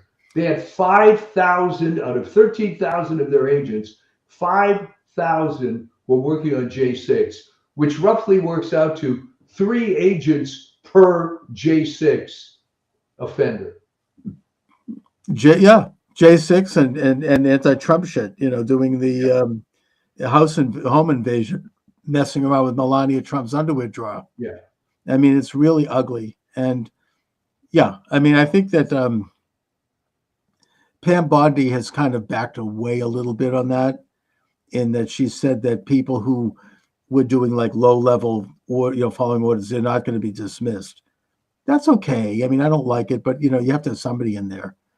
But the bigger people, the big fish, are gone. The people who actually were behind this, and they're people that are dangerous to Trump. They're going to try to find a new impeachment. They're going to try to sabotage him any way they can. Well, Al Green already filed articles of impeachment for. Yeah, his filings were like for dastardly behavior or something like that. Yeah. It reminds me of historian Alan Lichtman on my program. Oh. He hung up on me. He got off the show. He wanted to file impeachment complaints against Trump for his war against women. Yeah, what?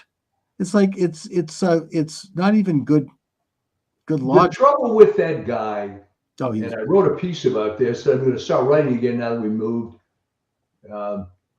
is that if he had followed his own keys to presidential election, he would have picked Trump. If you Right. analyze the keys, he was so partisan in picking Harris that it was absurd. Well, he's been completely discredited, and I think that he apparently in his last interview he went out screaming, and just a totally talk about Trump derangement. Him and that other historian from Tennessee, the Mitchum. Yeah. Otherwise, a good historian. He's written I think he wrote a great book about Thomas Jefferson, but so Trump deranged that he can't get it straight. The worst one was Michael Beschloss as a historian. I mean, he actually he called for Trump to be executed. Yeah. Because of, you have to understand, these are all academics. They're sitting in their little ivory tower. They have no idea of real life.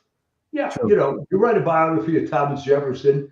He died a couple of years ago. Yeah, exactly. So you're putting yourself in a different framework, and don't get me started on academics in general. Yeah, but exactly.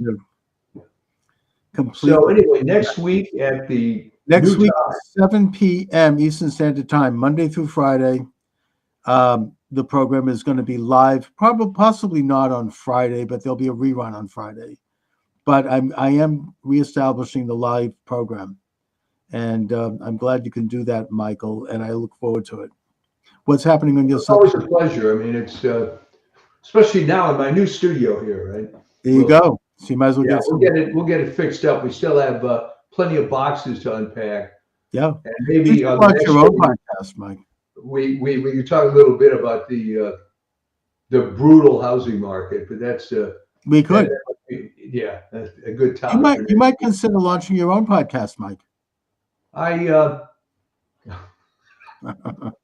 How could I say this? Had I been able to sell the old business for a little more, I would have had so much more free time. But I have another company now, so we're doing okay, but don't have as much free time as I'd like. Fortunately, I'm still under 90 years old, so should be able to keep doing it. What's happening on the Substack? Anything coming up, or? There's a bunch of notes, and I think I'm going to delve into this notion that this crap was all hiding in plain sight, if you think, because how in the world did the government go from whatever the size was under LBJ to this massive thing that nobody knows, what the right hand, the left hand's doing, and you're paying taxes like mad. How did it all happen? Is it incrementalism? And you suddenly wake up and you're a boiled frog, So I think that's what it was. I think that's kind of it's basically did it by sleepwalking. Yeah. Anyways, Mike, thanks again, as always. Yeah. Well, we will see you next time at the new time, and until then, just enjoy it. Onward and upward. Thanks a lot. All right. Thanks for joining me, everyone. Charles Moscowitz here. Monday through Friday, I'm doing this thing now, 7 p.m. Eastern Standard Time, roughly for an hour or so, all depending on what's going on. And my guest is Amber May. Amber May is the host of The Amber May Show. She's a creator of the online education program Podcasts Like a Pro, which teaches aspiring podcasters how to build a successful podcast. She's also a fellow Sun Devil. And Amber has a headline here from her publicist. Has the media been fair in the first 2 weeks of Trump's return to the White House? Before we go there, Amber, and thanks so much for joining me. I'm so excited to be here. Okay. I just want to talk a little bit about this incredible institution that you and I are both dabbling in, and that is podcasting. Mhm. I think that it's a very democratic institution in that really anyone now can host a podcast. All you need is a laptop, maybe invest in a good mic and a good camera, not expensive, and get a platform. And you can invite people on, you can talk to them, see them, hear them, have it go live on your social network where it can be seen by all of your friends and colleagues and members of your network, and you can build a program. Do I have that right? Absolutely right. I mean, when I first got into journalism, I was interning because when you're in journalism school, you end up interning. And I ended up interning at the local Fox affiliate here in Phoenix. Mhm. And it wasn't even that long ago. It was like early 2000s. And the way they did broadcast then, there was no way you and I could do a show like we're doing now because the equipment and the technology just wasn't there. I mean, their editing back then was beta tape to beta tape. It wasn't even digital editing. The Right. digital editing just started becoming a thing back then. And they had one editing bay for the promotion side that was digital. But the news side was still beta tape to beta tape. So everything is just really rapidly changing in the last few years. So now anyone can be a content creator. It's amazing. Yes, I mean, back in the day, I mean, for a while I was doing talk radio in Greater Boston, where I live, and it was all very planned, and you had to be there at a certain time, and there's a whole office there with everybody kind of controlling everything, and it was sort of, yeah, there was definitely free speech in a way freer than we have on online, by the way. We'll get into that. Yeah. But it was still very curated. It was a different style of communicating. It was very kind of formal. And, it was very limited in terms of there was just so many slots in any city or town that you would get in. Whereas now you could have millions of people, millions and millions of people doing programming and having influence. And, before we go further, I want your headline, which I think is quite provocative. Has the media been fair in the first 2 weeks of Trump? That in the old days, Trump would never have won re-election because he was being censored, including online, but they were not able to completely suppress President Trump's message, and that's why he was elected. The media, I think they would acknowledge it pretty much, was viciously anti-Trump. Mhm. All of the mainstream media, even Fox News to a certain extent. Mhm. And they just really dismissed him and attacked him, but it didn't work. And I think the reason it didn't work was because of people like yourself and others who got up and gave all sides of the story. And that includes the anti and pro. And that's where freedom ended up residing.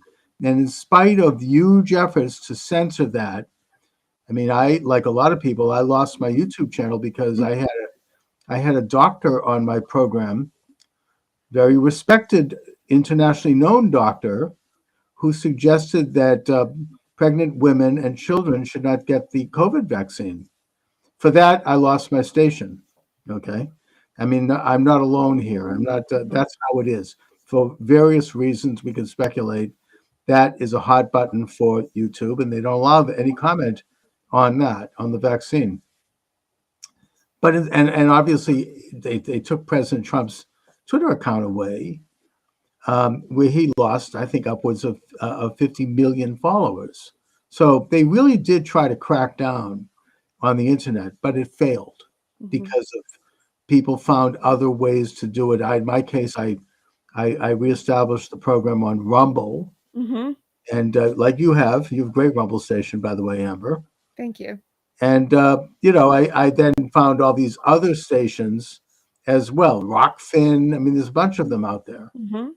So I was able to continue on, not at the same level as YouTube, but still enough that I could still do what I do and have a level of influence.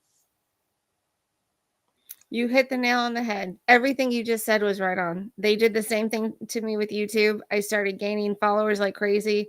Started talking to them about the Maricopa County election. Oh boy. And then I started talking about COVID on top of it. Oh, they didn't like that. They shut me down right away. Yeah, yeah. And the Maricopa County was another hot button. Yes, it was. Could not talk about the forensic audit. You Mhm. couldn't talk about, Kerry Lake, right? I mean, all that stuff Right. was censored like crazy, but it didn't work there either. Well, it did work against Kerry Lake, okay, but it didn't in the bigger picture work because President Trump came back, and now maybe Maricopa County might finally be investigated. Maybe they'll get to the That's bottom what of they're that. saying. I'm part of the Maricopa County Republicans here in Arizona, and our county board of supervisors said that that is one of the things they are planning on doing is doing a deep dive on our election system. Our Mhm. state legislators are very much in favor of that. And of course, our Arizona GOP chair is also in favor. So I see good things happening as far as the election front goes. Well, that would be amazing. I hope that you get the Department of Justice under Pam Bondi involved. Wouldn't that be great? Oh my God! I mean, to have really it's a national scandal, and the whole world saw it. Oh, I yeah. have now that we're on that topic, I have a quick question about Sure. that. Besides the 2022 election, when the machines didn't work in the Republican precincts, and the paper that they used had been created by a very partisan printer, and that it didn't fit in the machines. I noticed that about a year ago, when there was a special election in Maricopa County, not to get into a controversy, but why not? There was a national incident, some kind of a readjustment of Google, where different computers were having problems for about a day, including, like, I think at airports in some cases. There was a I cyber attack.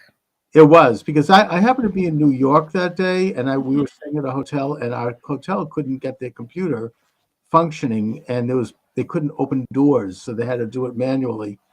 And it was something that happened all over the United States. Mhm. But I seem to recall that Maricopa County, coincidentally, was having a special election that day, and Yeah. they had to shut down all of the electronic computers. For a time, they did. Yeah. They were eventually able to get them back up going again. But yeah, it did affect some of the machines on the election. So yeah, that was a thing.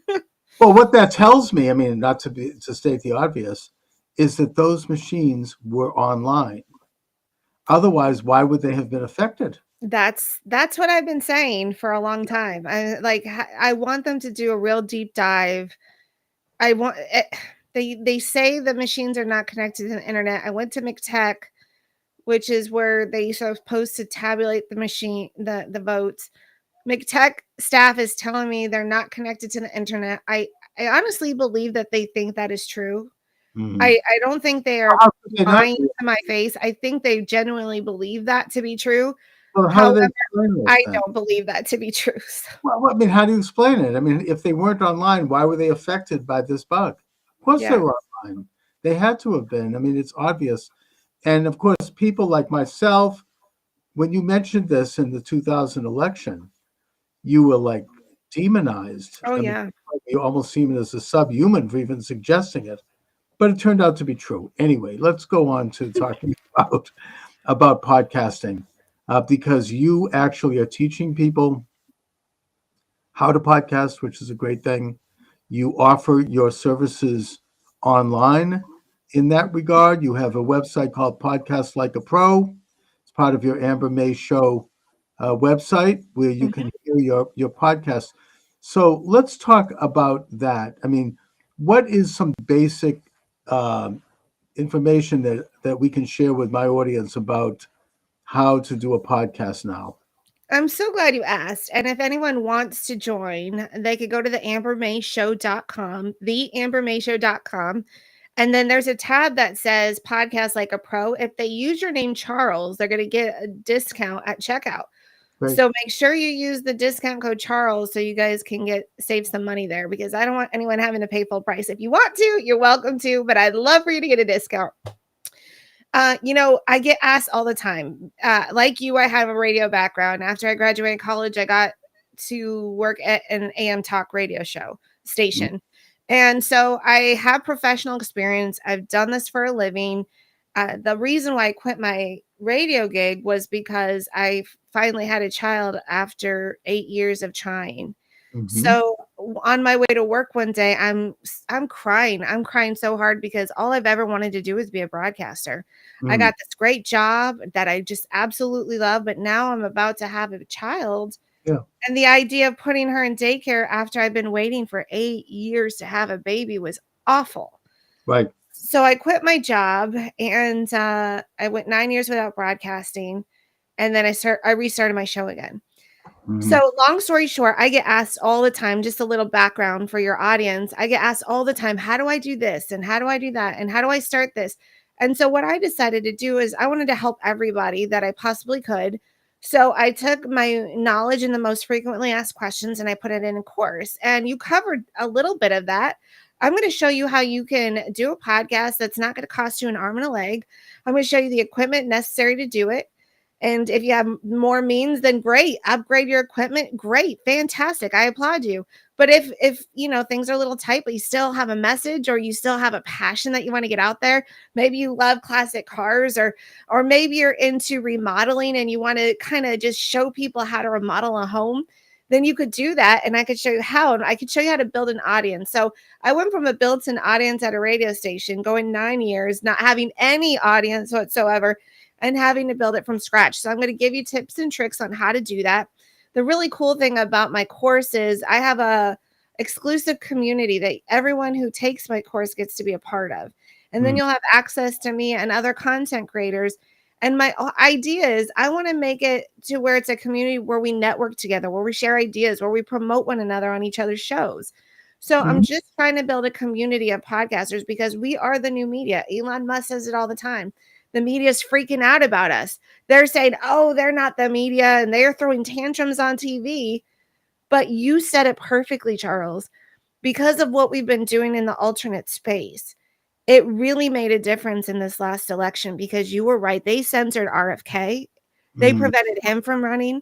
They wouldn't interview him very much. And they really, really censored Donald Trump and Mm. always put him in a bad light.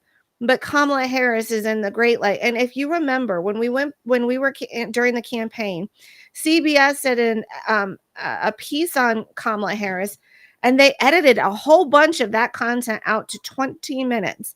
Now, I don't know if you're familiar with this, but the Daily Mail is reporting that Donald Trump sued and it looks like he's winning the case that CBS is going to have to release the full 60 minutes of the interview that they filmed with Well, Kamala let me Harris. just add a little to that. It's even worse than that. What they did was I forget who the reporter was who interviewed her, but he or she asked a question and she gave some a crazy, the usual kind of weird answer that didn't make a lot of sense.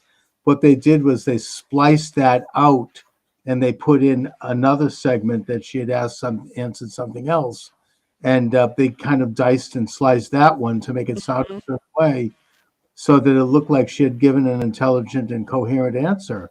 Now, Donald Trump's lawsuit on that is basically that constitutes election interference, which it does. I mean, Mhm. that's like altering reality. I mean, you can't, create something out of nothing, which is what they tried to do, which came off badly anyway. But the point is that it's not, it was a classic example, not only of what Trump's up against, but what the kind of the old legacy, the mockingbird media, as we like to say, what Mhm. they're up to, what they've been probably doing forever. I mean, they kind Mhm. of mold a story. I mean, the classic example is when John F. Kennedy was assassinated. Mhm. I think it was Walter Cronkite got up on the air, and he says that it was just a one lone crazy gunman. Where did he get that information? How did he know? He was told by handlers that this is what to say. And when he said it, back then you only had three sources of news, and that's what the official line became. And then anyone who questioned that was attacked. Mhm. So they can't do that now. Remember that Nancy Pelosi, she talked about how the smear goes, that you put something in the media and then someone officially will say it and then they're going to cover it up with another attack or a smear. I mean, she laid it out perfectly of how they do it in mainstream media, where it's all made up, it's all fabricated. And people are finally done with being lied to. And that's why this time right now is the best time to get into this space. Oh, That's yeah. why if you go to the ambermayshow.com and hit the tab podcast like a pro. Remember, use promo code Charles at checkout. I'm going to show you how you could do what we're doing. And you don't even have to do news and commentary. Whatever your passion is, I want to show you how to do that, because I think the world of programming in general, TV in general, is going to change with, I think people are going to want to watch real people doing stuff. And to them, that will be entertaining, whether that's homesteading, whether that's fixing cars, whether that's, I think the way it's going to change, I think you and I, I could be wrong, it's possible, but I think things are going to change a little bit outside of Hollywood. And we're going to see more of a change onto just regular content creators as being the foremost place people go to get entertained. Oh, yeah. I mean, speaking of Hollywood, this last election showed that they don't have very much coattails anymore, because Harris was shelling out millions of dollars to people to not only endorse her, but to go on stage so she could generate some kind of audience. And it didn't matter. It was worth nothing to her. Yeah. It's like it was Beyonce. All of them. They didn't amount to a hill of beans, to be polite. Mm-hmm. And so, the days of their influence have been exposed. And that, yeah, people are looking to TikTok. They're looking to, the YouTube Reels. They're looking to all of these things for entertainment and for information. I think particularly the younger generation. So, this is something that I think is certainly the future. It's not going to be stopped.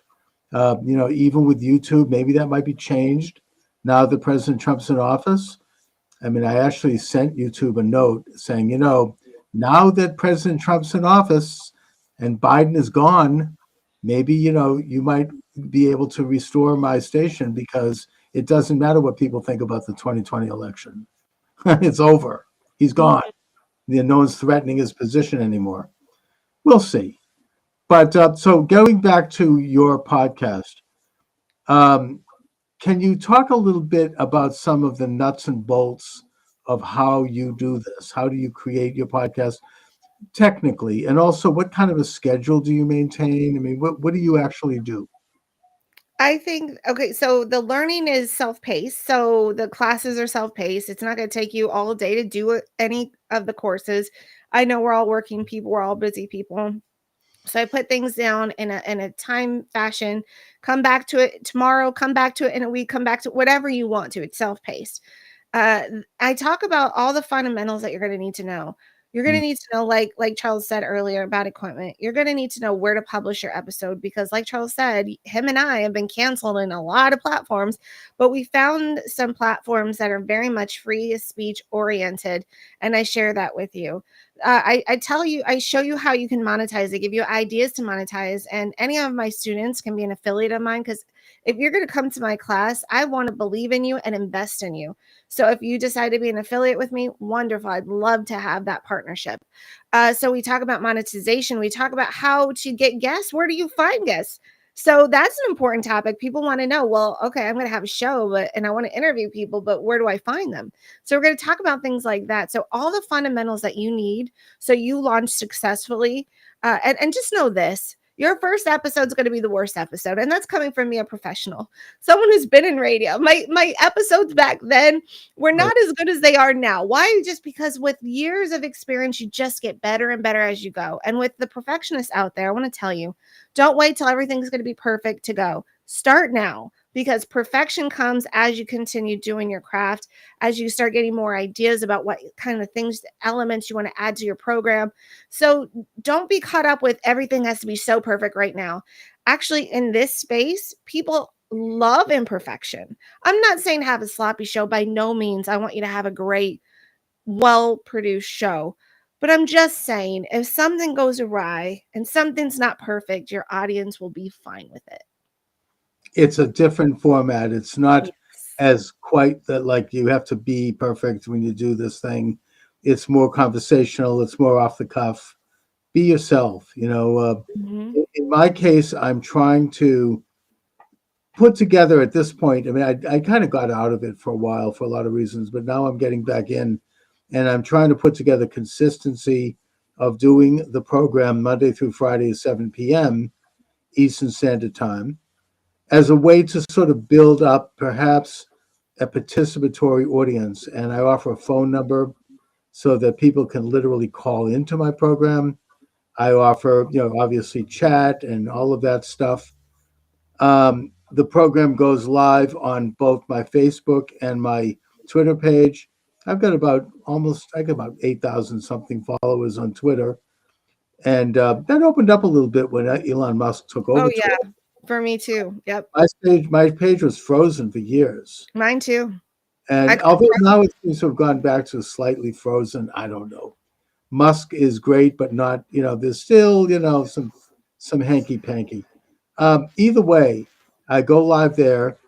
And now that I'm going to be doing this thing daily, weekdays live, and then I download it into a podcast platform. We could talk about that. But I'm hoping to get a real live experience with people who tune in regularly and who join me. And we can just have a great time talking about issues, having a few jokes, maybe kicking around a few ideas, doing whatever it is that we feel like getting into on a given night. That's my goal. That's my goal for this whole thing. Now, Charles, that's important what you just talked about, and that's something I do mention in the program. I don't want to give too much away in the course, but consistency is key, and I do stress that in my show, in the course. I mean, if you want an audience, they need to know what time you're going to be on and where you're going to be. And just show up consistently. And and I'm not telling anyone don't do anything you can't physically do. If you can't be like Charles, that's okay. You don't have to be like Charles. If Right. one day a week is all you can do that one day a week and do it well. Whatever you can do, make sure you're just consistent. Don't go for one day and then not go for 3 weeks, and then come for 2 days and not go for 7 days. All I'm saying is if you want to grow successfully, you got to be consistent. Indeed. And by the way, it's still not old-fashioned, radio with a stick in the ground. I mean, I'm going to have nights where I can't make it, in which case Right. I can run a rerun. And Or you tell your audience ahead of time, hey, I'm going to be taking a break. I've done that. When it was Christmas break, I'm like, guys, I'm going to be off for a couple weeks. So, we'll see you in January. It's okay as long as you tell them. But if you just don't show up, that's like a problem. No, exactly.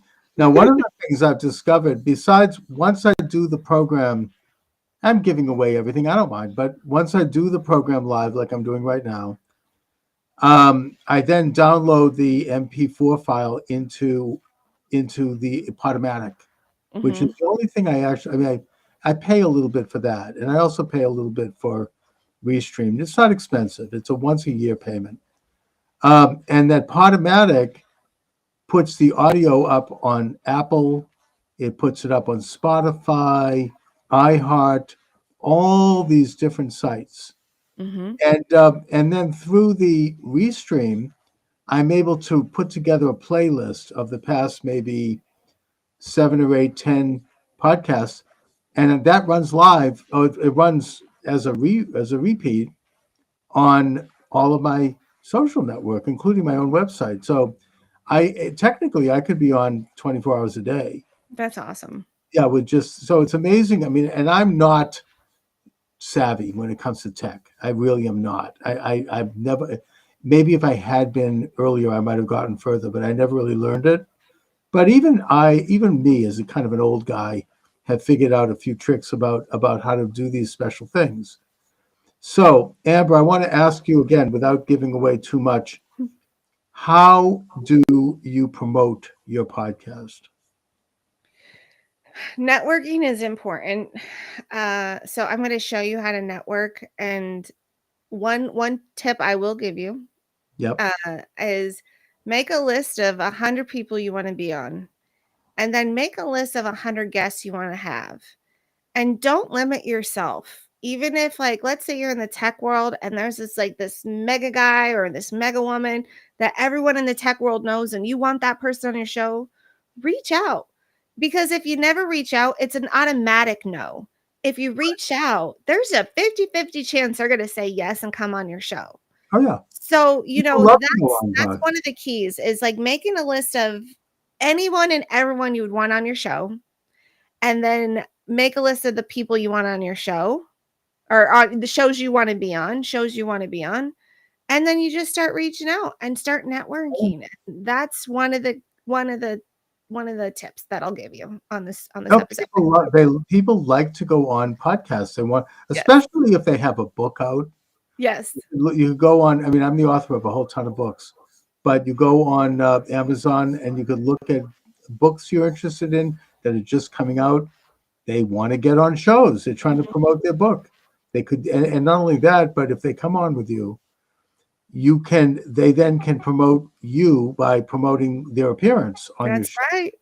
And they can post that on their social network, and their social network might be huge. I mean, it could be like, there's 100,000 people that are going to see it. And one of the little tricks, I haven't figured out how to do it yet, but Restream, which is what we're on now, I could have given you a link, or not the one I gave you, but some other link, Mhm. and you could have run this interview live on your social network. That's very cool. Well, yeah, I mean, there's some real stuff that's happening that you can do that's amazing. Mm-hmm. How do you make money? Advertisers? But that's hard. I mean, I haven't figured that out. I mean, Then come to my course. I'm going. You'll see me there. But, no, that's a tough one. And I mean, I make a little bit of money mainly because I'm an author, and I promote my books, and I get royalties when somebody buys a book.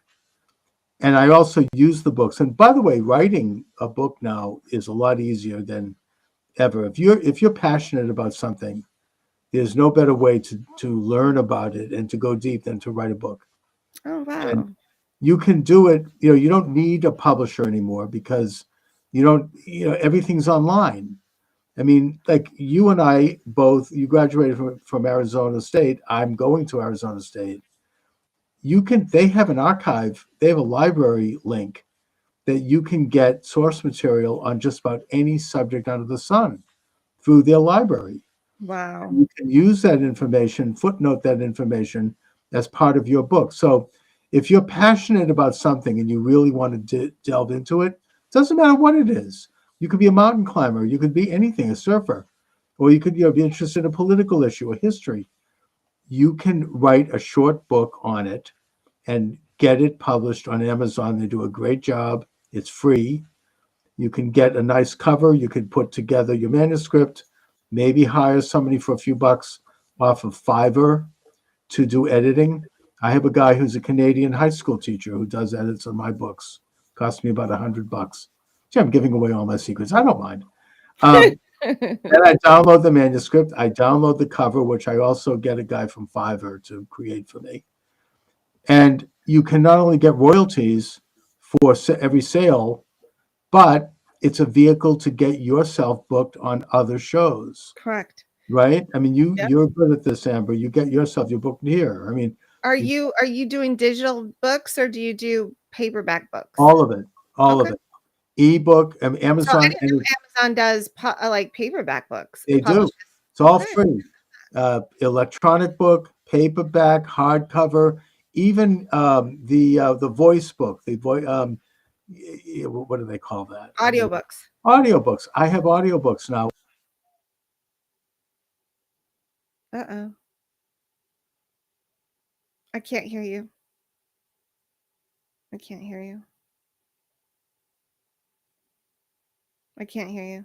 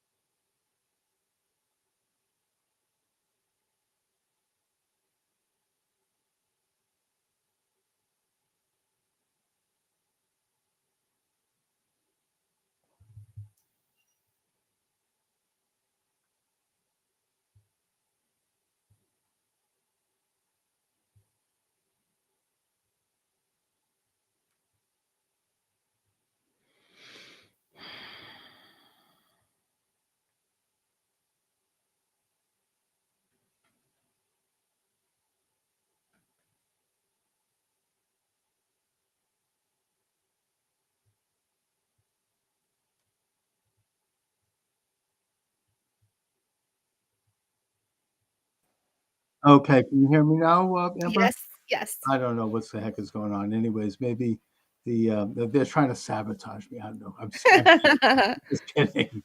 Anyways, but that's the deal with writing books. It's a wonderful thing to do. You should write a book, I would say.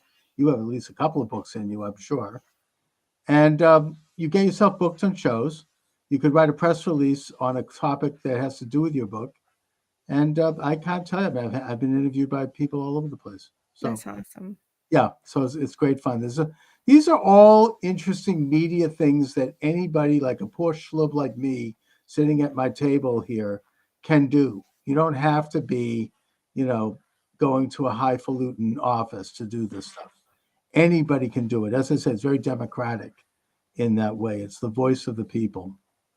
So, Amber, you do a great job of promoting your program and helping people, which is a great, great endeavor.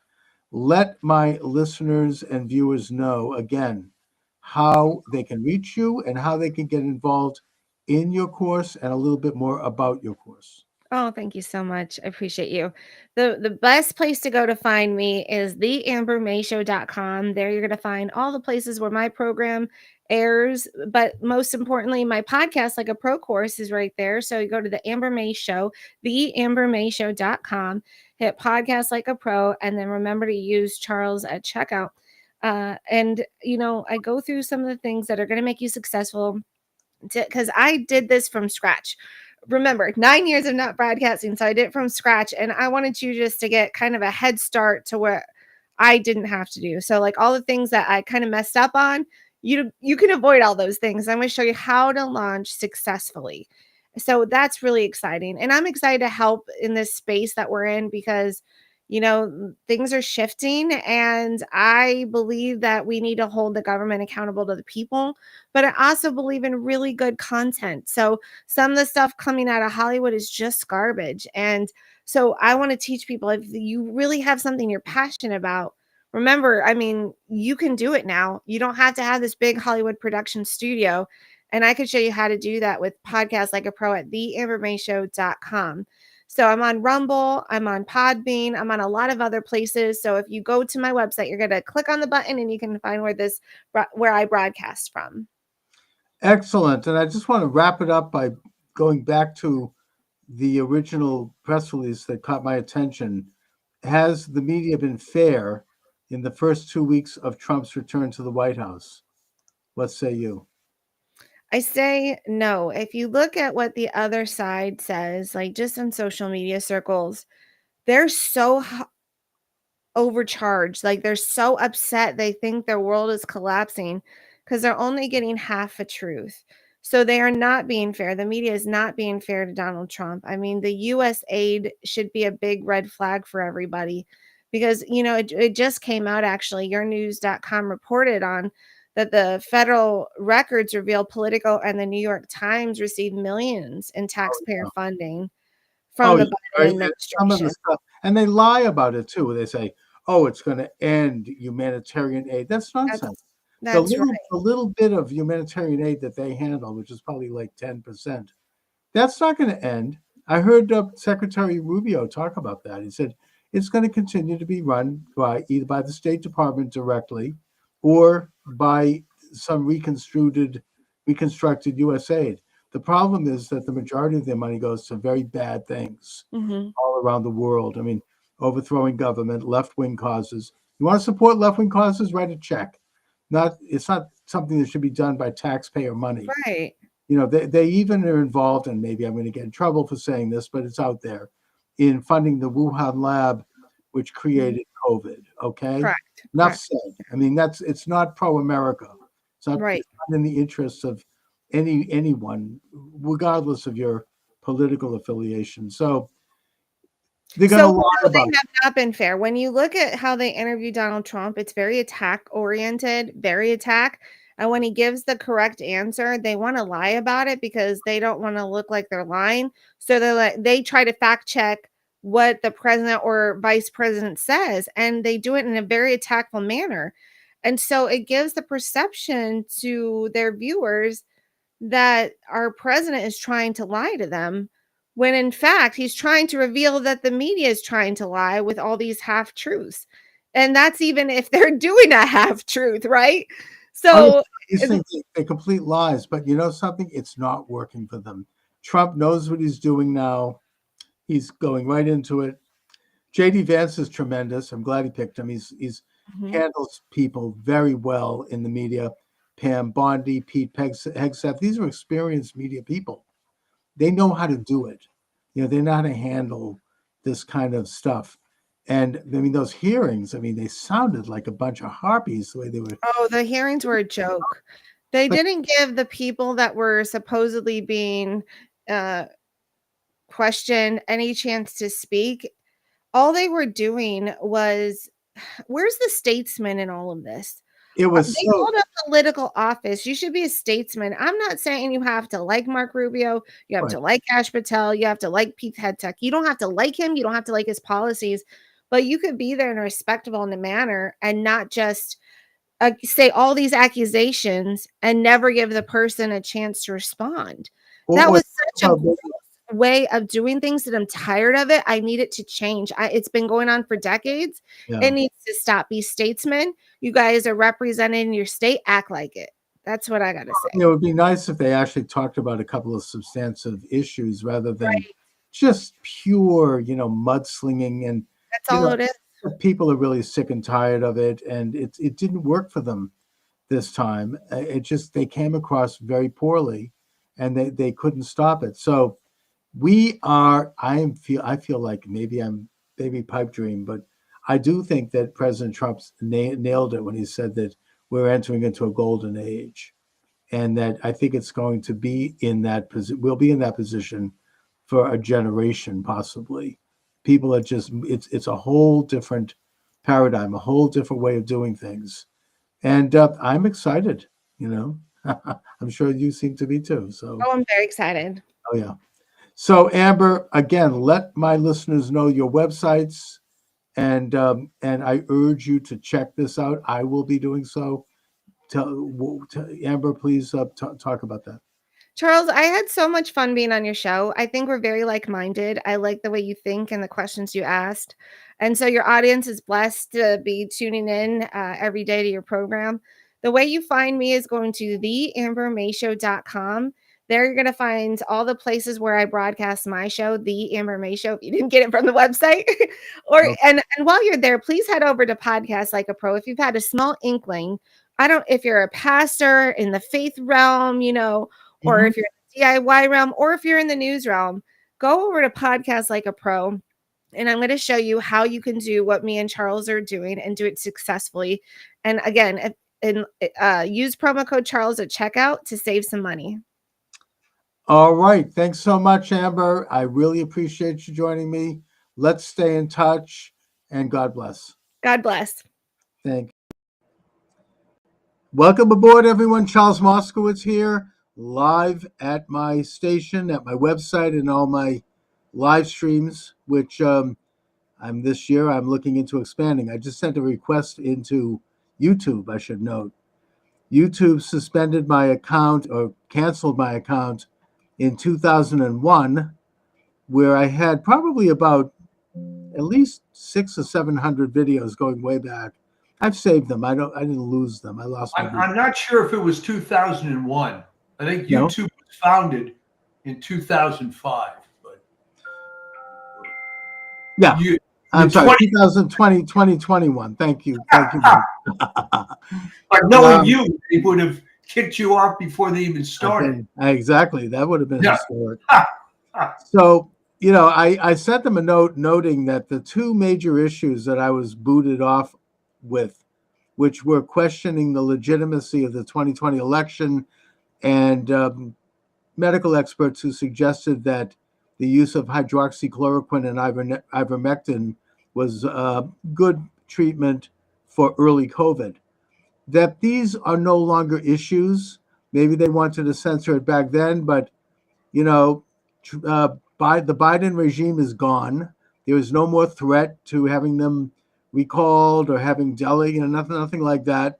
So it's kind of irrelevant whether or not we talk about that now. Yeah. And secondly, the ivermectin controversy. Even the CDC now admits that it's perfectly okay to use it as early treatment for COVID. So I asked them to reconsider this in the context of today. And I also mentioned at the end of the note that I want to test President Trump's executive order ending censorship to see if that's something that has any legs. So, we'll see what happens. But I think that I'm making the case that it's time to restore free speech. It's time to bring back freedom. And there's freedom in the air, I must say. Oh, yeah. Oh, yeah. Well, it's kind of ridiculous that they clung to that, and included in that mess is the kicking all those people out of the armed services for the vaccine thing. Oh, And awful. it was, but as your viewers know, that went on for about 18 months beyond the time it was, if it ever made sense, which it didn't. It was 18 months beyond that, and it was private companies and so on, hospitals. Oh, yeah. I couldn't get into my community college without showing an ID that I had the COVID shot, which I did, but unfortunately, I'm fine. But yeah, well, I but mean, the point to make is that it was over at that point. I mean, by the time Biden got into office, regardless of what you think of the vaccine, COVID itself was over. There was a mild case of it around. What do they call it? The something the name for it. I don't remember right now, but it was very Greek letter. a mild strain. It wasn't the bad COVID. The serious COVID was over. So it was no longer, should have been viewed as a public health issue. It was political entirely. And the fact that men in uniform, men and women in uniform, would be not only kicked out of the military, but dishonorably discharged and lose their benefits. And I remember there were people, there was such a propaganda campaign. It was like classic Nazi-like, people like cheering this. Oh, they deserve it. They should be put in concentration camps. And now President Trump has signed an executive order reinstating all of them, reimbursing them for back pay, and issuing a formal apology. Thank God. This is why elections matter. Oh, it's why elections matter. And this is why Biden pardoned this host of miscreants that were behind this. It's almost amusing to watch this unfold. All right. Lloyd Austin, who in my judgment was a DEI hire by Raytheon in the first place, became a DEI defense secretary. And he went along with every single stupid leftist precept that was applied to the military. And the Democrats have the gall to say, well, what are Hesget's qualifications? What are any of these idiots' qualifications? Robert McNamara had a resume to die for. How did that work out? Well, actually, Hegseth has done 2 tours of duty. Yeah. That he would be the first defense secretary to actually have been literally on the front lines and in battle. I think that that's something that does stand him apart and makes him unique. Exactly. What the hell are they? They're talking about with qualifications. This is it's a good thing to see somebody who has some insights from the inside, rather than coming in because they're connected and they're a hack or they've got money or whatever. Well, that was, the problem is that's almost never been the case. You can go back, maybe you'd have to go as far back as World War I, where you'd find a significant number of generals that actually had combat experience before they were promoted. I think the last one might have been Ulysses S. Grant. Yeah. I don't know. It definitely goes. Although I will say that JFK as president had combat experience. Well, yeah, JFK did, but the point is, MacArthur was passed way over by Eisenhower, who had little, if no, combat experience to become Supreme Allied Commander. There's a long and sordid history of desk generals so to speak, Yeah. being heavily promoted. Or in the case of Eisenhower, let's be honest, he was a big friend of FDR. I mean, he was more He of a was. political guy. But the point is that it's really a first that you have a guy who's, God forbid, a war fighter who's in charge of this agency. It's very exciting. I mean, these all of these people are extraordinary. Trump is I mean, this. I feel like I'm living. I'm living in a time that's analogous to how Americans must have felt when Washington became president. You know, Yeah. everything is like happening. It's new. You've got a president and an administration that is establishing entirely new ways of doing things, entirely new paradigms. Trump is simply fulfilling his campaign promises to the letter. He has now fired all of these federal employees that basically Biden had tried to stuff into the bureaucracy in the final months of his election so that they could do damage to Trump. You know, he's sort of salting them into all these agencies. I think that Trump, obviously this time around, he knows because he already went through it the first time when they did do this.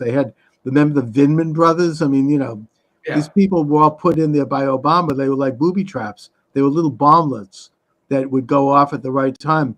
Trump knows this now, and he is cleaning house. I mean, he's utterly banned the DEI bureaus that were put in by Biden. He's taking on all of these political people who claim they have, civil service protection when they don't because they've been in there long enough. And he's ordering people. He signed an order ordering people to go back to work. And it's just incredible. I mean, I feel overwhelmed almost when I look at the news. I don't know which. You almost can't even concentrate right now. You hear one thing, and then I'm thinking about that. And then there's something else that's coming on, and then it was like 56 executive orders the first day. Oh my God! I mean, I think it was 100 orders, and it's just and the other thing it showed on, Biden could have changed at the drop of a hat. Oh dear! Do you need to take the call, Mike? Hi, can I call you back? Thanks. Sorry about that, folks. No, that's okay. Too many things going on. If you need to take a call, you can step away for a minute.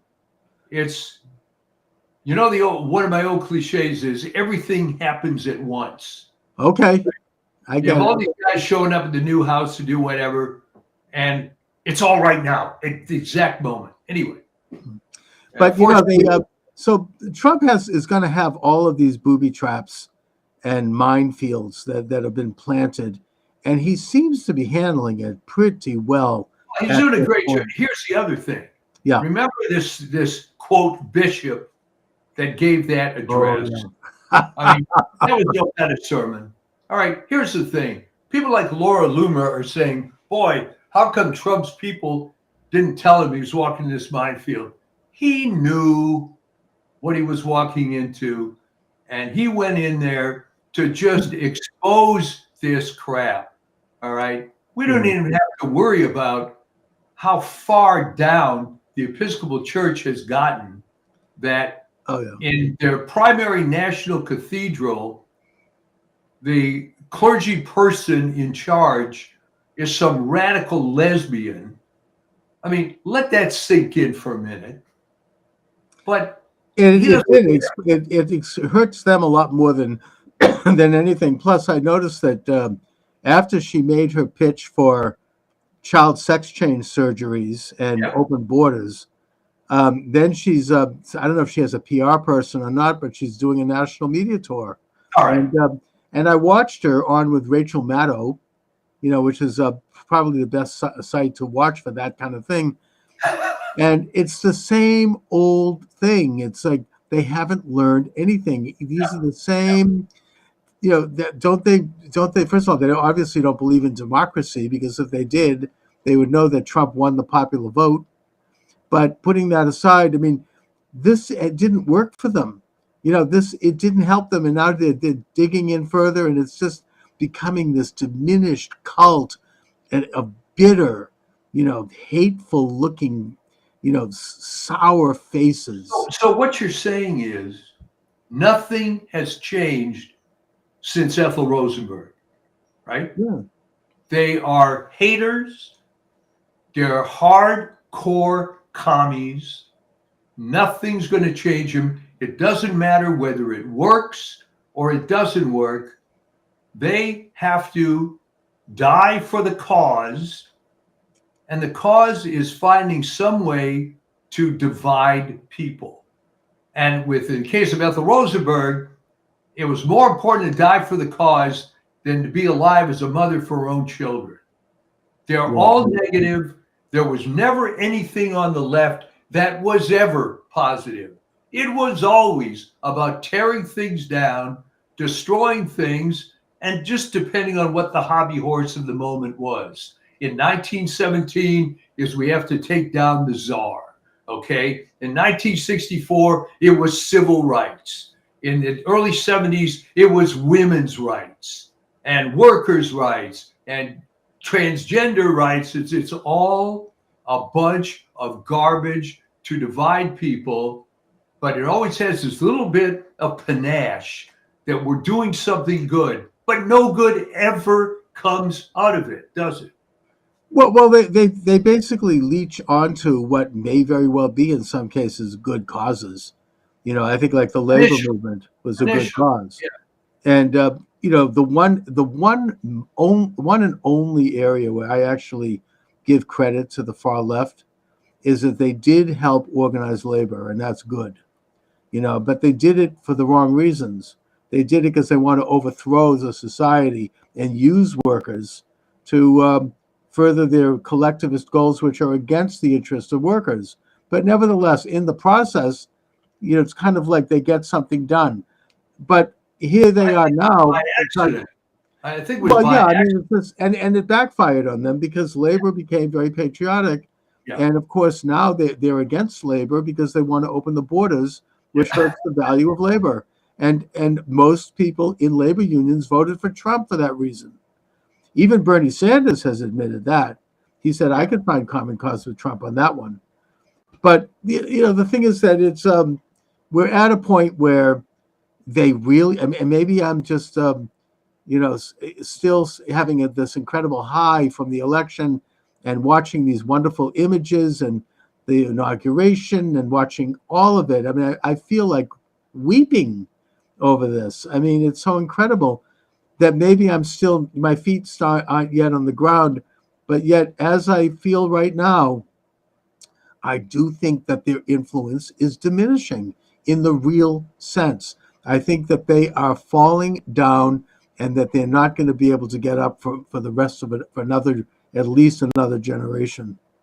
Well, the reason it's falling apart is that there's a built-in tendency, no matter what it is they do, no matter what the cause is, they always have to jump the shark. All right? Perfect contemporary example. I don't believe in this transgender crap, but I'm certainly against discriminating against this person as an individual. Right. I mean, no one could argue with that. But what came from that was the men playing in women's sports. And this took on a whole life of its own. It is impossible for them to be clean with any single cause they ever do. I think that would really damage them. I mean, right here in Massachusetts, we had Congressman Seth Moulton, liberal Democrat, as liberal as anyone, make a few mild remarks after the election against men and women's sports. He says, look, I'm the father of 2 daughters, and I am not happy with the idea of them playing soccer with men. And they came down on him like a ton of bricks. I mean, oh my God, he backed off. But the point is that, I mean, he wants to save his career. So then he votes against this, keeping men out of women's sports bill, even though he doesn't believe it. Well, okay, but that shouldn't have surprised you. I'm sure it didn't. No, it doesn't surprise me, but I think that they're really not winning. He was influenced by this small radical cult that started protesting outside his office in Salem, and also by this national and international agenda that continues to goose step along to these crazy and wrong-headed ideas. And I think that they're losing ground. People are, this isn't even a liberal conservative thing. I mean, people are fathers of girls. They don't want to have their daughter have her Well, get a right, concussion. but the unifying principle here is the left hates women, hates families, hates children. How can someone, I mean, forget about abortion, how can you vote against the Born Alive Act unless you just hate children, hate people, hate Yeah. society? And it all stems ultimately from the fact that it's a satanic, atheistic point of view, and it can't reconcile with reality. So that's why it's always burning up. Yeah, I mean, how can they vote against the Lake and Riley Act? Do they want to have violent, murderous, illegal aliens have rights in this country and walk around? I mean, we just had, and by the way, speaking of another success, Tom Homan is doing the job. Oh, yeah. They picked up 300 people on the first day of Trump's term. Yesterday here in Boston, they picked up, I think it was, 19 people. And there's a video of one of these guys, a Haitian drug kingpin who has 18 felonies counts against him. As the police are putting him in the paddy wagon, he's there. F Trump. We love Biden. Thank you, Biden, for all you did for me. Yeah, right. And the people in the neighborhood, predominantly black, are saying, thank you, Trump. And it was like, this is what their cause is? How do they justify not? And I think that Homan, the other thing is that he has a whistleblower. They are marbled throughout the government. They need to catch these people because somebody blew the whistle on his pending operation in Chicago. So he had to cancel it because it puts, officers at risk. I mean, I think that they need to get a handle on bringing that. If I were in Homan's shoes, I mean, what do I know? But if they find out who that whistleblower is, they ought to bring him in the office and say, look, we have the goods on you. We know we knew you dropped the dime here. You have two options. Either you turn in 10 other people in your outfit and we'll allow you to resign quietly and then you can go away, or we're going to fire you and we're going to prosecute you because you've committed a felony. You can't release information from the inside government like that. Well, this is it. I mean, think about it, Chuck. These people are willing to die for a cause. All right. And the argument they always use, I mean, it's hilarious. Well, migrants, whatever that means, commit less crime than Americans. That may or may not be, but that doesn't change the fact that this Haitian drug lord was in the country. Yeah. And it only took 2 days for Homan to find these guys, because remember hearing all through Biden's term, we don't know who these people are. We can't find them. It would be too expensive. Oh, no. They knew damn well. Homan is operating off of lists that are compiled by local police departments. Oh, yeah. And they're being very careful. Here in Boston, we have, I don't want to mention her name because I've got some personal issues, but she's a major liberal figure. She has said that they're going to make mistakes because they'll apprehend someone who's not, involved with crime, and they'll get deported. And this, that may happen. There may be some instances of that, but I think that they're going to have a pretty tight ship over there. They know exactly who they're getting. I've seen Homan interviewed about this. They know exactly where these people are, and they're quietly and methodically picking them up and then having them deported. And it's not going to be out the media.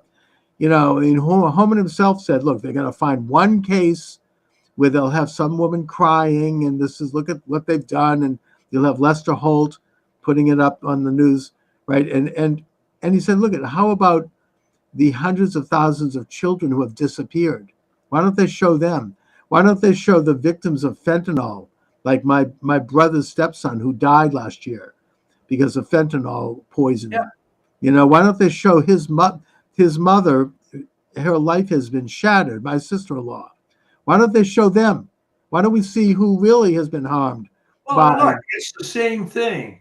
That whatever good came out of these fires was what the deep blue ivory tower people in Palisades in Malibu finally hit them. Okay. And now they want the National Guard and they want the protection. Okay. Meanwhile, there's video of Trump in the first term after a fire meeting with Gavin Newsom, and he's like, and I think Bill Maher made a reference to this. It's like, just because Trump says something, they won't do it because, it's like that's supporting the Trump and the right wing. And he's like, you have to rake the forests. You have to bring these trillions of gallons of fresh water from Northern California south through pipelines and aqueducts. We'll help you. The federal government will aid you. And Newsom is there like, oh, yes, sir. Yes, great idea. Thank you, Mr. President. Then he didn't do diddly squat. No. Then nothing. Crickets. No, he's a total clown. And what happened in LA, I mean, it took years. It was not overnight that the mayor became this lesbian DEI moron who actually ran against a guy who was pretty qualified in Rick Caruso. Yes. But no, this took decades for this infrastructure to be put in.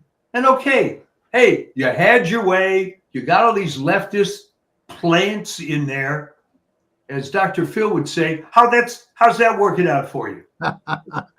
Exactly. You have all these. This is why planes are falling out of the air. Yeah. You've got, fire, uncontrollable fires. Her whole website, we are so proud of the fact that we've hired lesbians and that we're, it's like nobody, what about fighting fires, right? I mean, Trump is like, hey, we're going to have a merit-based system. He is doing it, and nobody can say a damn thing about it. Well, I want people to know that this DEI in the LA Fire Department was going on for decades. They just didn't call it DEI. I had a very good friend who was forever a captain in the LA Fire Department.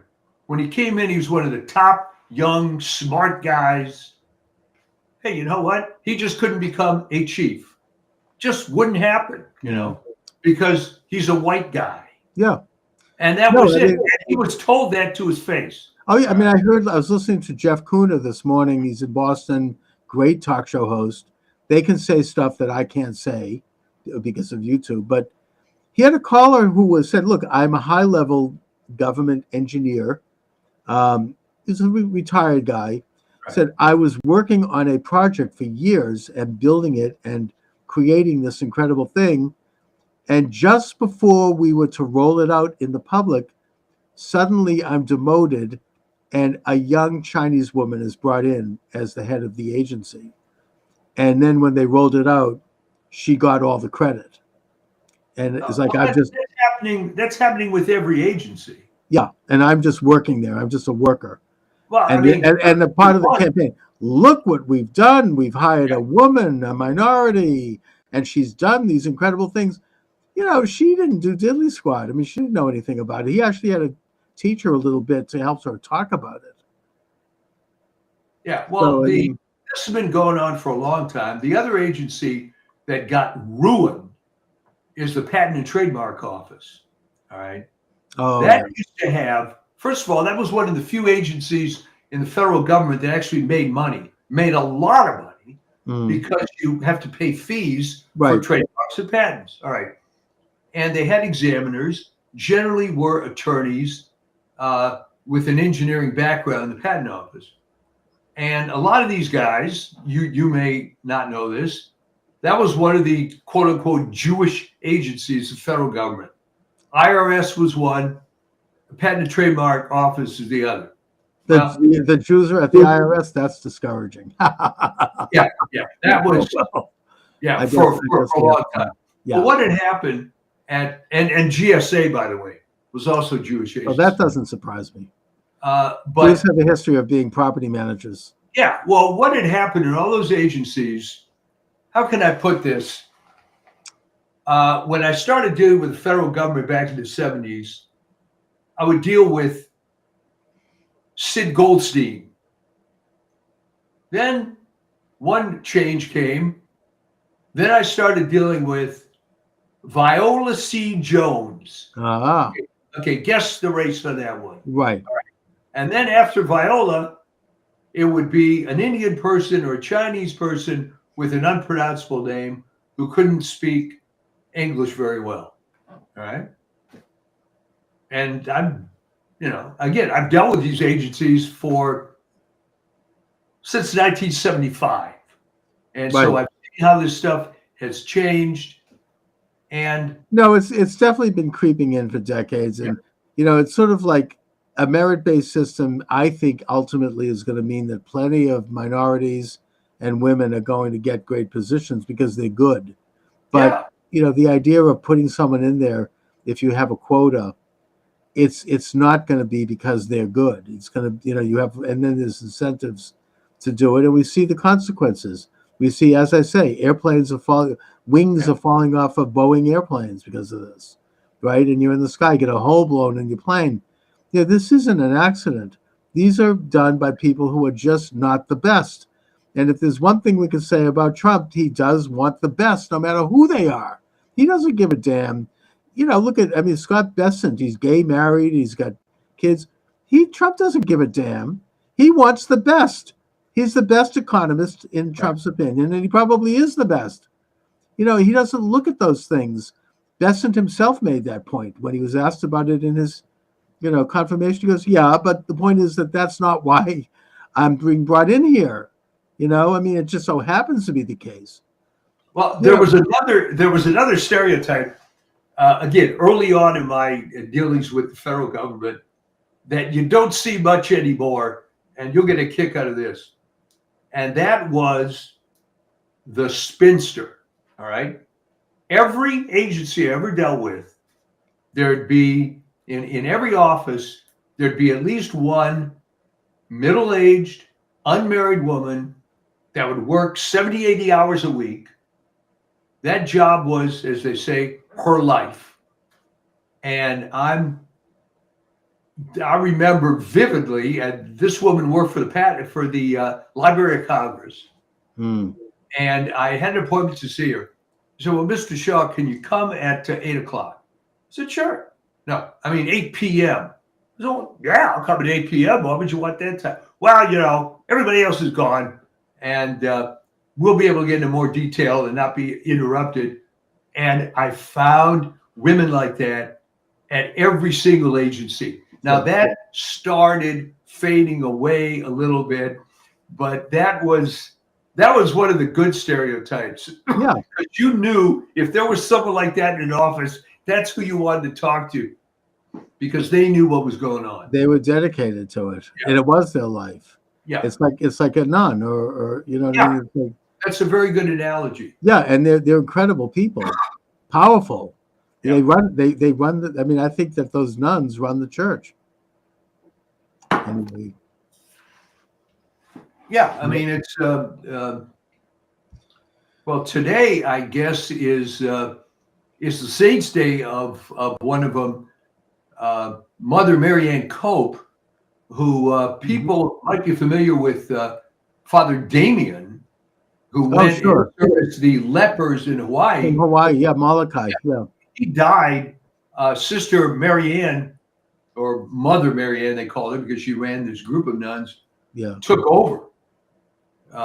So yeah, there's always been a tradition of service, and it it's a great tradition, and people actually care about they're focused on their mission. It's I think that, as I said, Trump wants to get back to that. He doesn't give a damn.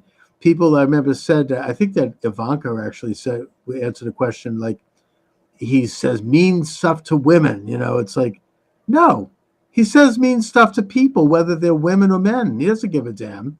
he treats people like people. You know, it's not like he's, you know what I mean? It's sort of like an equal opportunity, mean guy. You know, that's just, he looks at situations. You know, years ago, and I urge people to do this, I can't recall the details, but I read the book, The Art of the Deal. And I think Trump played a lot of he was very involved in writing that book, unlike a lot of, you know, famous people who really don't write their book, Right. like Bill Clinton or someone like that, or Obama. And Especially what? Especially Obama. Yeah. Oh, well, yeah. We know who wrote that book, but he really, you know, you get that personality. Like he doesn't. He's like, this person is great, and it doesn't matter. You know, it's like everything is based on who did something. It's like accomplishment based, and he loves to make deals, and he enjoys the process of making a deal. Speaking of deals, I can't confirm this.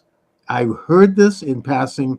I don't know if this is true, but there's a lot of danger right now with regard to the internationalist establishment trying to suck Trump into some kind of a perpetual war in Ukraine.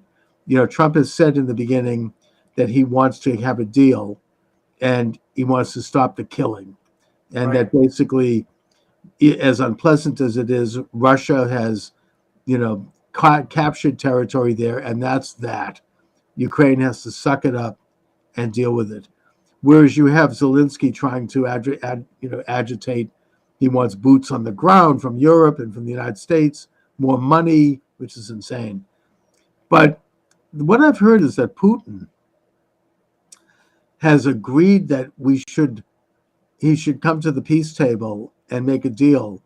But he put out several conditions, and one of them was that he wants to extradite Anthony Fauci to Russia to stand trial for COVID crimes. Now, when I heard this, I thought of your article, Michael. About, and I think, you know, that would be like sending Mengele to Tel Aviv, right? It's like, really? That would be incredible. Well, they sent Adolf Eichmann. Who? And, well, Eichmann was sent to Tel Aviv. Exactly. But that's I draw a parallel between that and Fauci standing trial. I don't know if this is true. I heard this. I read this. I think it's a comment made. Well, let me put it this way. There's a lot of people who want to get Fauci and are not going to be at all deterred by the pardon that he received. Oh, I think that those pardons now are under serious question, including by a federal judge who has weighed in. I don't get his name, but that they're not really valid, because you can't just pardon someone for something they might do in the future, or if they might get charged with. A pardon has to be connected to. Well, that's what I always thought. Oh, I mean, there's one single exception to that, and that, of course, was the Ford pardon of Nixon. That's fine. He was a former president of the United States, and that he was pardoning him in a manner that probably today wouldn't have been necessary, because former presidents have a certain level of immunity from prosecution. But you can't just pardon people without them having, like, all those pardons that Biden, with 10 minutes left to his presidency, issued for his brother and his brother's wife and his sister and her husband. They're not valid because those people have not been charged with a crime. They're not being prosecuted. There's no investigation of them. Now, maybe the Hunter Biden pardon may stand up because he actually was convicted of a crime. But the rest of this stuff, and Fauci and Milley, they don't have any legal standing. Even liberals are. Oh yeah, it's like an all-purpose get out of jail free card. Yeah, I mean, even liberals are not happy with this. I heard even Jim Braude on NPR here in Boston, who is the biggest hater of Trump, and he's suck up to Biden for years. Even he said he didn't like this, and that to me says something. I've never heard him criticize anything. So I think that, you know, these investigations are going to go forward anyways, that Milley very well may be court-martialed. And the way to do that is for Trump to call him back into service and then have him court-martialed. And if they find him guilty of treason, I think he may face a firing squad, and would deserve to. Well, I mean, the whole thing was absurd. He was another one of these desk general types that got promoted. I don't know who he knew or what he had on whoever, but there's been so many of these guys over the years. You wonder how they got to that position. The military has a long way to come back from all this stuff, but I think it's headed now in the right direction. It reminds me of, I mean, my late father was a big fan of Gilbert and Sullivan. I don't know if you know them. Yeah. The Major General. Major General. He polished up the handle of the big brass door. He polished up that handle so carefully that now he is the leader of the Queen's Navy.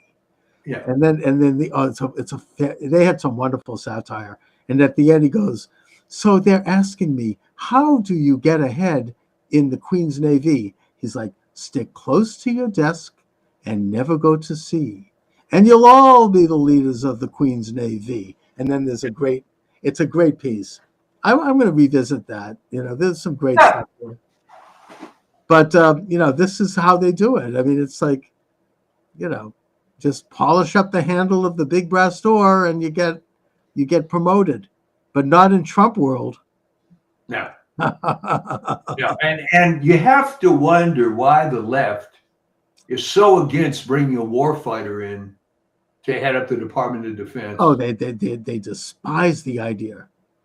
Somebody who's actually going to look at and none of the questions they asked Hegseth were dealing with philosophy of a military philosophy or. And by the way, Hegseth is a brilliant guy. He's graduated Harvard and Princeton. He wrote a book that is filled with military strategy. I mean, he's no dummy. He's very qualified. But all the questions were about his personal life, really kind of nasty.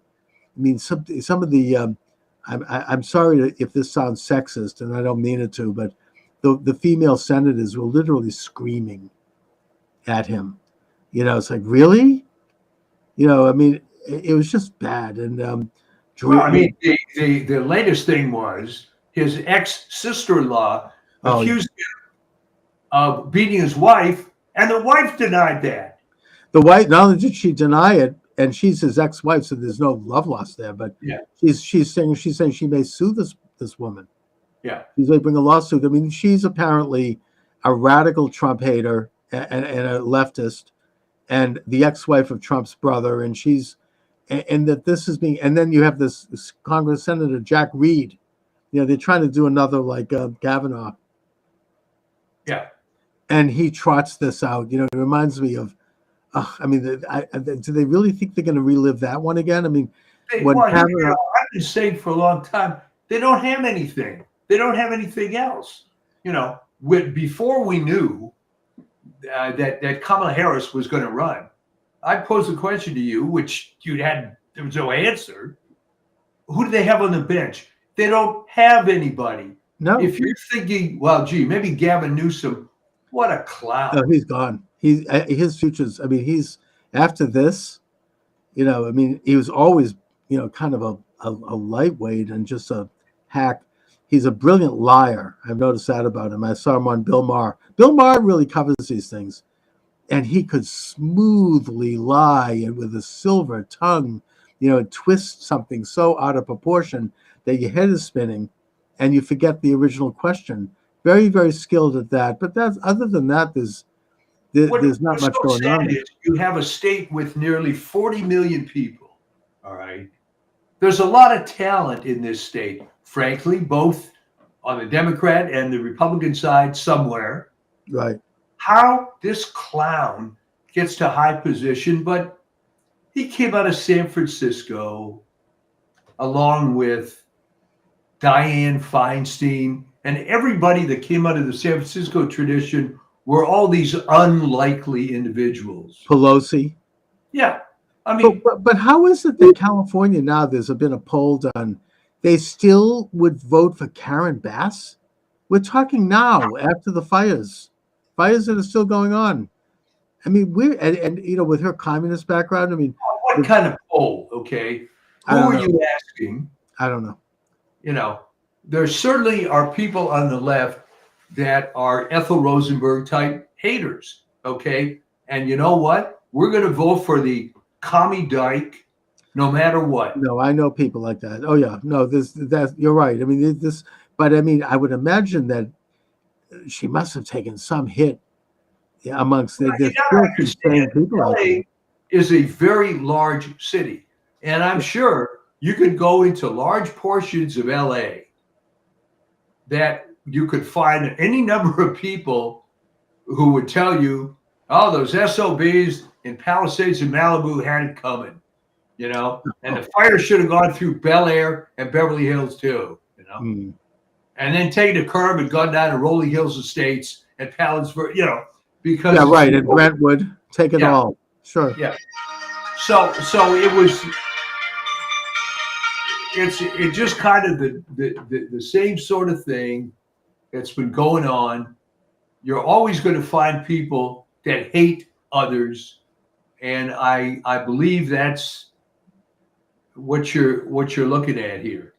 But I think that their numbers are diminishing, I hope. And that's really how I I started the would program. hope so. That with the advent of the golden age of Trump, and this is the biggest social movement to happen in this country since Reconstruction. You know, there are several social movements that have occurred in this country that have had indelible marks on our future and that lasted for generations. I was thinking about that this morning. I mean, obviously the first one is Washington, the establishment of the republic, and the generation that fought the revolution. I think the second one was Jefferson. The third one was Jackson, and I would argue Lincoln. I know some people have, you know, he's gone out of favor, but it did lead to the abolition of slavery, and that it did create. On the less known part of Lincoln was that it was the beginning of the American system of Henry Clay, and the Transcontinental Railroad, and it was back to, you know, American putting its own interests first. And then I think that the two Roosevelts, I think, were both leaders in that, including Franklin. Personally, I think Kennedy was. I don't know. Some people, he wasn't in long enough. And Reagan, maybe a little bit less so. But certainly Trump is one of those figures that has unleashed a whole new way of thinking, a whole new way of being. He has gone in and he's just doing stuff at a level that everybody is shocked how fast he's working. He's been president for 2 days, and it's like, it's all of a sudden, it's like we have a leadership again. Well, I mean, the shock is that he could get stuff done, putting the lie to, you know, Obama is being hamstrung by the system. No. Obama was just was part of the system. I know this sounds, I don't mean to sound racist here, and I'm not being, but I remember a commentator saying that Obama was basically Bush with a tan. Yeah. You know, it's like nothing changed. It was all moving along. This is the establishment, and certainly Wilson was not the head of a movement at all. That was an elitist coup. You know, they divided the electorate three ways, and they installed him. You know, that is old. That's like the people that ran the Biden regime. But Trump really represents a major way of thinking that's changing. Even liberals, I mean, I think a lot of them are thinking a little differently now, even if they don't admit it. Obviously, we're never going to reach the Ethel Rosenberg crowd, but right. But even a lot of liberals, I mean, even some that I know, are like, yeah, well, you know, this is interesting. I mean, I think that, there seems to be tremendous optimism, and you're right. All but the hardcore hater left are just coming to realize that, you know, this was all crap, and what you learned in your Model UN class in the 9th grade isn't really the way things are. Yeah, exactly. It's all over. And you know, this is it. How dumb do you have to be? This is funny because I'm getting all this work done at the house, and here's the analogy. There's a guy that's got a pretty big YouTube site called The Lock Picking Lawyer. He's got about 4 million subs. Pretty decent sized Wow, YouTube that's channel. good. All right. His whole thing is he makes it look easy picking locks.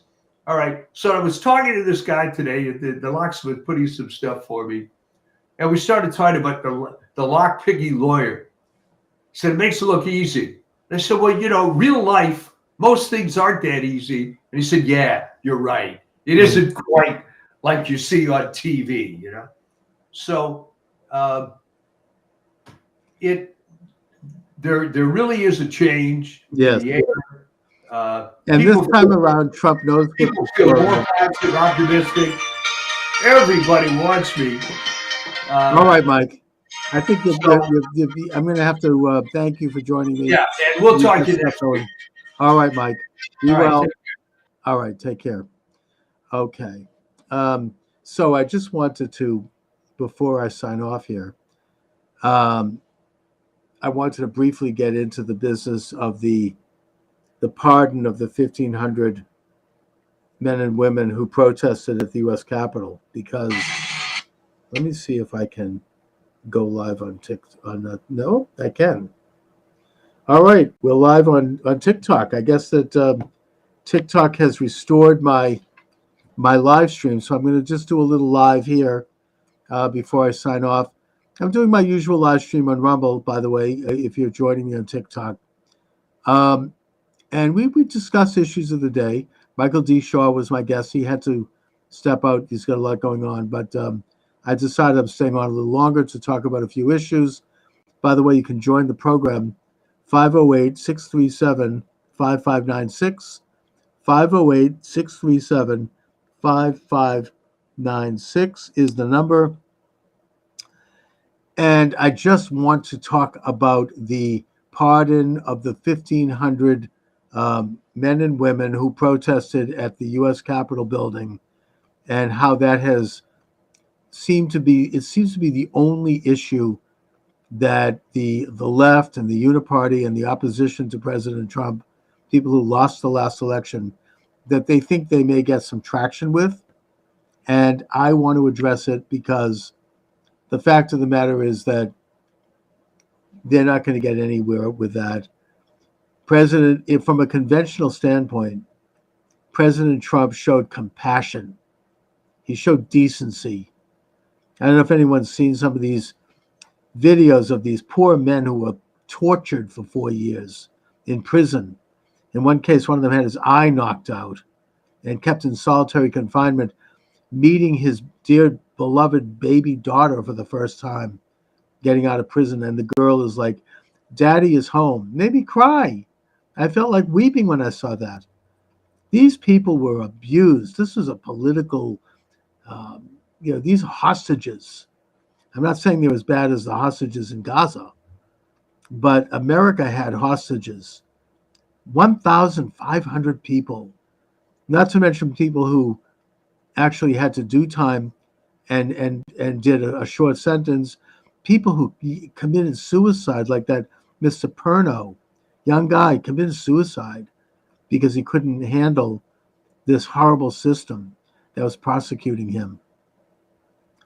It's a terrible, terrible commentary on this country that this happened, that this Nazi-like jackboot approach to basically people who were doing nothing more than trespassing, and in many cases they didn't even know it, because the property of the U.S. Capitol was not clearly demarked on that day. They may have been standing on a piece of lawn that they didn't even know was part of the property of the U.S. Capitol, and people who went in were ushered in mostly by Capitol Police.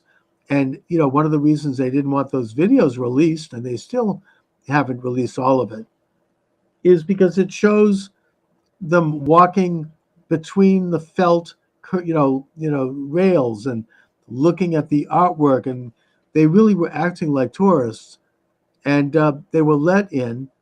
Nobody had any weapons, and yet they've been abused. I think that this administration in the past, maybe they thought they could get away with it because they were so sure that they had destroyed the MAGA movement, and Trump, that they felt that this could be their, their ability to finally, make an example and scare people, which they did.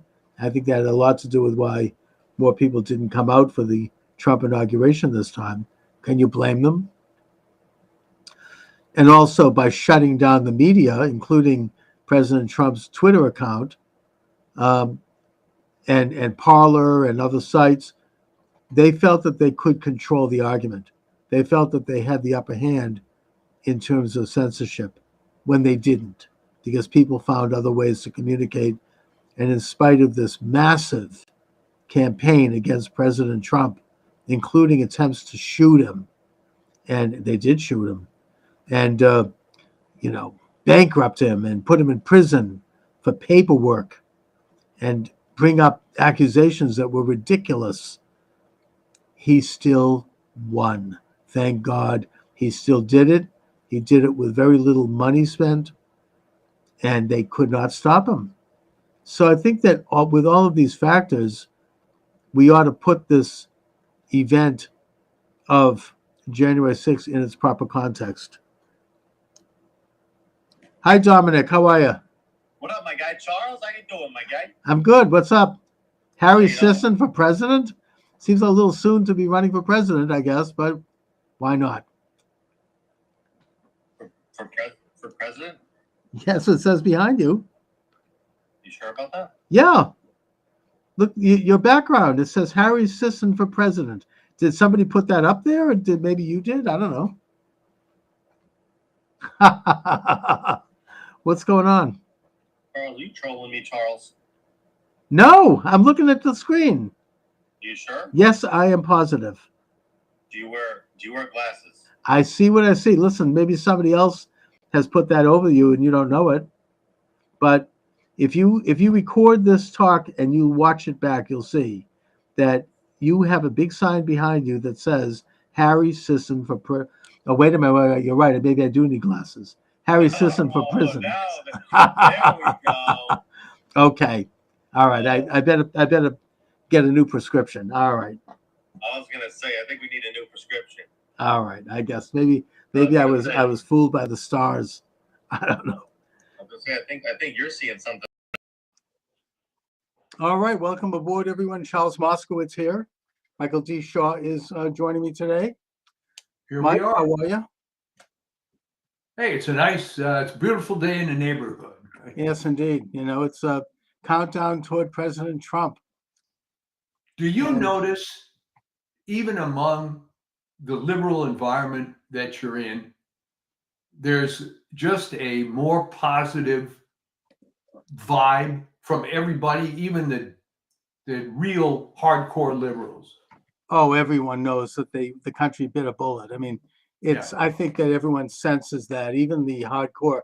As you say, I mean, our Governor Healy just did an interview with the Globe where she said that she plans to fully cooperate with the new Trump administration.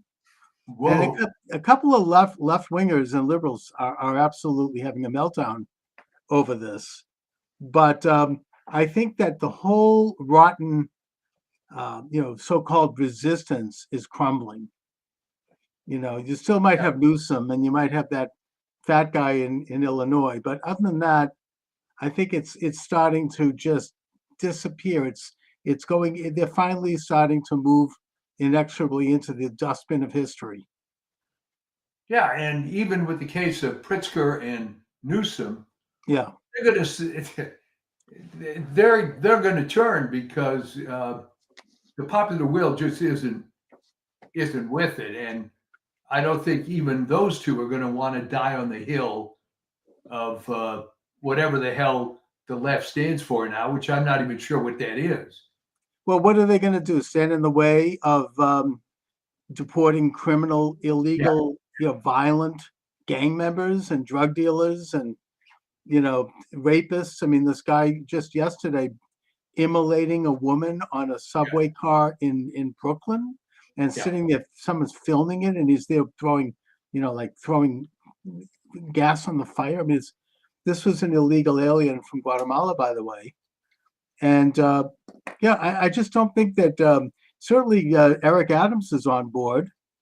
So I think that the idea of opposing them being apprehended and deported is not going to be very popular. I mean, it's just, is that really the hill they want to die on? Yeah, exactly. I mean, it all started falling apart.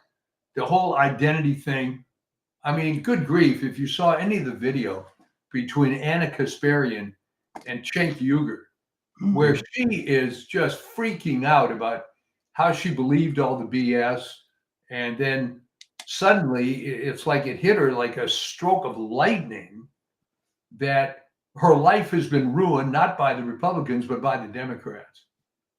And then Cenk Uygur was at something with Charlie Kirk, right? Yeah, Charlie, he was at the Turning Point USA event, and he's, exactly. I mean, he said, look, the conservatives and the Republicans are a lot more tolerant and generally a lot more friendly to opposing opinion than my side. And he's, there is, I think there's going to be a major cleaning of house over there. They're just, it is kind of like I observed before the election. It's going to be like the George McGovern loss of 1972. Right. I mean, they're going to have to really get their house in order, and it's going to take it could take a decade before they come back from this. And I mean, I don't think that Biden is going to really, he has a few more weeks of mischief. I don't think he's going to be able to do much more. He's already commuted the sentences of some really, really bad people, and it didn't go over as being particularly humane. Now today he's commuting the death sentences of, I think it's 24 people on death row. And these are some of the worst, people. I mean, slaughtering children. I mean, really violent criminals. And I think, does he think this is going to be seen as progressive? I mean, I don't think so. And I don't think most liberals and progressives are jumping for joy over that either. Well, I think what's happening is that it's being revealed that whoever controls Biden is the hardcore lunatic fringe of the left. Because if you wanted to write a recipe to get people to leave the left, you would do stuff like pardoning serial killers and whatever the hell he's doing now. Mm. So it comes down to, our little topic before, this model UN mentality where, well, gee, this was my worldview when I was 13 years old, and I'm just freaking out. The world has to be like this. And it's all falling apart for those people. And I feel no sympathy whatsoever because I knew people like that, and they were able to create a fantasy life for themselves. In many cases, I'm thinking of one particular woman who would epitomize this whole thing. She ends up going to what was then called Radcliffe. She creates an academic life for herself and is able to live in this bubble the whole time. But the fact is, most of the others aren't quite as, quote, fortunate to be able to do that, and now are coming to the reality very late in life that this was all a crock. And I'm seeing this, okay? You go on ACSH, and this Henry Miller guy puts up an article, I could not believe it, arguing that the vaccine was beneficial to the nursing home people. Oh my God, that's. I mean, where did he come up with that BS? I mean, it's obviously not science. You can find, quote, scientific articles for anything you want. It was beneficial to them after Cuomo put COVID active people in the nursing home. Great. Yeah, really, that's wonderful. So there are some of the people that are just going to keep doubling down for the rest of their lives. Yeah. And there's not much you can do about it. No, but they're becoming, it's a dwindling cult of haters, basically. And, even, now that the Wall Street Journal has done an article that really has said what we've been saying since before the last election, and that is that Biden is seriously impaired mentally and physically, to the point where people surrounding him would keep him sequestered and out of the scene because he was having good days and bad days. I remember you said way back when that it's a symptom of sunsetting. It's a it's a mid to advanced stage of dementia, something we've all observed.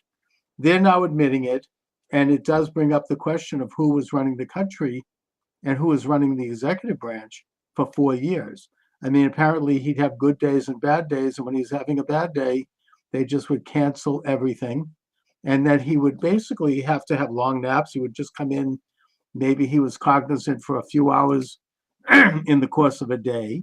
He had only, I think he only had like a half a dozen cabinet meetings in his entire presidency. Yeah. And one of them was headed up by Jill. And he would have to have everything. The cabinet ministers would have to send their questions to him in advance for those, even for those meetings, so he could already have a formulaic answer, which he couldn't even do that. So, it's on the one hand, it's pretty sad, but on the other hand, it's criminal that this would have been covered up. This should have been a constitutional crisis issue where he should have been removed from the office. I mean, they certainly talked about removing Trump from the office for 4 years every time he blew his nose. This is, I would think this is something that ought to be investigated. It does go to the level of criminal malfeasance and fraud. It's criminal malfeasance, and you wonder what was the point, okay? If this were a family member, it would be sad to see someone declining. But you would lose a lot of sympathy if that guy was a CEO of a business and was screwing up things right and left just to maintain this illusion that he was in control. It wouldn't happen. So, well, that's right. And that's exactly what's happened. It's apparently what happened during the Afghanistan fiasco. He was nowhere to be found. He wasn't answering the phone that day. Not that he would have done anything if he had been, but the whole thing involved a massive deception on the part of the people around him, including Harris, including Peppermint Patty over there, the spokeswoman, and all the rest of these people in Congress. Sharp as attack, sharp as attack, sharp as attack, sharp as attack. Right? The talking head. Okay, here's the thing, and you've been in media forever. All right, I can understand how all the rest of the mafia around him is going to be part of it, but I really don't understand how a guy like Joe Scarborough can say this is the best Biden ever. What was that all about? It was obviously a complete lie, and he knew it.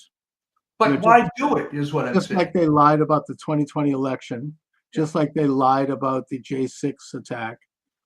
These are all, that they lied about COVID. They lied about the vaccine. I mean, this is why Trump, one of the primary reasons, the basic reasons why Trump was elected. People got sick and tired of living in this context of lies. And it also shows that the mainstream media has completely jumped the shark. They've lost their relevancy at this point openly. Nobody believes them anymore. And they're still doing it. If you watch them now, now Elon Musk is now the president, is their latest. Yeah, right. I mean, this is like, they just haven't learned. They're continuing to push, hoax after hoax. And I mean, I've been saying to some of these people in my Twitter, because I go back and forth, I say, look, it's one thing to go into the loyal opposition and criticize legitimate political positions, and even maybe to criticize personality, but to continue on this course of these, of these hoaxes and running them up the flag one after the other, it's a little late for that. You got to move on. No one's believing this anymore. So why are they doing it? Are they playing to this hardcore subscriber base that wants to hear this? I mean, consider that Rachel Maddow at least before all the cutbacks are occurring now at MSNBC, was at a $15 million salary. All right. Apparently, there are people that watch her. Apparently, there's advertisers on MSNBC that think that's a worthwhile demographic. But at what point do they not see that it's all falling apart? Well, I mean, I heard it was 30 million for her. I don't know, maybe 15. But the point is that I understand she's taken a haircut, and they've cut back, I think, 5. Yeah. And that those other hosts over there have taken cutbacks. They're losing money, and it's time to catch up to them financially. There's some rumors that good old Elon Musk is going to step up and buy MSNBC and replace Rachel Maddow with Laura Loomer. Boy, that would be something. Oh my God, that would be a beautiful thing. But they're losing their relevancy. They haven't got their audience back. Even that nincompoop, what's his name, David Pacman, said right after the election that he's been doing this for, I think, 15 years now, maybe.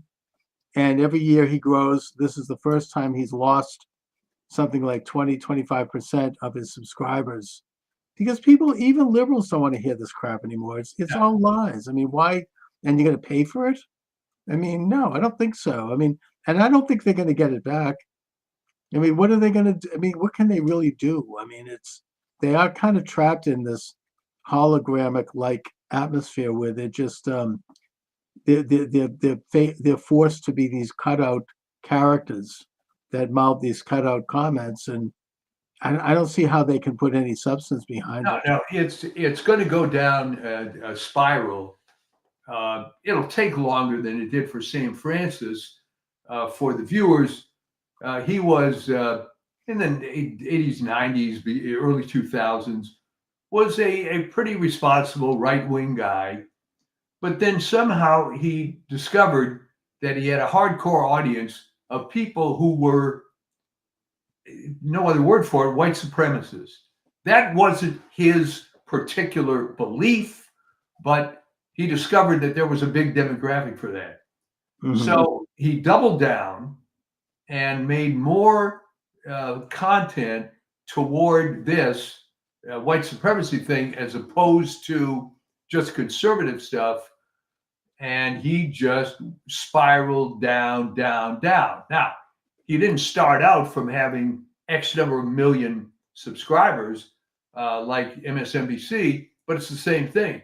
They're going to keep playing to the hardcore base until it just dwindles and it ends up being what they used to call little old ladies in tennis shoes. Right. Was, well, maybe he got wrapped up into a particular ideology. I mean, that happened to Joe Sobran also in terms of his war against the Jews.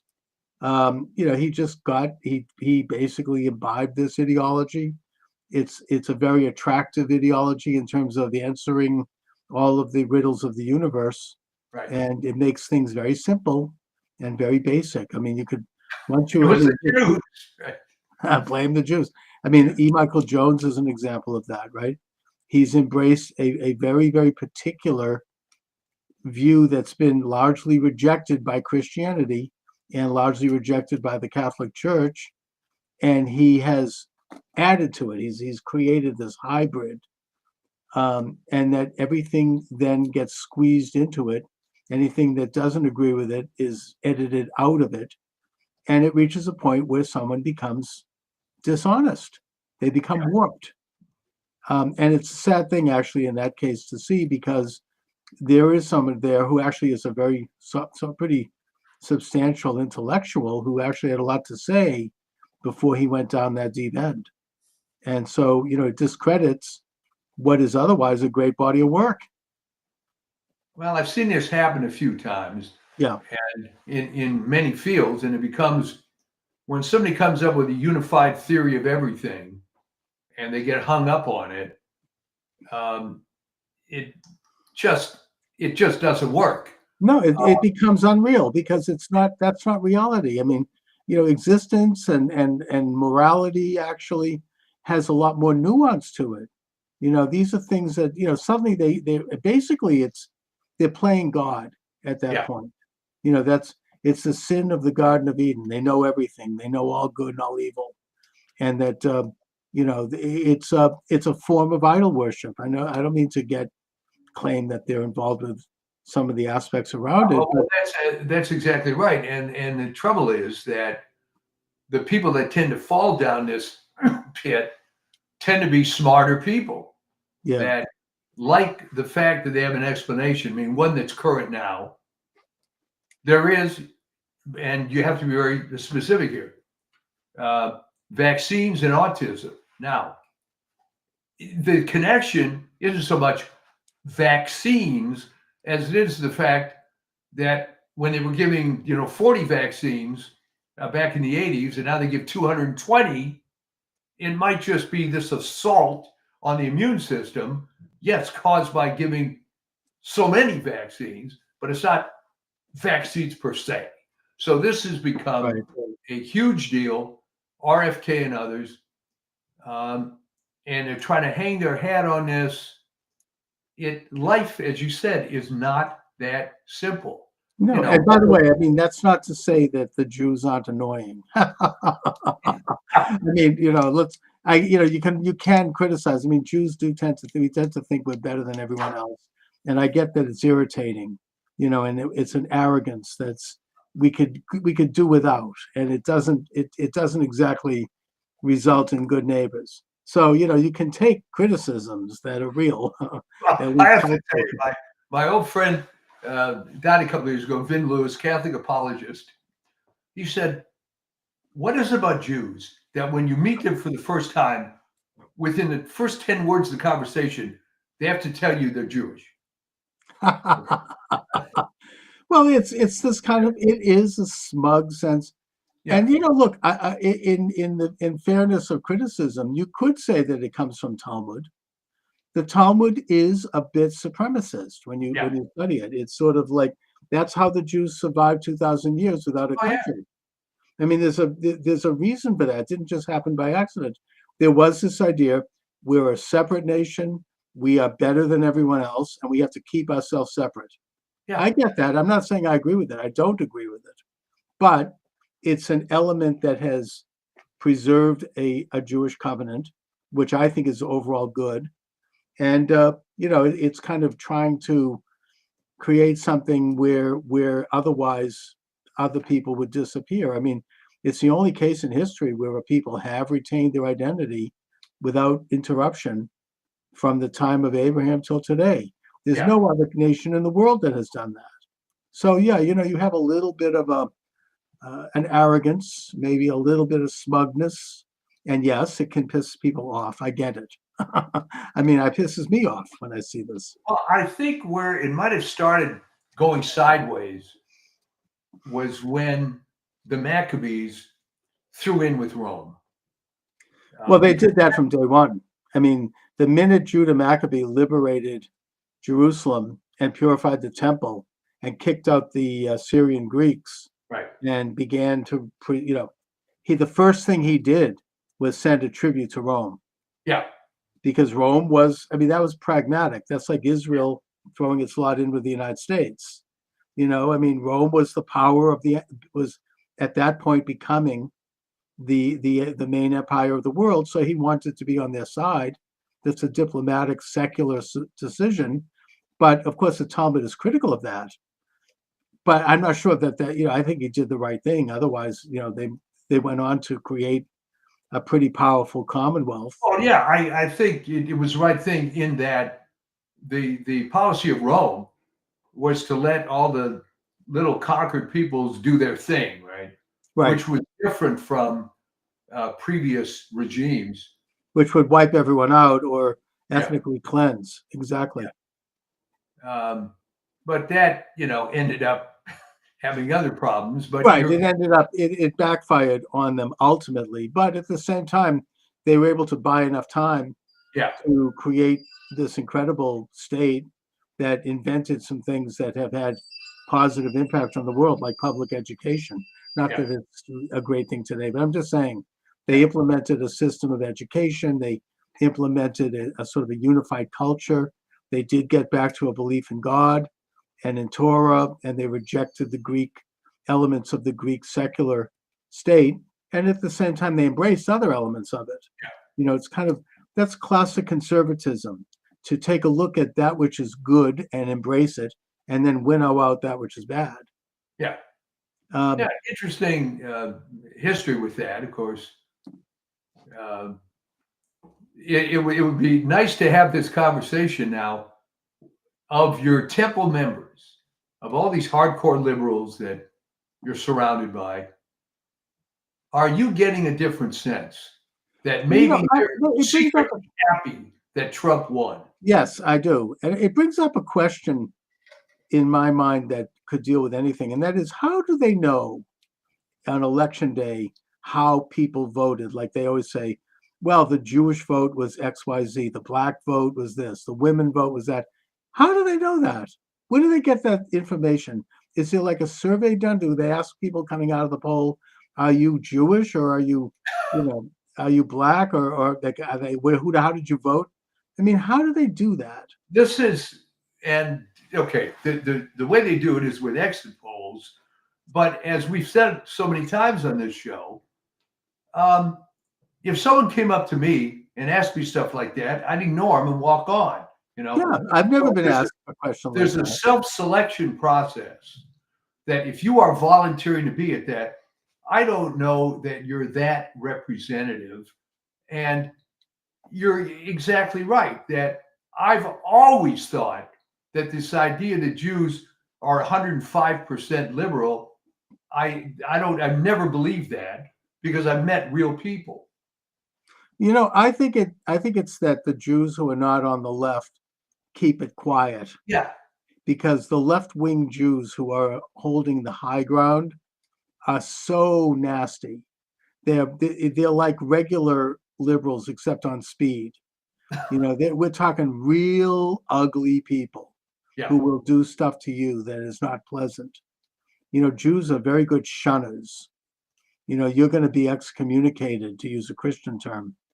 I've seen this. I've seen it in my own life. I mean, it's some of the most vicious, so it's only natural to want to avoid that. So you keep it quiet. But I think that at the end of the day, Jews are a lot more conservative than people realize, and they themselves realize.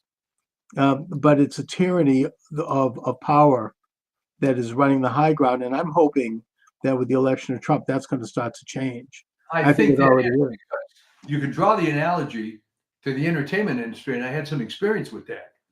I was a member of a couple of secret groups, if you will, of Hollywood conservatives. Yes. Well, it wasn't all that secret, but there were more people that belonged to these things than you would care, than you would think, albeit I remember being at some of these events, one of which was at David Horowitz's house. And there were people that were afraid to give their name. Were others. There were others who were golden age type stars. You mean like a Charlton Heston? Well, Charlton Heston, as well known. Someone maybe a little less well known, unless you're a fan of B movies of the 50s, Marie Windsor. Okay. Who was in like 50, 60 features, always played the bad girl.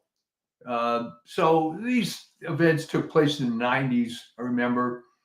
And it was funny. You'd see Marie Windsor sitting over there, and it looked like Marie Windsor from the movies, but older, And she was very outspoken about her conservative beliefs.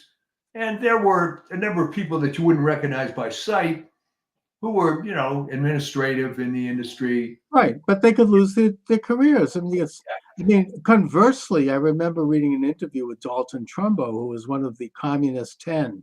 But he said in this interview, he goes, look, I wasn't really a communist. I didn't have any particular ideology at all, but I signed on to this thing because it got me jobs. Yeah. I wanted to work in Hollywood. I was ambitious. So they said, oh, you want to be, if you're a communist, great. You get a network. I mean, I think that's why a lot of people do it. I mean, you automatically the door swings open. the keys. You get the keys to the castle. Suddenly he's getting all these screens because all of a sudden he's on the inside. And yet, he didn't give a damn about it. I mean, he wasn't, it was all like, it was just sheer ambition. So that kind of thing goes both ways. Yeah, well, Michael Flores might tend to disagree with that, but with the case of Trumbo, but Right. Okay. there were some people that were just hardcore commies. Oh yeah, no, they definitely were, and they had power for sure, and that's why you had a guy like a Trumbo, whether he was or not, sign on to it because he wanted to get somewhere. I mean, I think that's why you have a guy, not to go into it, but the late great Reverend Dr. Martin Luther King played footsie with the communists because he wanted to get somewhere. He saw what side the bread was buttered on. He wanted to have influence. I get it.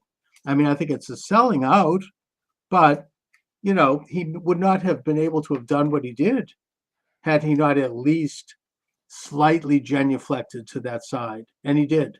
I don't think that probably was who he really was. Maybe it was. I don't know. But okay, but the times have changed in that the prevailing mood is going to become MAGA, and it's people it is. It's you can already feel it, and it's a. I mean, the only fly in the ointment that I see right now between now and inauguration day, well, besides the fact that God forbid something could happen to Trump, if Trump makes it to inauguration day and he's sworn in, then we're home free. Yeah, because all of his cabinet people will be in place. J.D. Vance is pretty good. You've got Kennedy. They'll all be in place. And so that even if they take Trump out, that government is there and that'll continue. So in a way, it's a race against time right now. The other problem I see that is more on the international stage, and that is that Iran is on the verge of throwing a nuke at Tel Aviv. It's a real thing. That's not a joke. They have been seriously set back. Originally, for whatever reason, I don't know if it's radical Islam, I don't know what it is, but Iran has at some point decided to go to war against Israel. I mean, it's a traditional ally to Israel, but under the Ayatollahs and the mullahs, they have focused obsessively on destroying Israel, even though Israel never had any particular beef with Iran. And they set up all these proxies. You got the Houthis, you've got Hamas, you've got Hezbollah, and Israel has disintegrated all of them at this point. I mean, they have completely defeated Hamas. It's still there, but it's no longer a threat. Same thing with Hezbollah. And now with the fall of Assad, Israel has gone in and they've debilitated a lot of the serious, dangerous weaponry that could be used against them in Syria. So Iran is now somewhat isolated, but they still have their nuclear development and they could still use it. And now it's being said that they're within days of getting a nuclear warhead. And you get very naive people in the US State Department and military establishment and in those of others who say, well, I mean, that's fine. Let Iran have a nuclear bomb because it'll be like the United States and Russia. It'll be mutually assured destruction and it'll be a balance. But that's not how Iran is operating. They believe that they're going to have 70 virgins and they're going to create a world order by destroying Israel. And they don't give a damn if they get hit back. I mean, the Hojatollah Islam Hashemi Rafsanjani went on record as saying that. He goes, hey, if Israel hits us with a nuclear bomb, we don't care. We've got 130 million people, but then if we hit them back, we can take them out. So that's the mentality they're dealing with. And that's what, I mean, it's really a race against time because I think that, I don't know if Israel has the capability to do it. They did it twice before. Right, take out the nuclear development, which well, they did it in Iraq with the Osiris, and they did it in northern Syria a couple of years ago. And in the case, I was listening to an Israeli military, I was reading a site. In the case of Syria, they dropped some very heavy bombs on that site.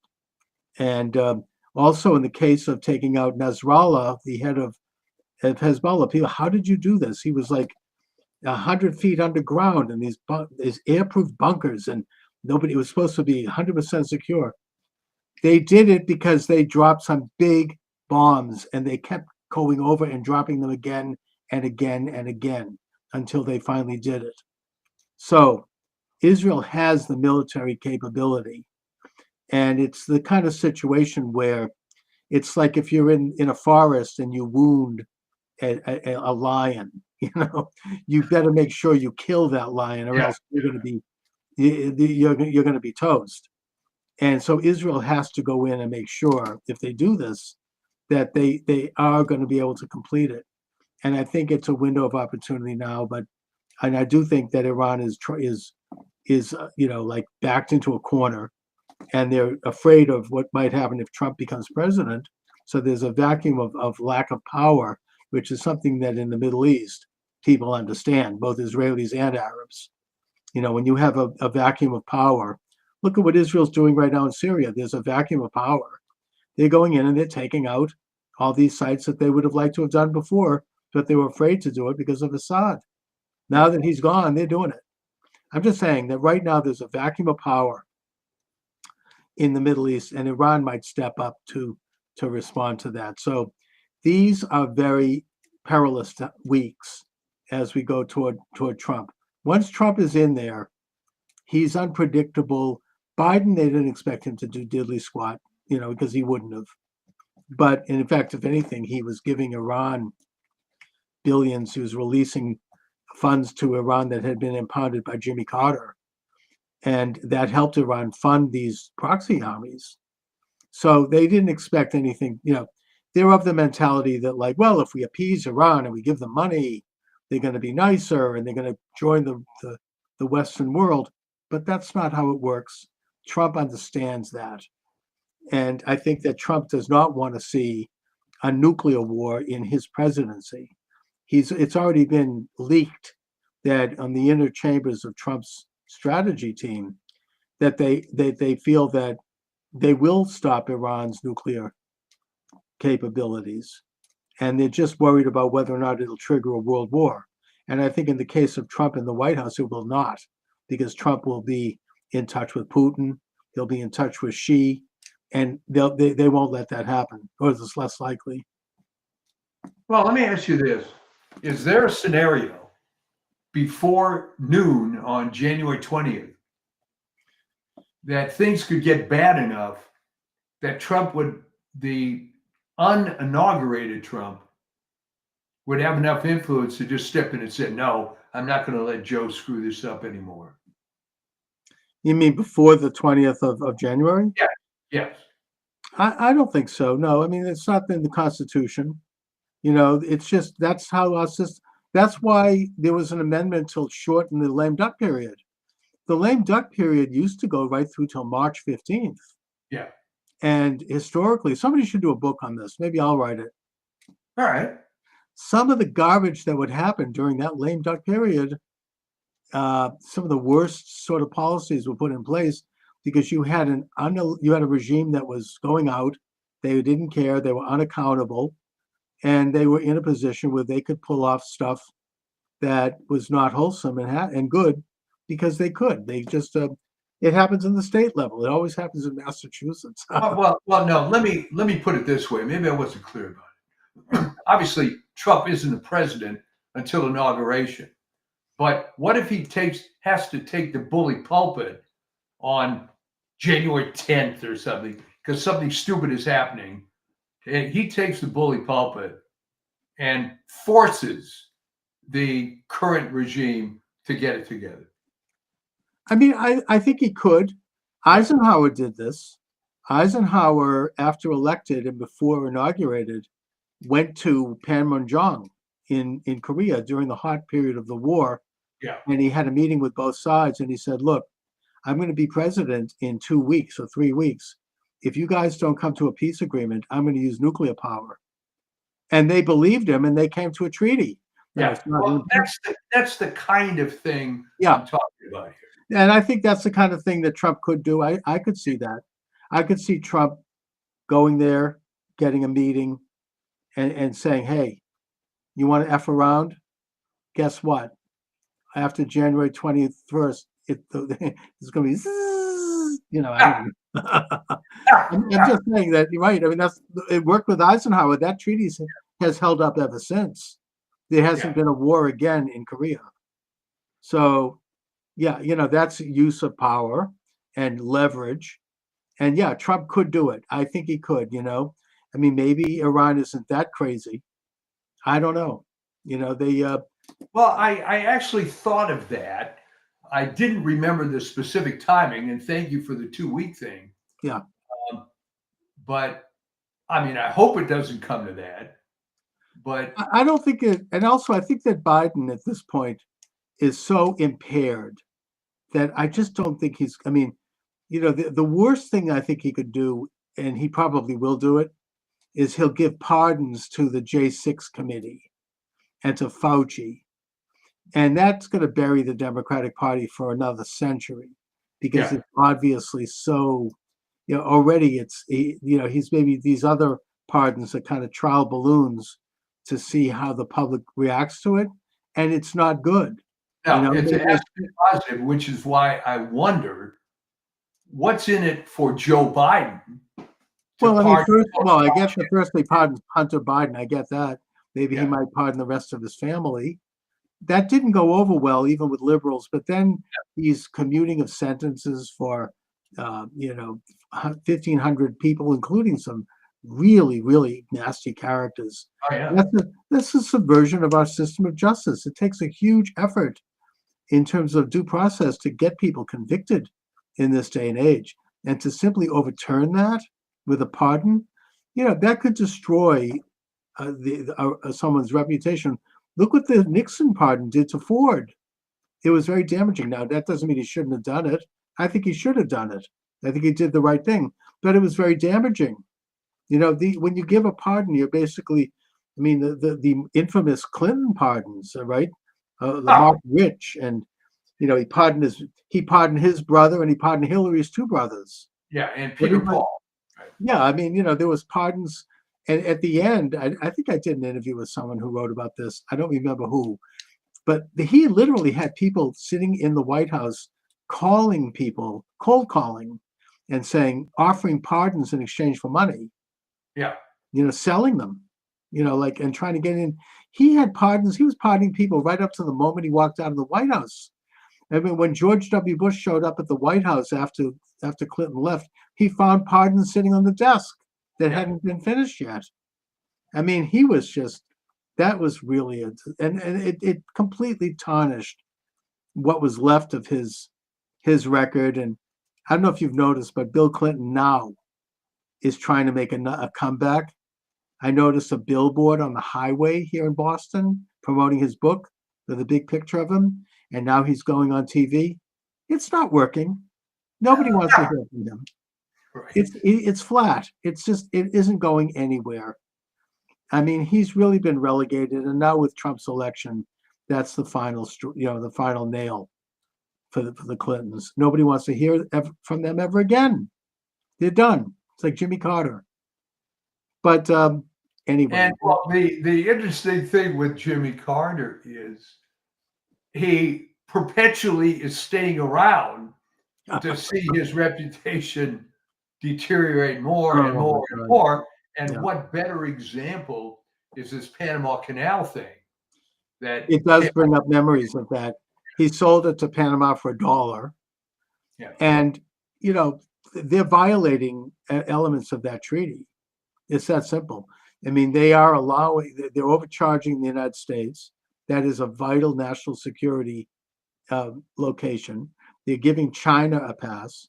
Those are violations of the treaty that was made when Jimmy Carter handed it over to them. So Trump's absolutely right about that. That's strategic. That's like, that's a basic of American security, that canal. It's not that we need to go down and seize it, but influence has to be brought to bear to make sure that everything is done right over there.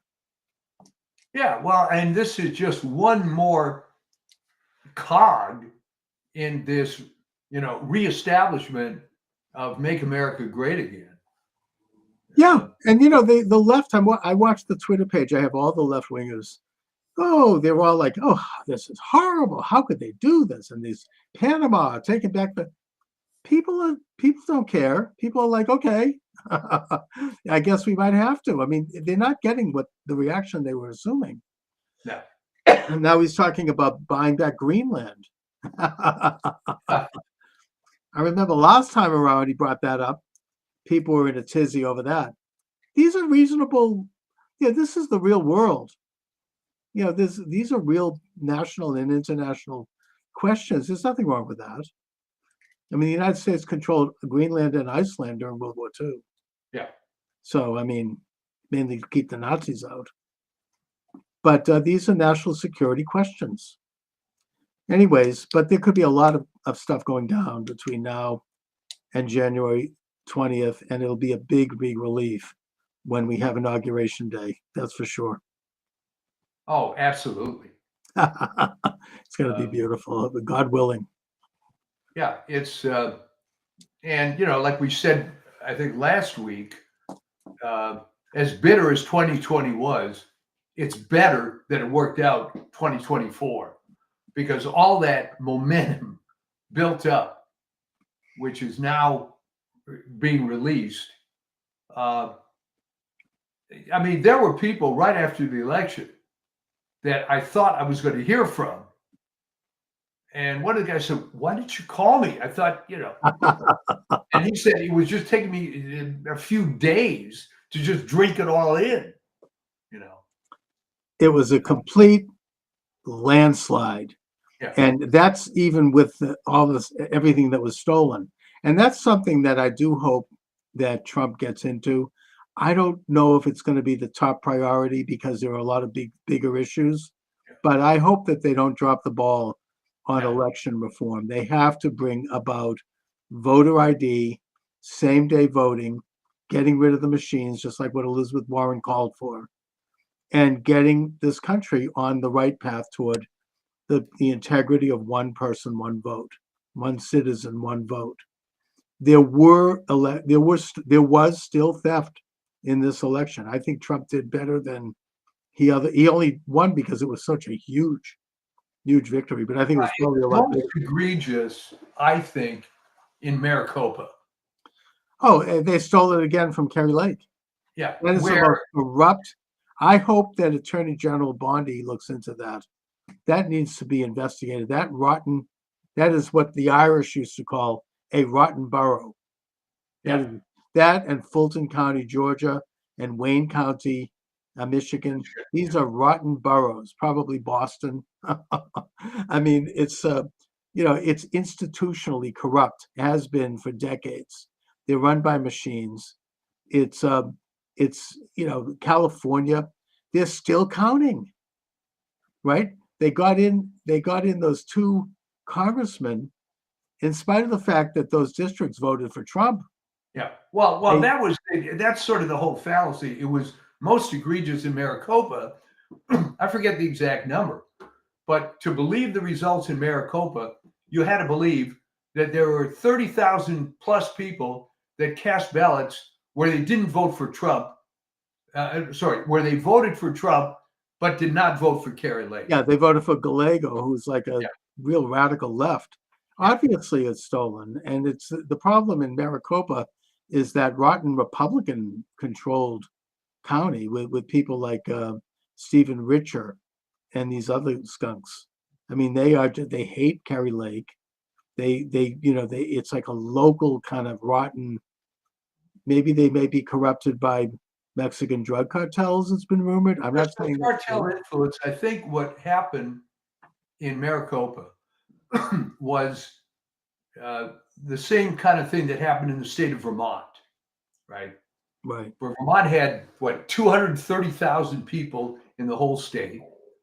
The Ben and Jerry types from New York move up. Right. It gets transformed. So it was the same stupid thing. They elect Bernie Sanders and they elect Howard Dean and all these other New York left wingers. But the question was, well, why did you leave New York only to try to reestablish it in Vermont. The people that left It's, LA, I think it's happening in New Hampshire now. Yeah, I mean, yeah, so they I think left that's what's happening California. in Arizona, all the Californians, right? Yeah. Now they're moving to Idaho. Are they going to take over there too? I mean, I don't know. It's Oh, here's a audience comment. 2020 was stolen 100%. Thank you very much.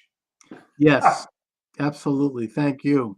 It does. I mean, it's 2020. Oh yeah. I mean, look, I think it's one of those things. We were talking earlier about people answering questions of pollsters.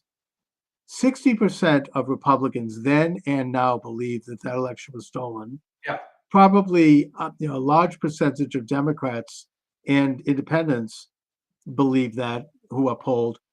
And yet, I think a lot of people refuse to answer that question, even back then, out of fear, and just because they don't want to, they don't want to put their neck out. You never know; you might end up getting picked up by this corrupt FBI. So, yeah, I mean, I think most people did believe that it was stolen, and that's why President Trump, you could say that it was self-serving because he was in office. Sure, that you could say that. However, as the elected president of the United States and chief magistrate, it was his responsibility to investigate that. It's that simple.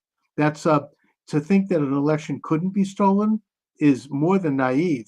Elections are stolen around the world. Why wouldn't it happen here? It's a color revolution. Comment from a viewer. Did you see this? Trump should get an 8-year term now since he has won 3 times. Already I think Steve Bannon made a crack during this Turning Point USA. I mean, he said Trump 2028. We'll see. I mean, I don't know. It would be Trump prophecy. I'm reading this, affecting the White House for 20 years. Look, I mean, it might take that long to bring back, sane policies and America First policies.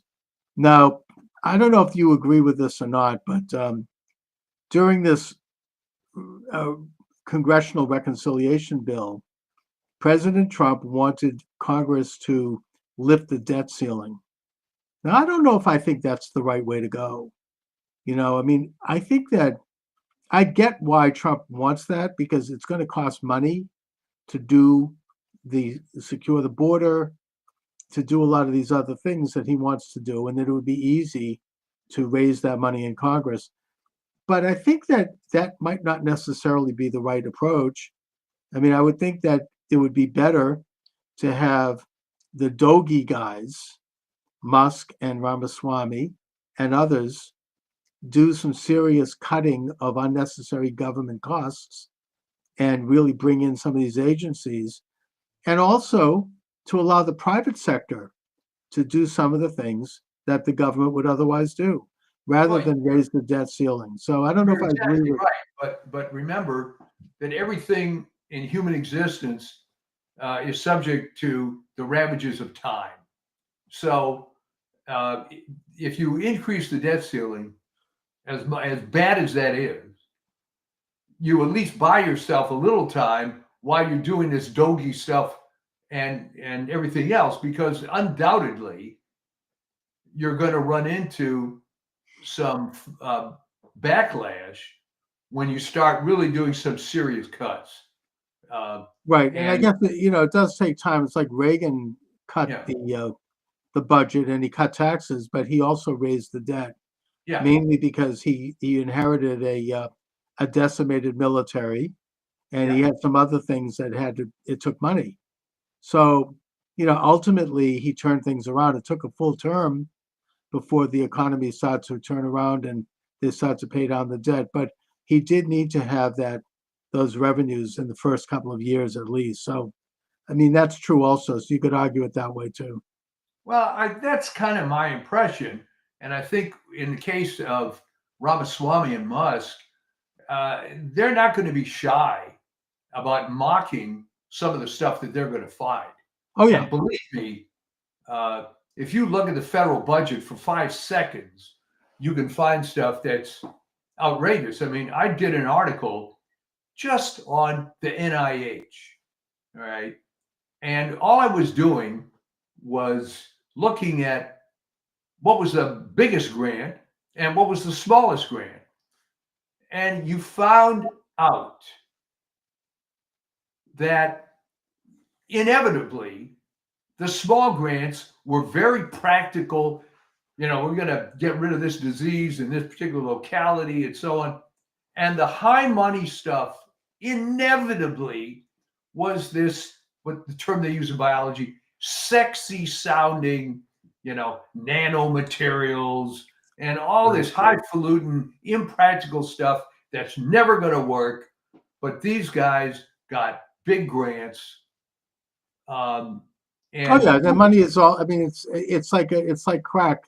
You know, you know, they don't. I mean, I think that we should look at also the fact that the budget was changed as a victory for Trump for two reasons.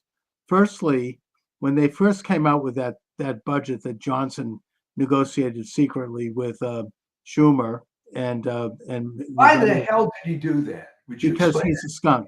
But I mean, he's just as bad. I don't think he's any better than McCarthy. But the point is that it went up on Musk's Twitter. Thank God he has Twitter. And the result was a huge negative response all over the country. And that had an impact. That's what made them step back. And secondly, the eventual bill they did pass, it cut out something like $350 billion, including the global engagement, which is the title of this program today. And that was one of the big censorship mills in this country. They've been cut out. They didn't get their pay raises, which they don't need. And they cut out a bunch of other things that they were secretly salting in there. So it shows that a little public exposure goes a long way. Well, you're right. So explain this to me. How in the world did Johnson and Schumer think that it's still, you know, 1961 and you're Sam Rayburn or something? I don't get it. They're still playing the old playlist. These big fat, you know, what they call a crap sandwich, right? It's a 1,500 page bill with all this stuff. I remember interviewing Jack Abramoff. Remember him? Oh yeah. He came on my show after he came out of prison. And he had a book out, which is pretty good. And he explained how they do this. I mean, the lobbyists in K Street, they put in little language into these bills, and nobody knows where it leads. It's like, you know, S3-423-B3B. And you click on that, and it goes to another SUV. And before you know it, you keep clicking, and eventually you get to something that involves a big check for somebody.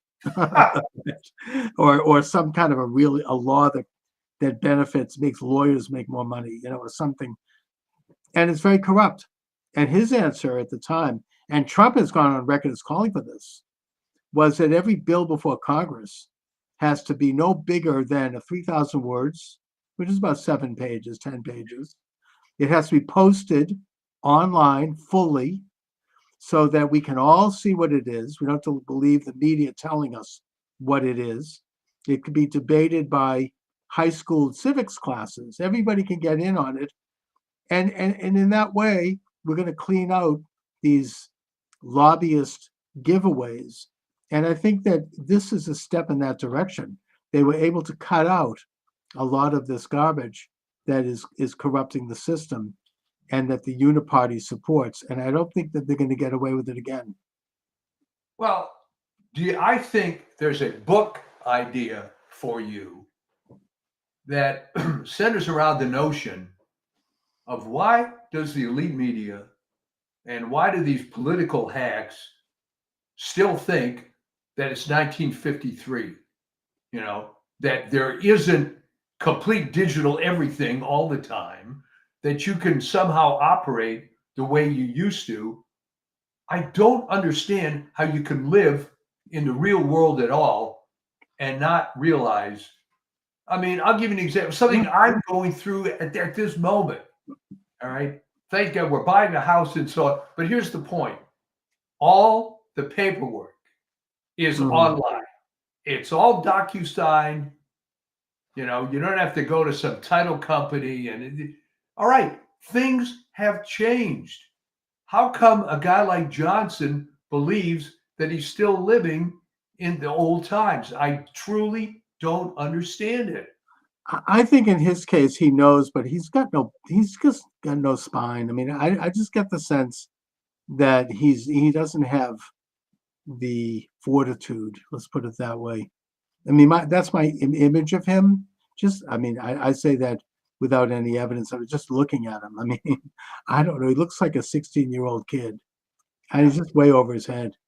And he's pushed around by these other people, and their whole priority was to keep the government open. Which, by the way, it would have been very interesting if it had closed, because then Musk and Ramaswamy would have gotten a good sense of what could be eliminated. But either way, I mean, I think we're entering into a time when they can't pull that off anymore. There's too much. They tried censorship; it didn't work. They removed President Trump's Twitter account. We had 30 million followers. They destroyed Parler. They destroyed thousands of accounts, including mine, and yet it didn't work. It didn't work because people stepped up. You had Rumble, you had Gab, you had all these other sites, and then you had Musk buy Twitter, and How that was the can end. you be so arrogant, though, to think that you have this monopoly on fill in the blank, that you're always going to have this monopoly?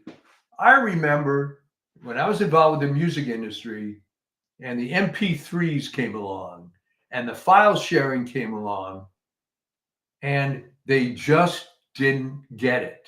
They just They were didn't. used to a monopoly. Yeah. They had. I interviewed somebody in the music business a while ago who talked about this.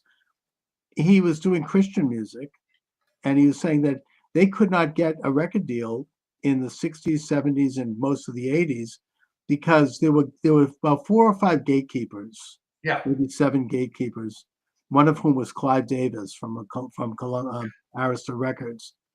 And they decided what was going to be heard and not heard. And they had their agendas. They had their worldview. They wanted things to conform to a certain way, a certain message, a certain style. If you can believe, by the way, some people have talked about, Laurel Canyon and the fact that, David Crosby from Crosby, Stills and Nash his father was a high level, CIA type, a government type. Same thing with Jim Morrison. His father was an admiral. I mean, a lot of these people were sort of put in there to be like, I mean, they were great musicians. Don't get me wrong. I mean, I think, I admire the music, and they didn't even make a lot of the music. It was done by the Wrecking Crew. But, they kind of were like steering the culture in a certain way that fit the establishment. And that there was the analogy that was used, because I was a member of the Academy of Recording Arts and Sciences back when all this was happening. Yeah. And somebody made the analogy at one of the meetings that picture you're at your elementary school playground. And there's a fat kid that's got a big bag of candy. And he's selling these little pieces of candy for 5 cents. And he's waving this bag around. And all of a sudden, this hole develops in the bottom of the bag. And all the candy starts flowing all over the playground. And he's running around, wait a minute, that's my candy, that's my candy. And no, it isn't. And it all fell apart. And I just have to tell this funny anecdote. Yeah. That when the MP3 stuff really started, I got a hold of something, and picture what was then a CD. And remember, the MP3 format was about 11 times more compressed than the so-called red box format. So you could put more music on a CD than you could before. Right. So this guy gives me a CD. I put it in the computer, and there's images of every Beatles album cover. And if you click on the image, you get all the songs of those albums. All right. Anyway, No, I a mean it's I think that in a way the whole music industry it fell apart in the same way that the internet has done to politics. It's like yeah, everything now is accessible. I mean, it cannot be controlled.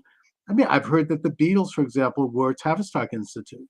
Now, that doesn't take away from the fact that they were great musicians. I admire the Beatles. I love the Beatles. But, they had to conform to a certain, oh you yeah, know, and the Rolling Stones also. I mean, some of these big bands, I mean, they didn't sit in that perch for nothing. I mean, these were like, it didn't just happen by accident. They were influencers of not the kind that we think about today. They were there to. I mean, in the case of the Beatles, I mean, they glamorized drug use. They just did. I mean, there's no question about that. They deny it. I mean, John Lennon denied that Lucy in the Sky with Diamonds was about LSD. That's bullcrap. It was. I mean, they glamorized, and that led to a lot of people, including people I know personally, ending up dying. So, I mean, I hope there's responsibility there, and it was a weakening of people, of the culture, of the opposition in a way. I mean, we could talk. This is a great subject. We could go into this deep. well, let me wrap up this story because it is funny. I will not mention the name of the guy. Yeah. Very well-known songwriter. Will not mention his name. Anyway, he's in my office and he's decrying the fact of the MP3s and it's terrible and violating copyright. And I said, okay, you want to see something really illegal? And I showed him this Beatles CD.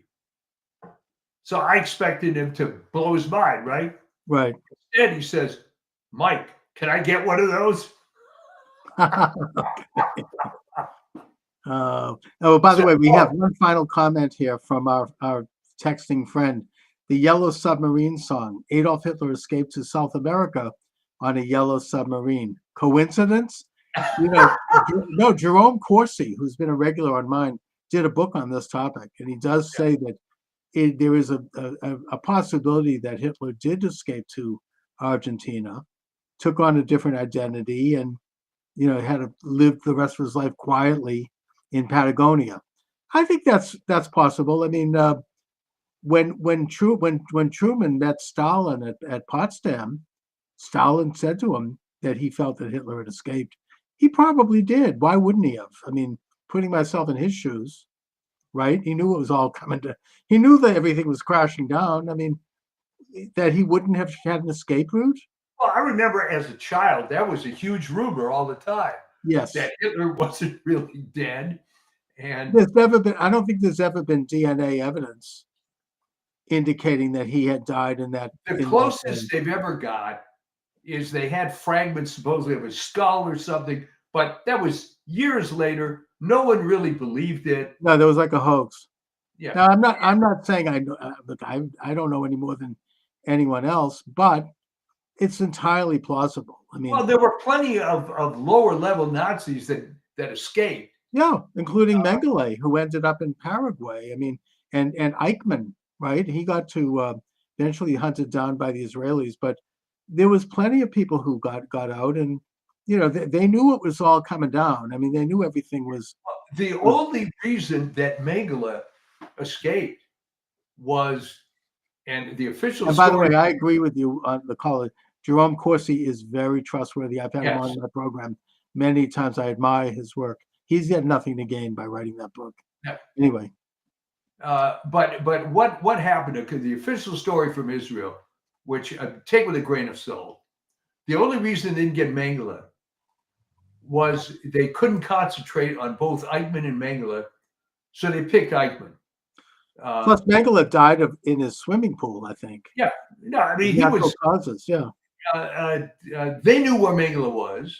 They knew where Eichmann was. To this day, I don't understand why they picked Eichmann, because he wasn't that well known. He was a bureaucrat. Mengele actually was killing people. No, Eichmann was, I think, high level. I think he was the number 3 man. Yeah. In the particularly involved in the so-called final solution. I mean, he was a Hebraist. He knew all about.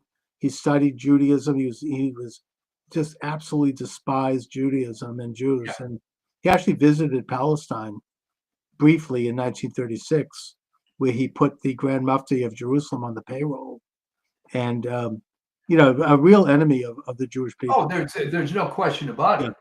But I'm saying by today's standards, which maybe that's irrelevant, but by today's standards, who do you think of as the angel of death?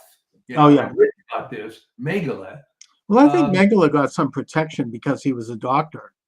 It's just Yeah. like Fauci. These guys, there's like an international fraternity of medical people. I mean, Mengele wasn't even the worst one. Von Verscher was his boss and Yeah. mentor, and he was involved with some of the most heinous experiments.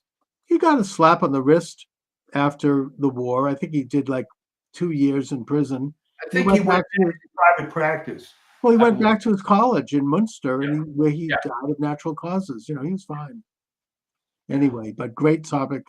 We'll have to get into it at another time. What do you have coming up on the Substack? Well, now that some of the, I've got a little bit of time now with the holidays and so on. I think I'm going to get into, it's going to help you with your book idea Yes. of why these people are so ingrained in stuff that just ain't true anymore, that they've devoted their entire lives to fill in the blank, even though it's pretty obvious that it's all falling apart. Remember, we started the show, I mentioned Henry Miller with this absurd article about how the vaccines help the nursing homes. He's got to let it go. I mean, whatever credibility the guy has left. Yeah, who is he working for? That's great. He was Even the most FDA virulent guy. leftist isn't saying that anymore. He's retired. But if you truly, really, really believed that every vaccine has an image of Jonas Salk in it and is saving the world, and you just can't bear to hear the details about what happened with this one, there's something about medical issues anyways, that people who come to believe these things, they just absolutely flip out if you question it. I mean, I even recently had a situation where I mentioned to someone that I had heard that all these hand sanitizers are not exactly healthy. And this woman had a meltdown over that. How could I say, because they're invested in it. It's like they've been doing it, and it's almost like maybe it's the new religion. I don't know, but there's something about, I still see people, even like at my synagogue, who are still fully masked 4 years after the pandemic, assuming masks were ever any good anyway, which they weren't. But putting that aside, I have never seen their face. I mean, they're still completely with heavy masks, and they put this one couple, they have their son in a mask. I think it's almost child abuse. Yeah. I mean, it's just, and it's like, I want to say something to them, but I'm not, I know that I'll be stepping in. There were people that really bought into it, but I think you cannot engage these people. It's not rational. Definitely not. And the problem is okay. When my oldest son was in college, they had a parents' weekend at University of Arizona. All right. So we're at the hotel, and we see this older couple dressed up in the purple of University of Washington. And the guy says that he's been going to every University of Washington game, home and away, since 19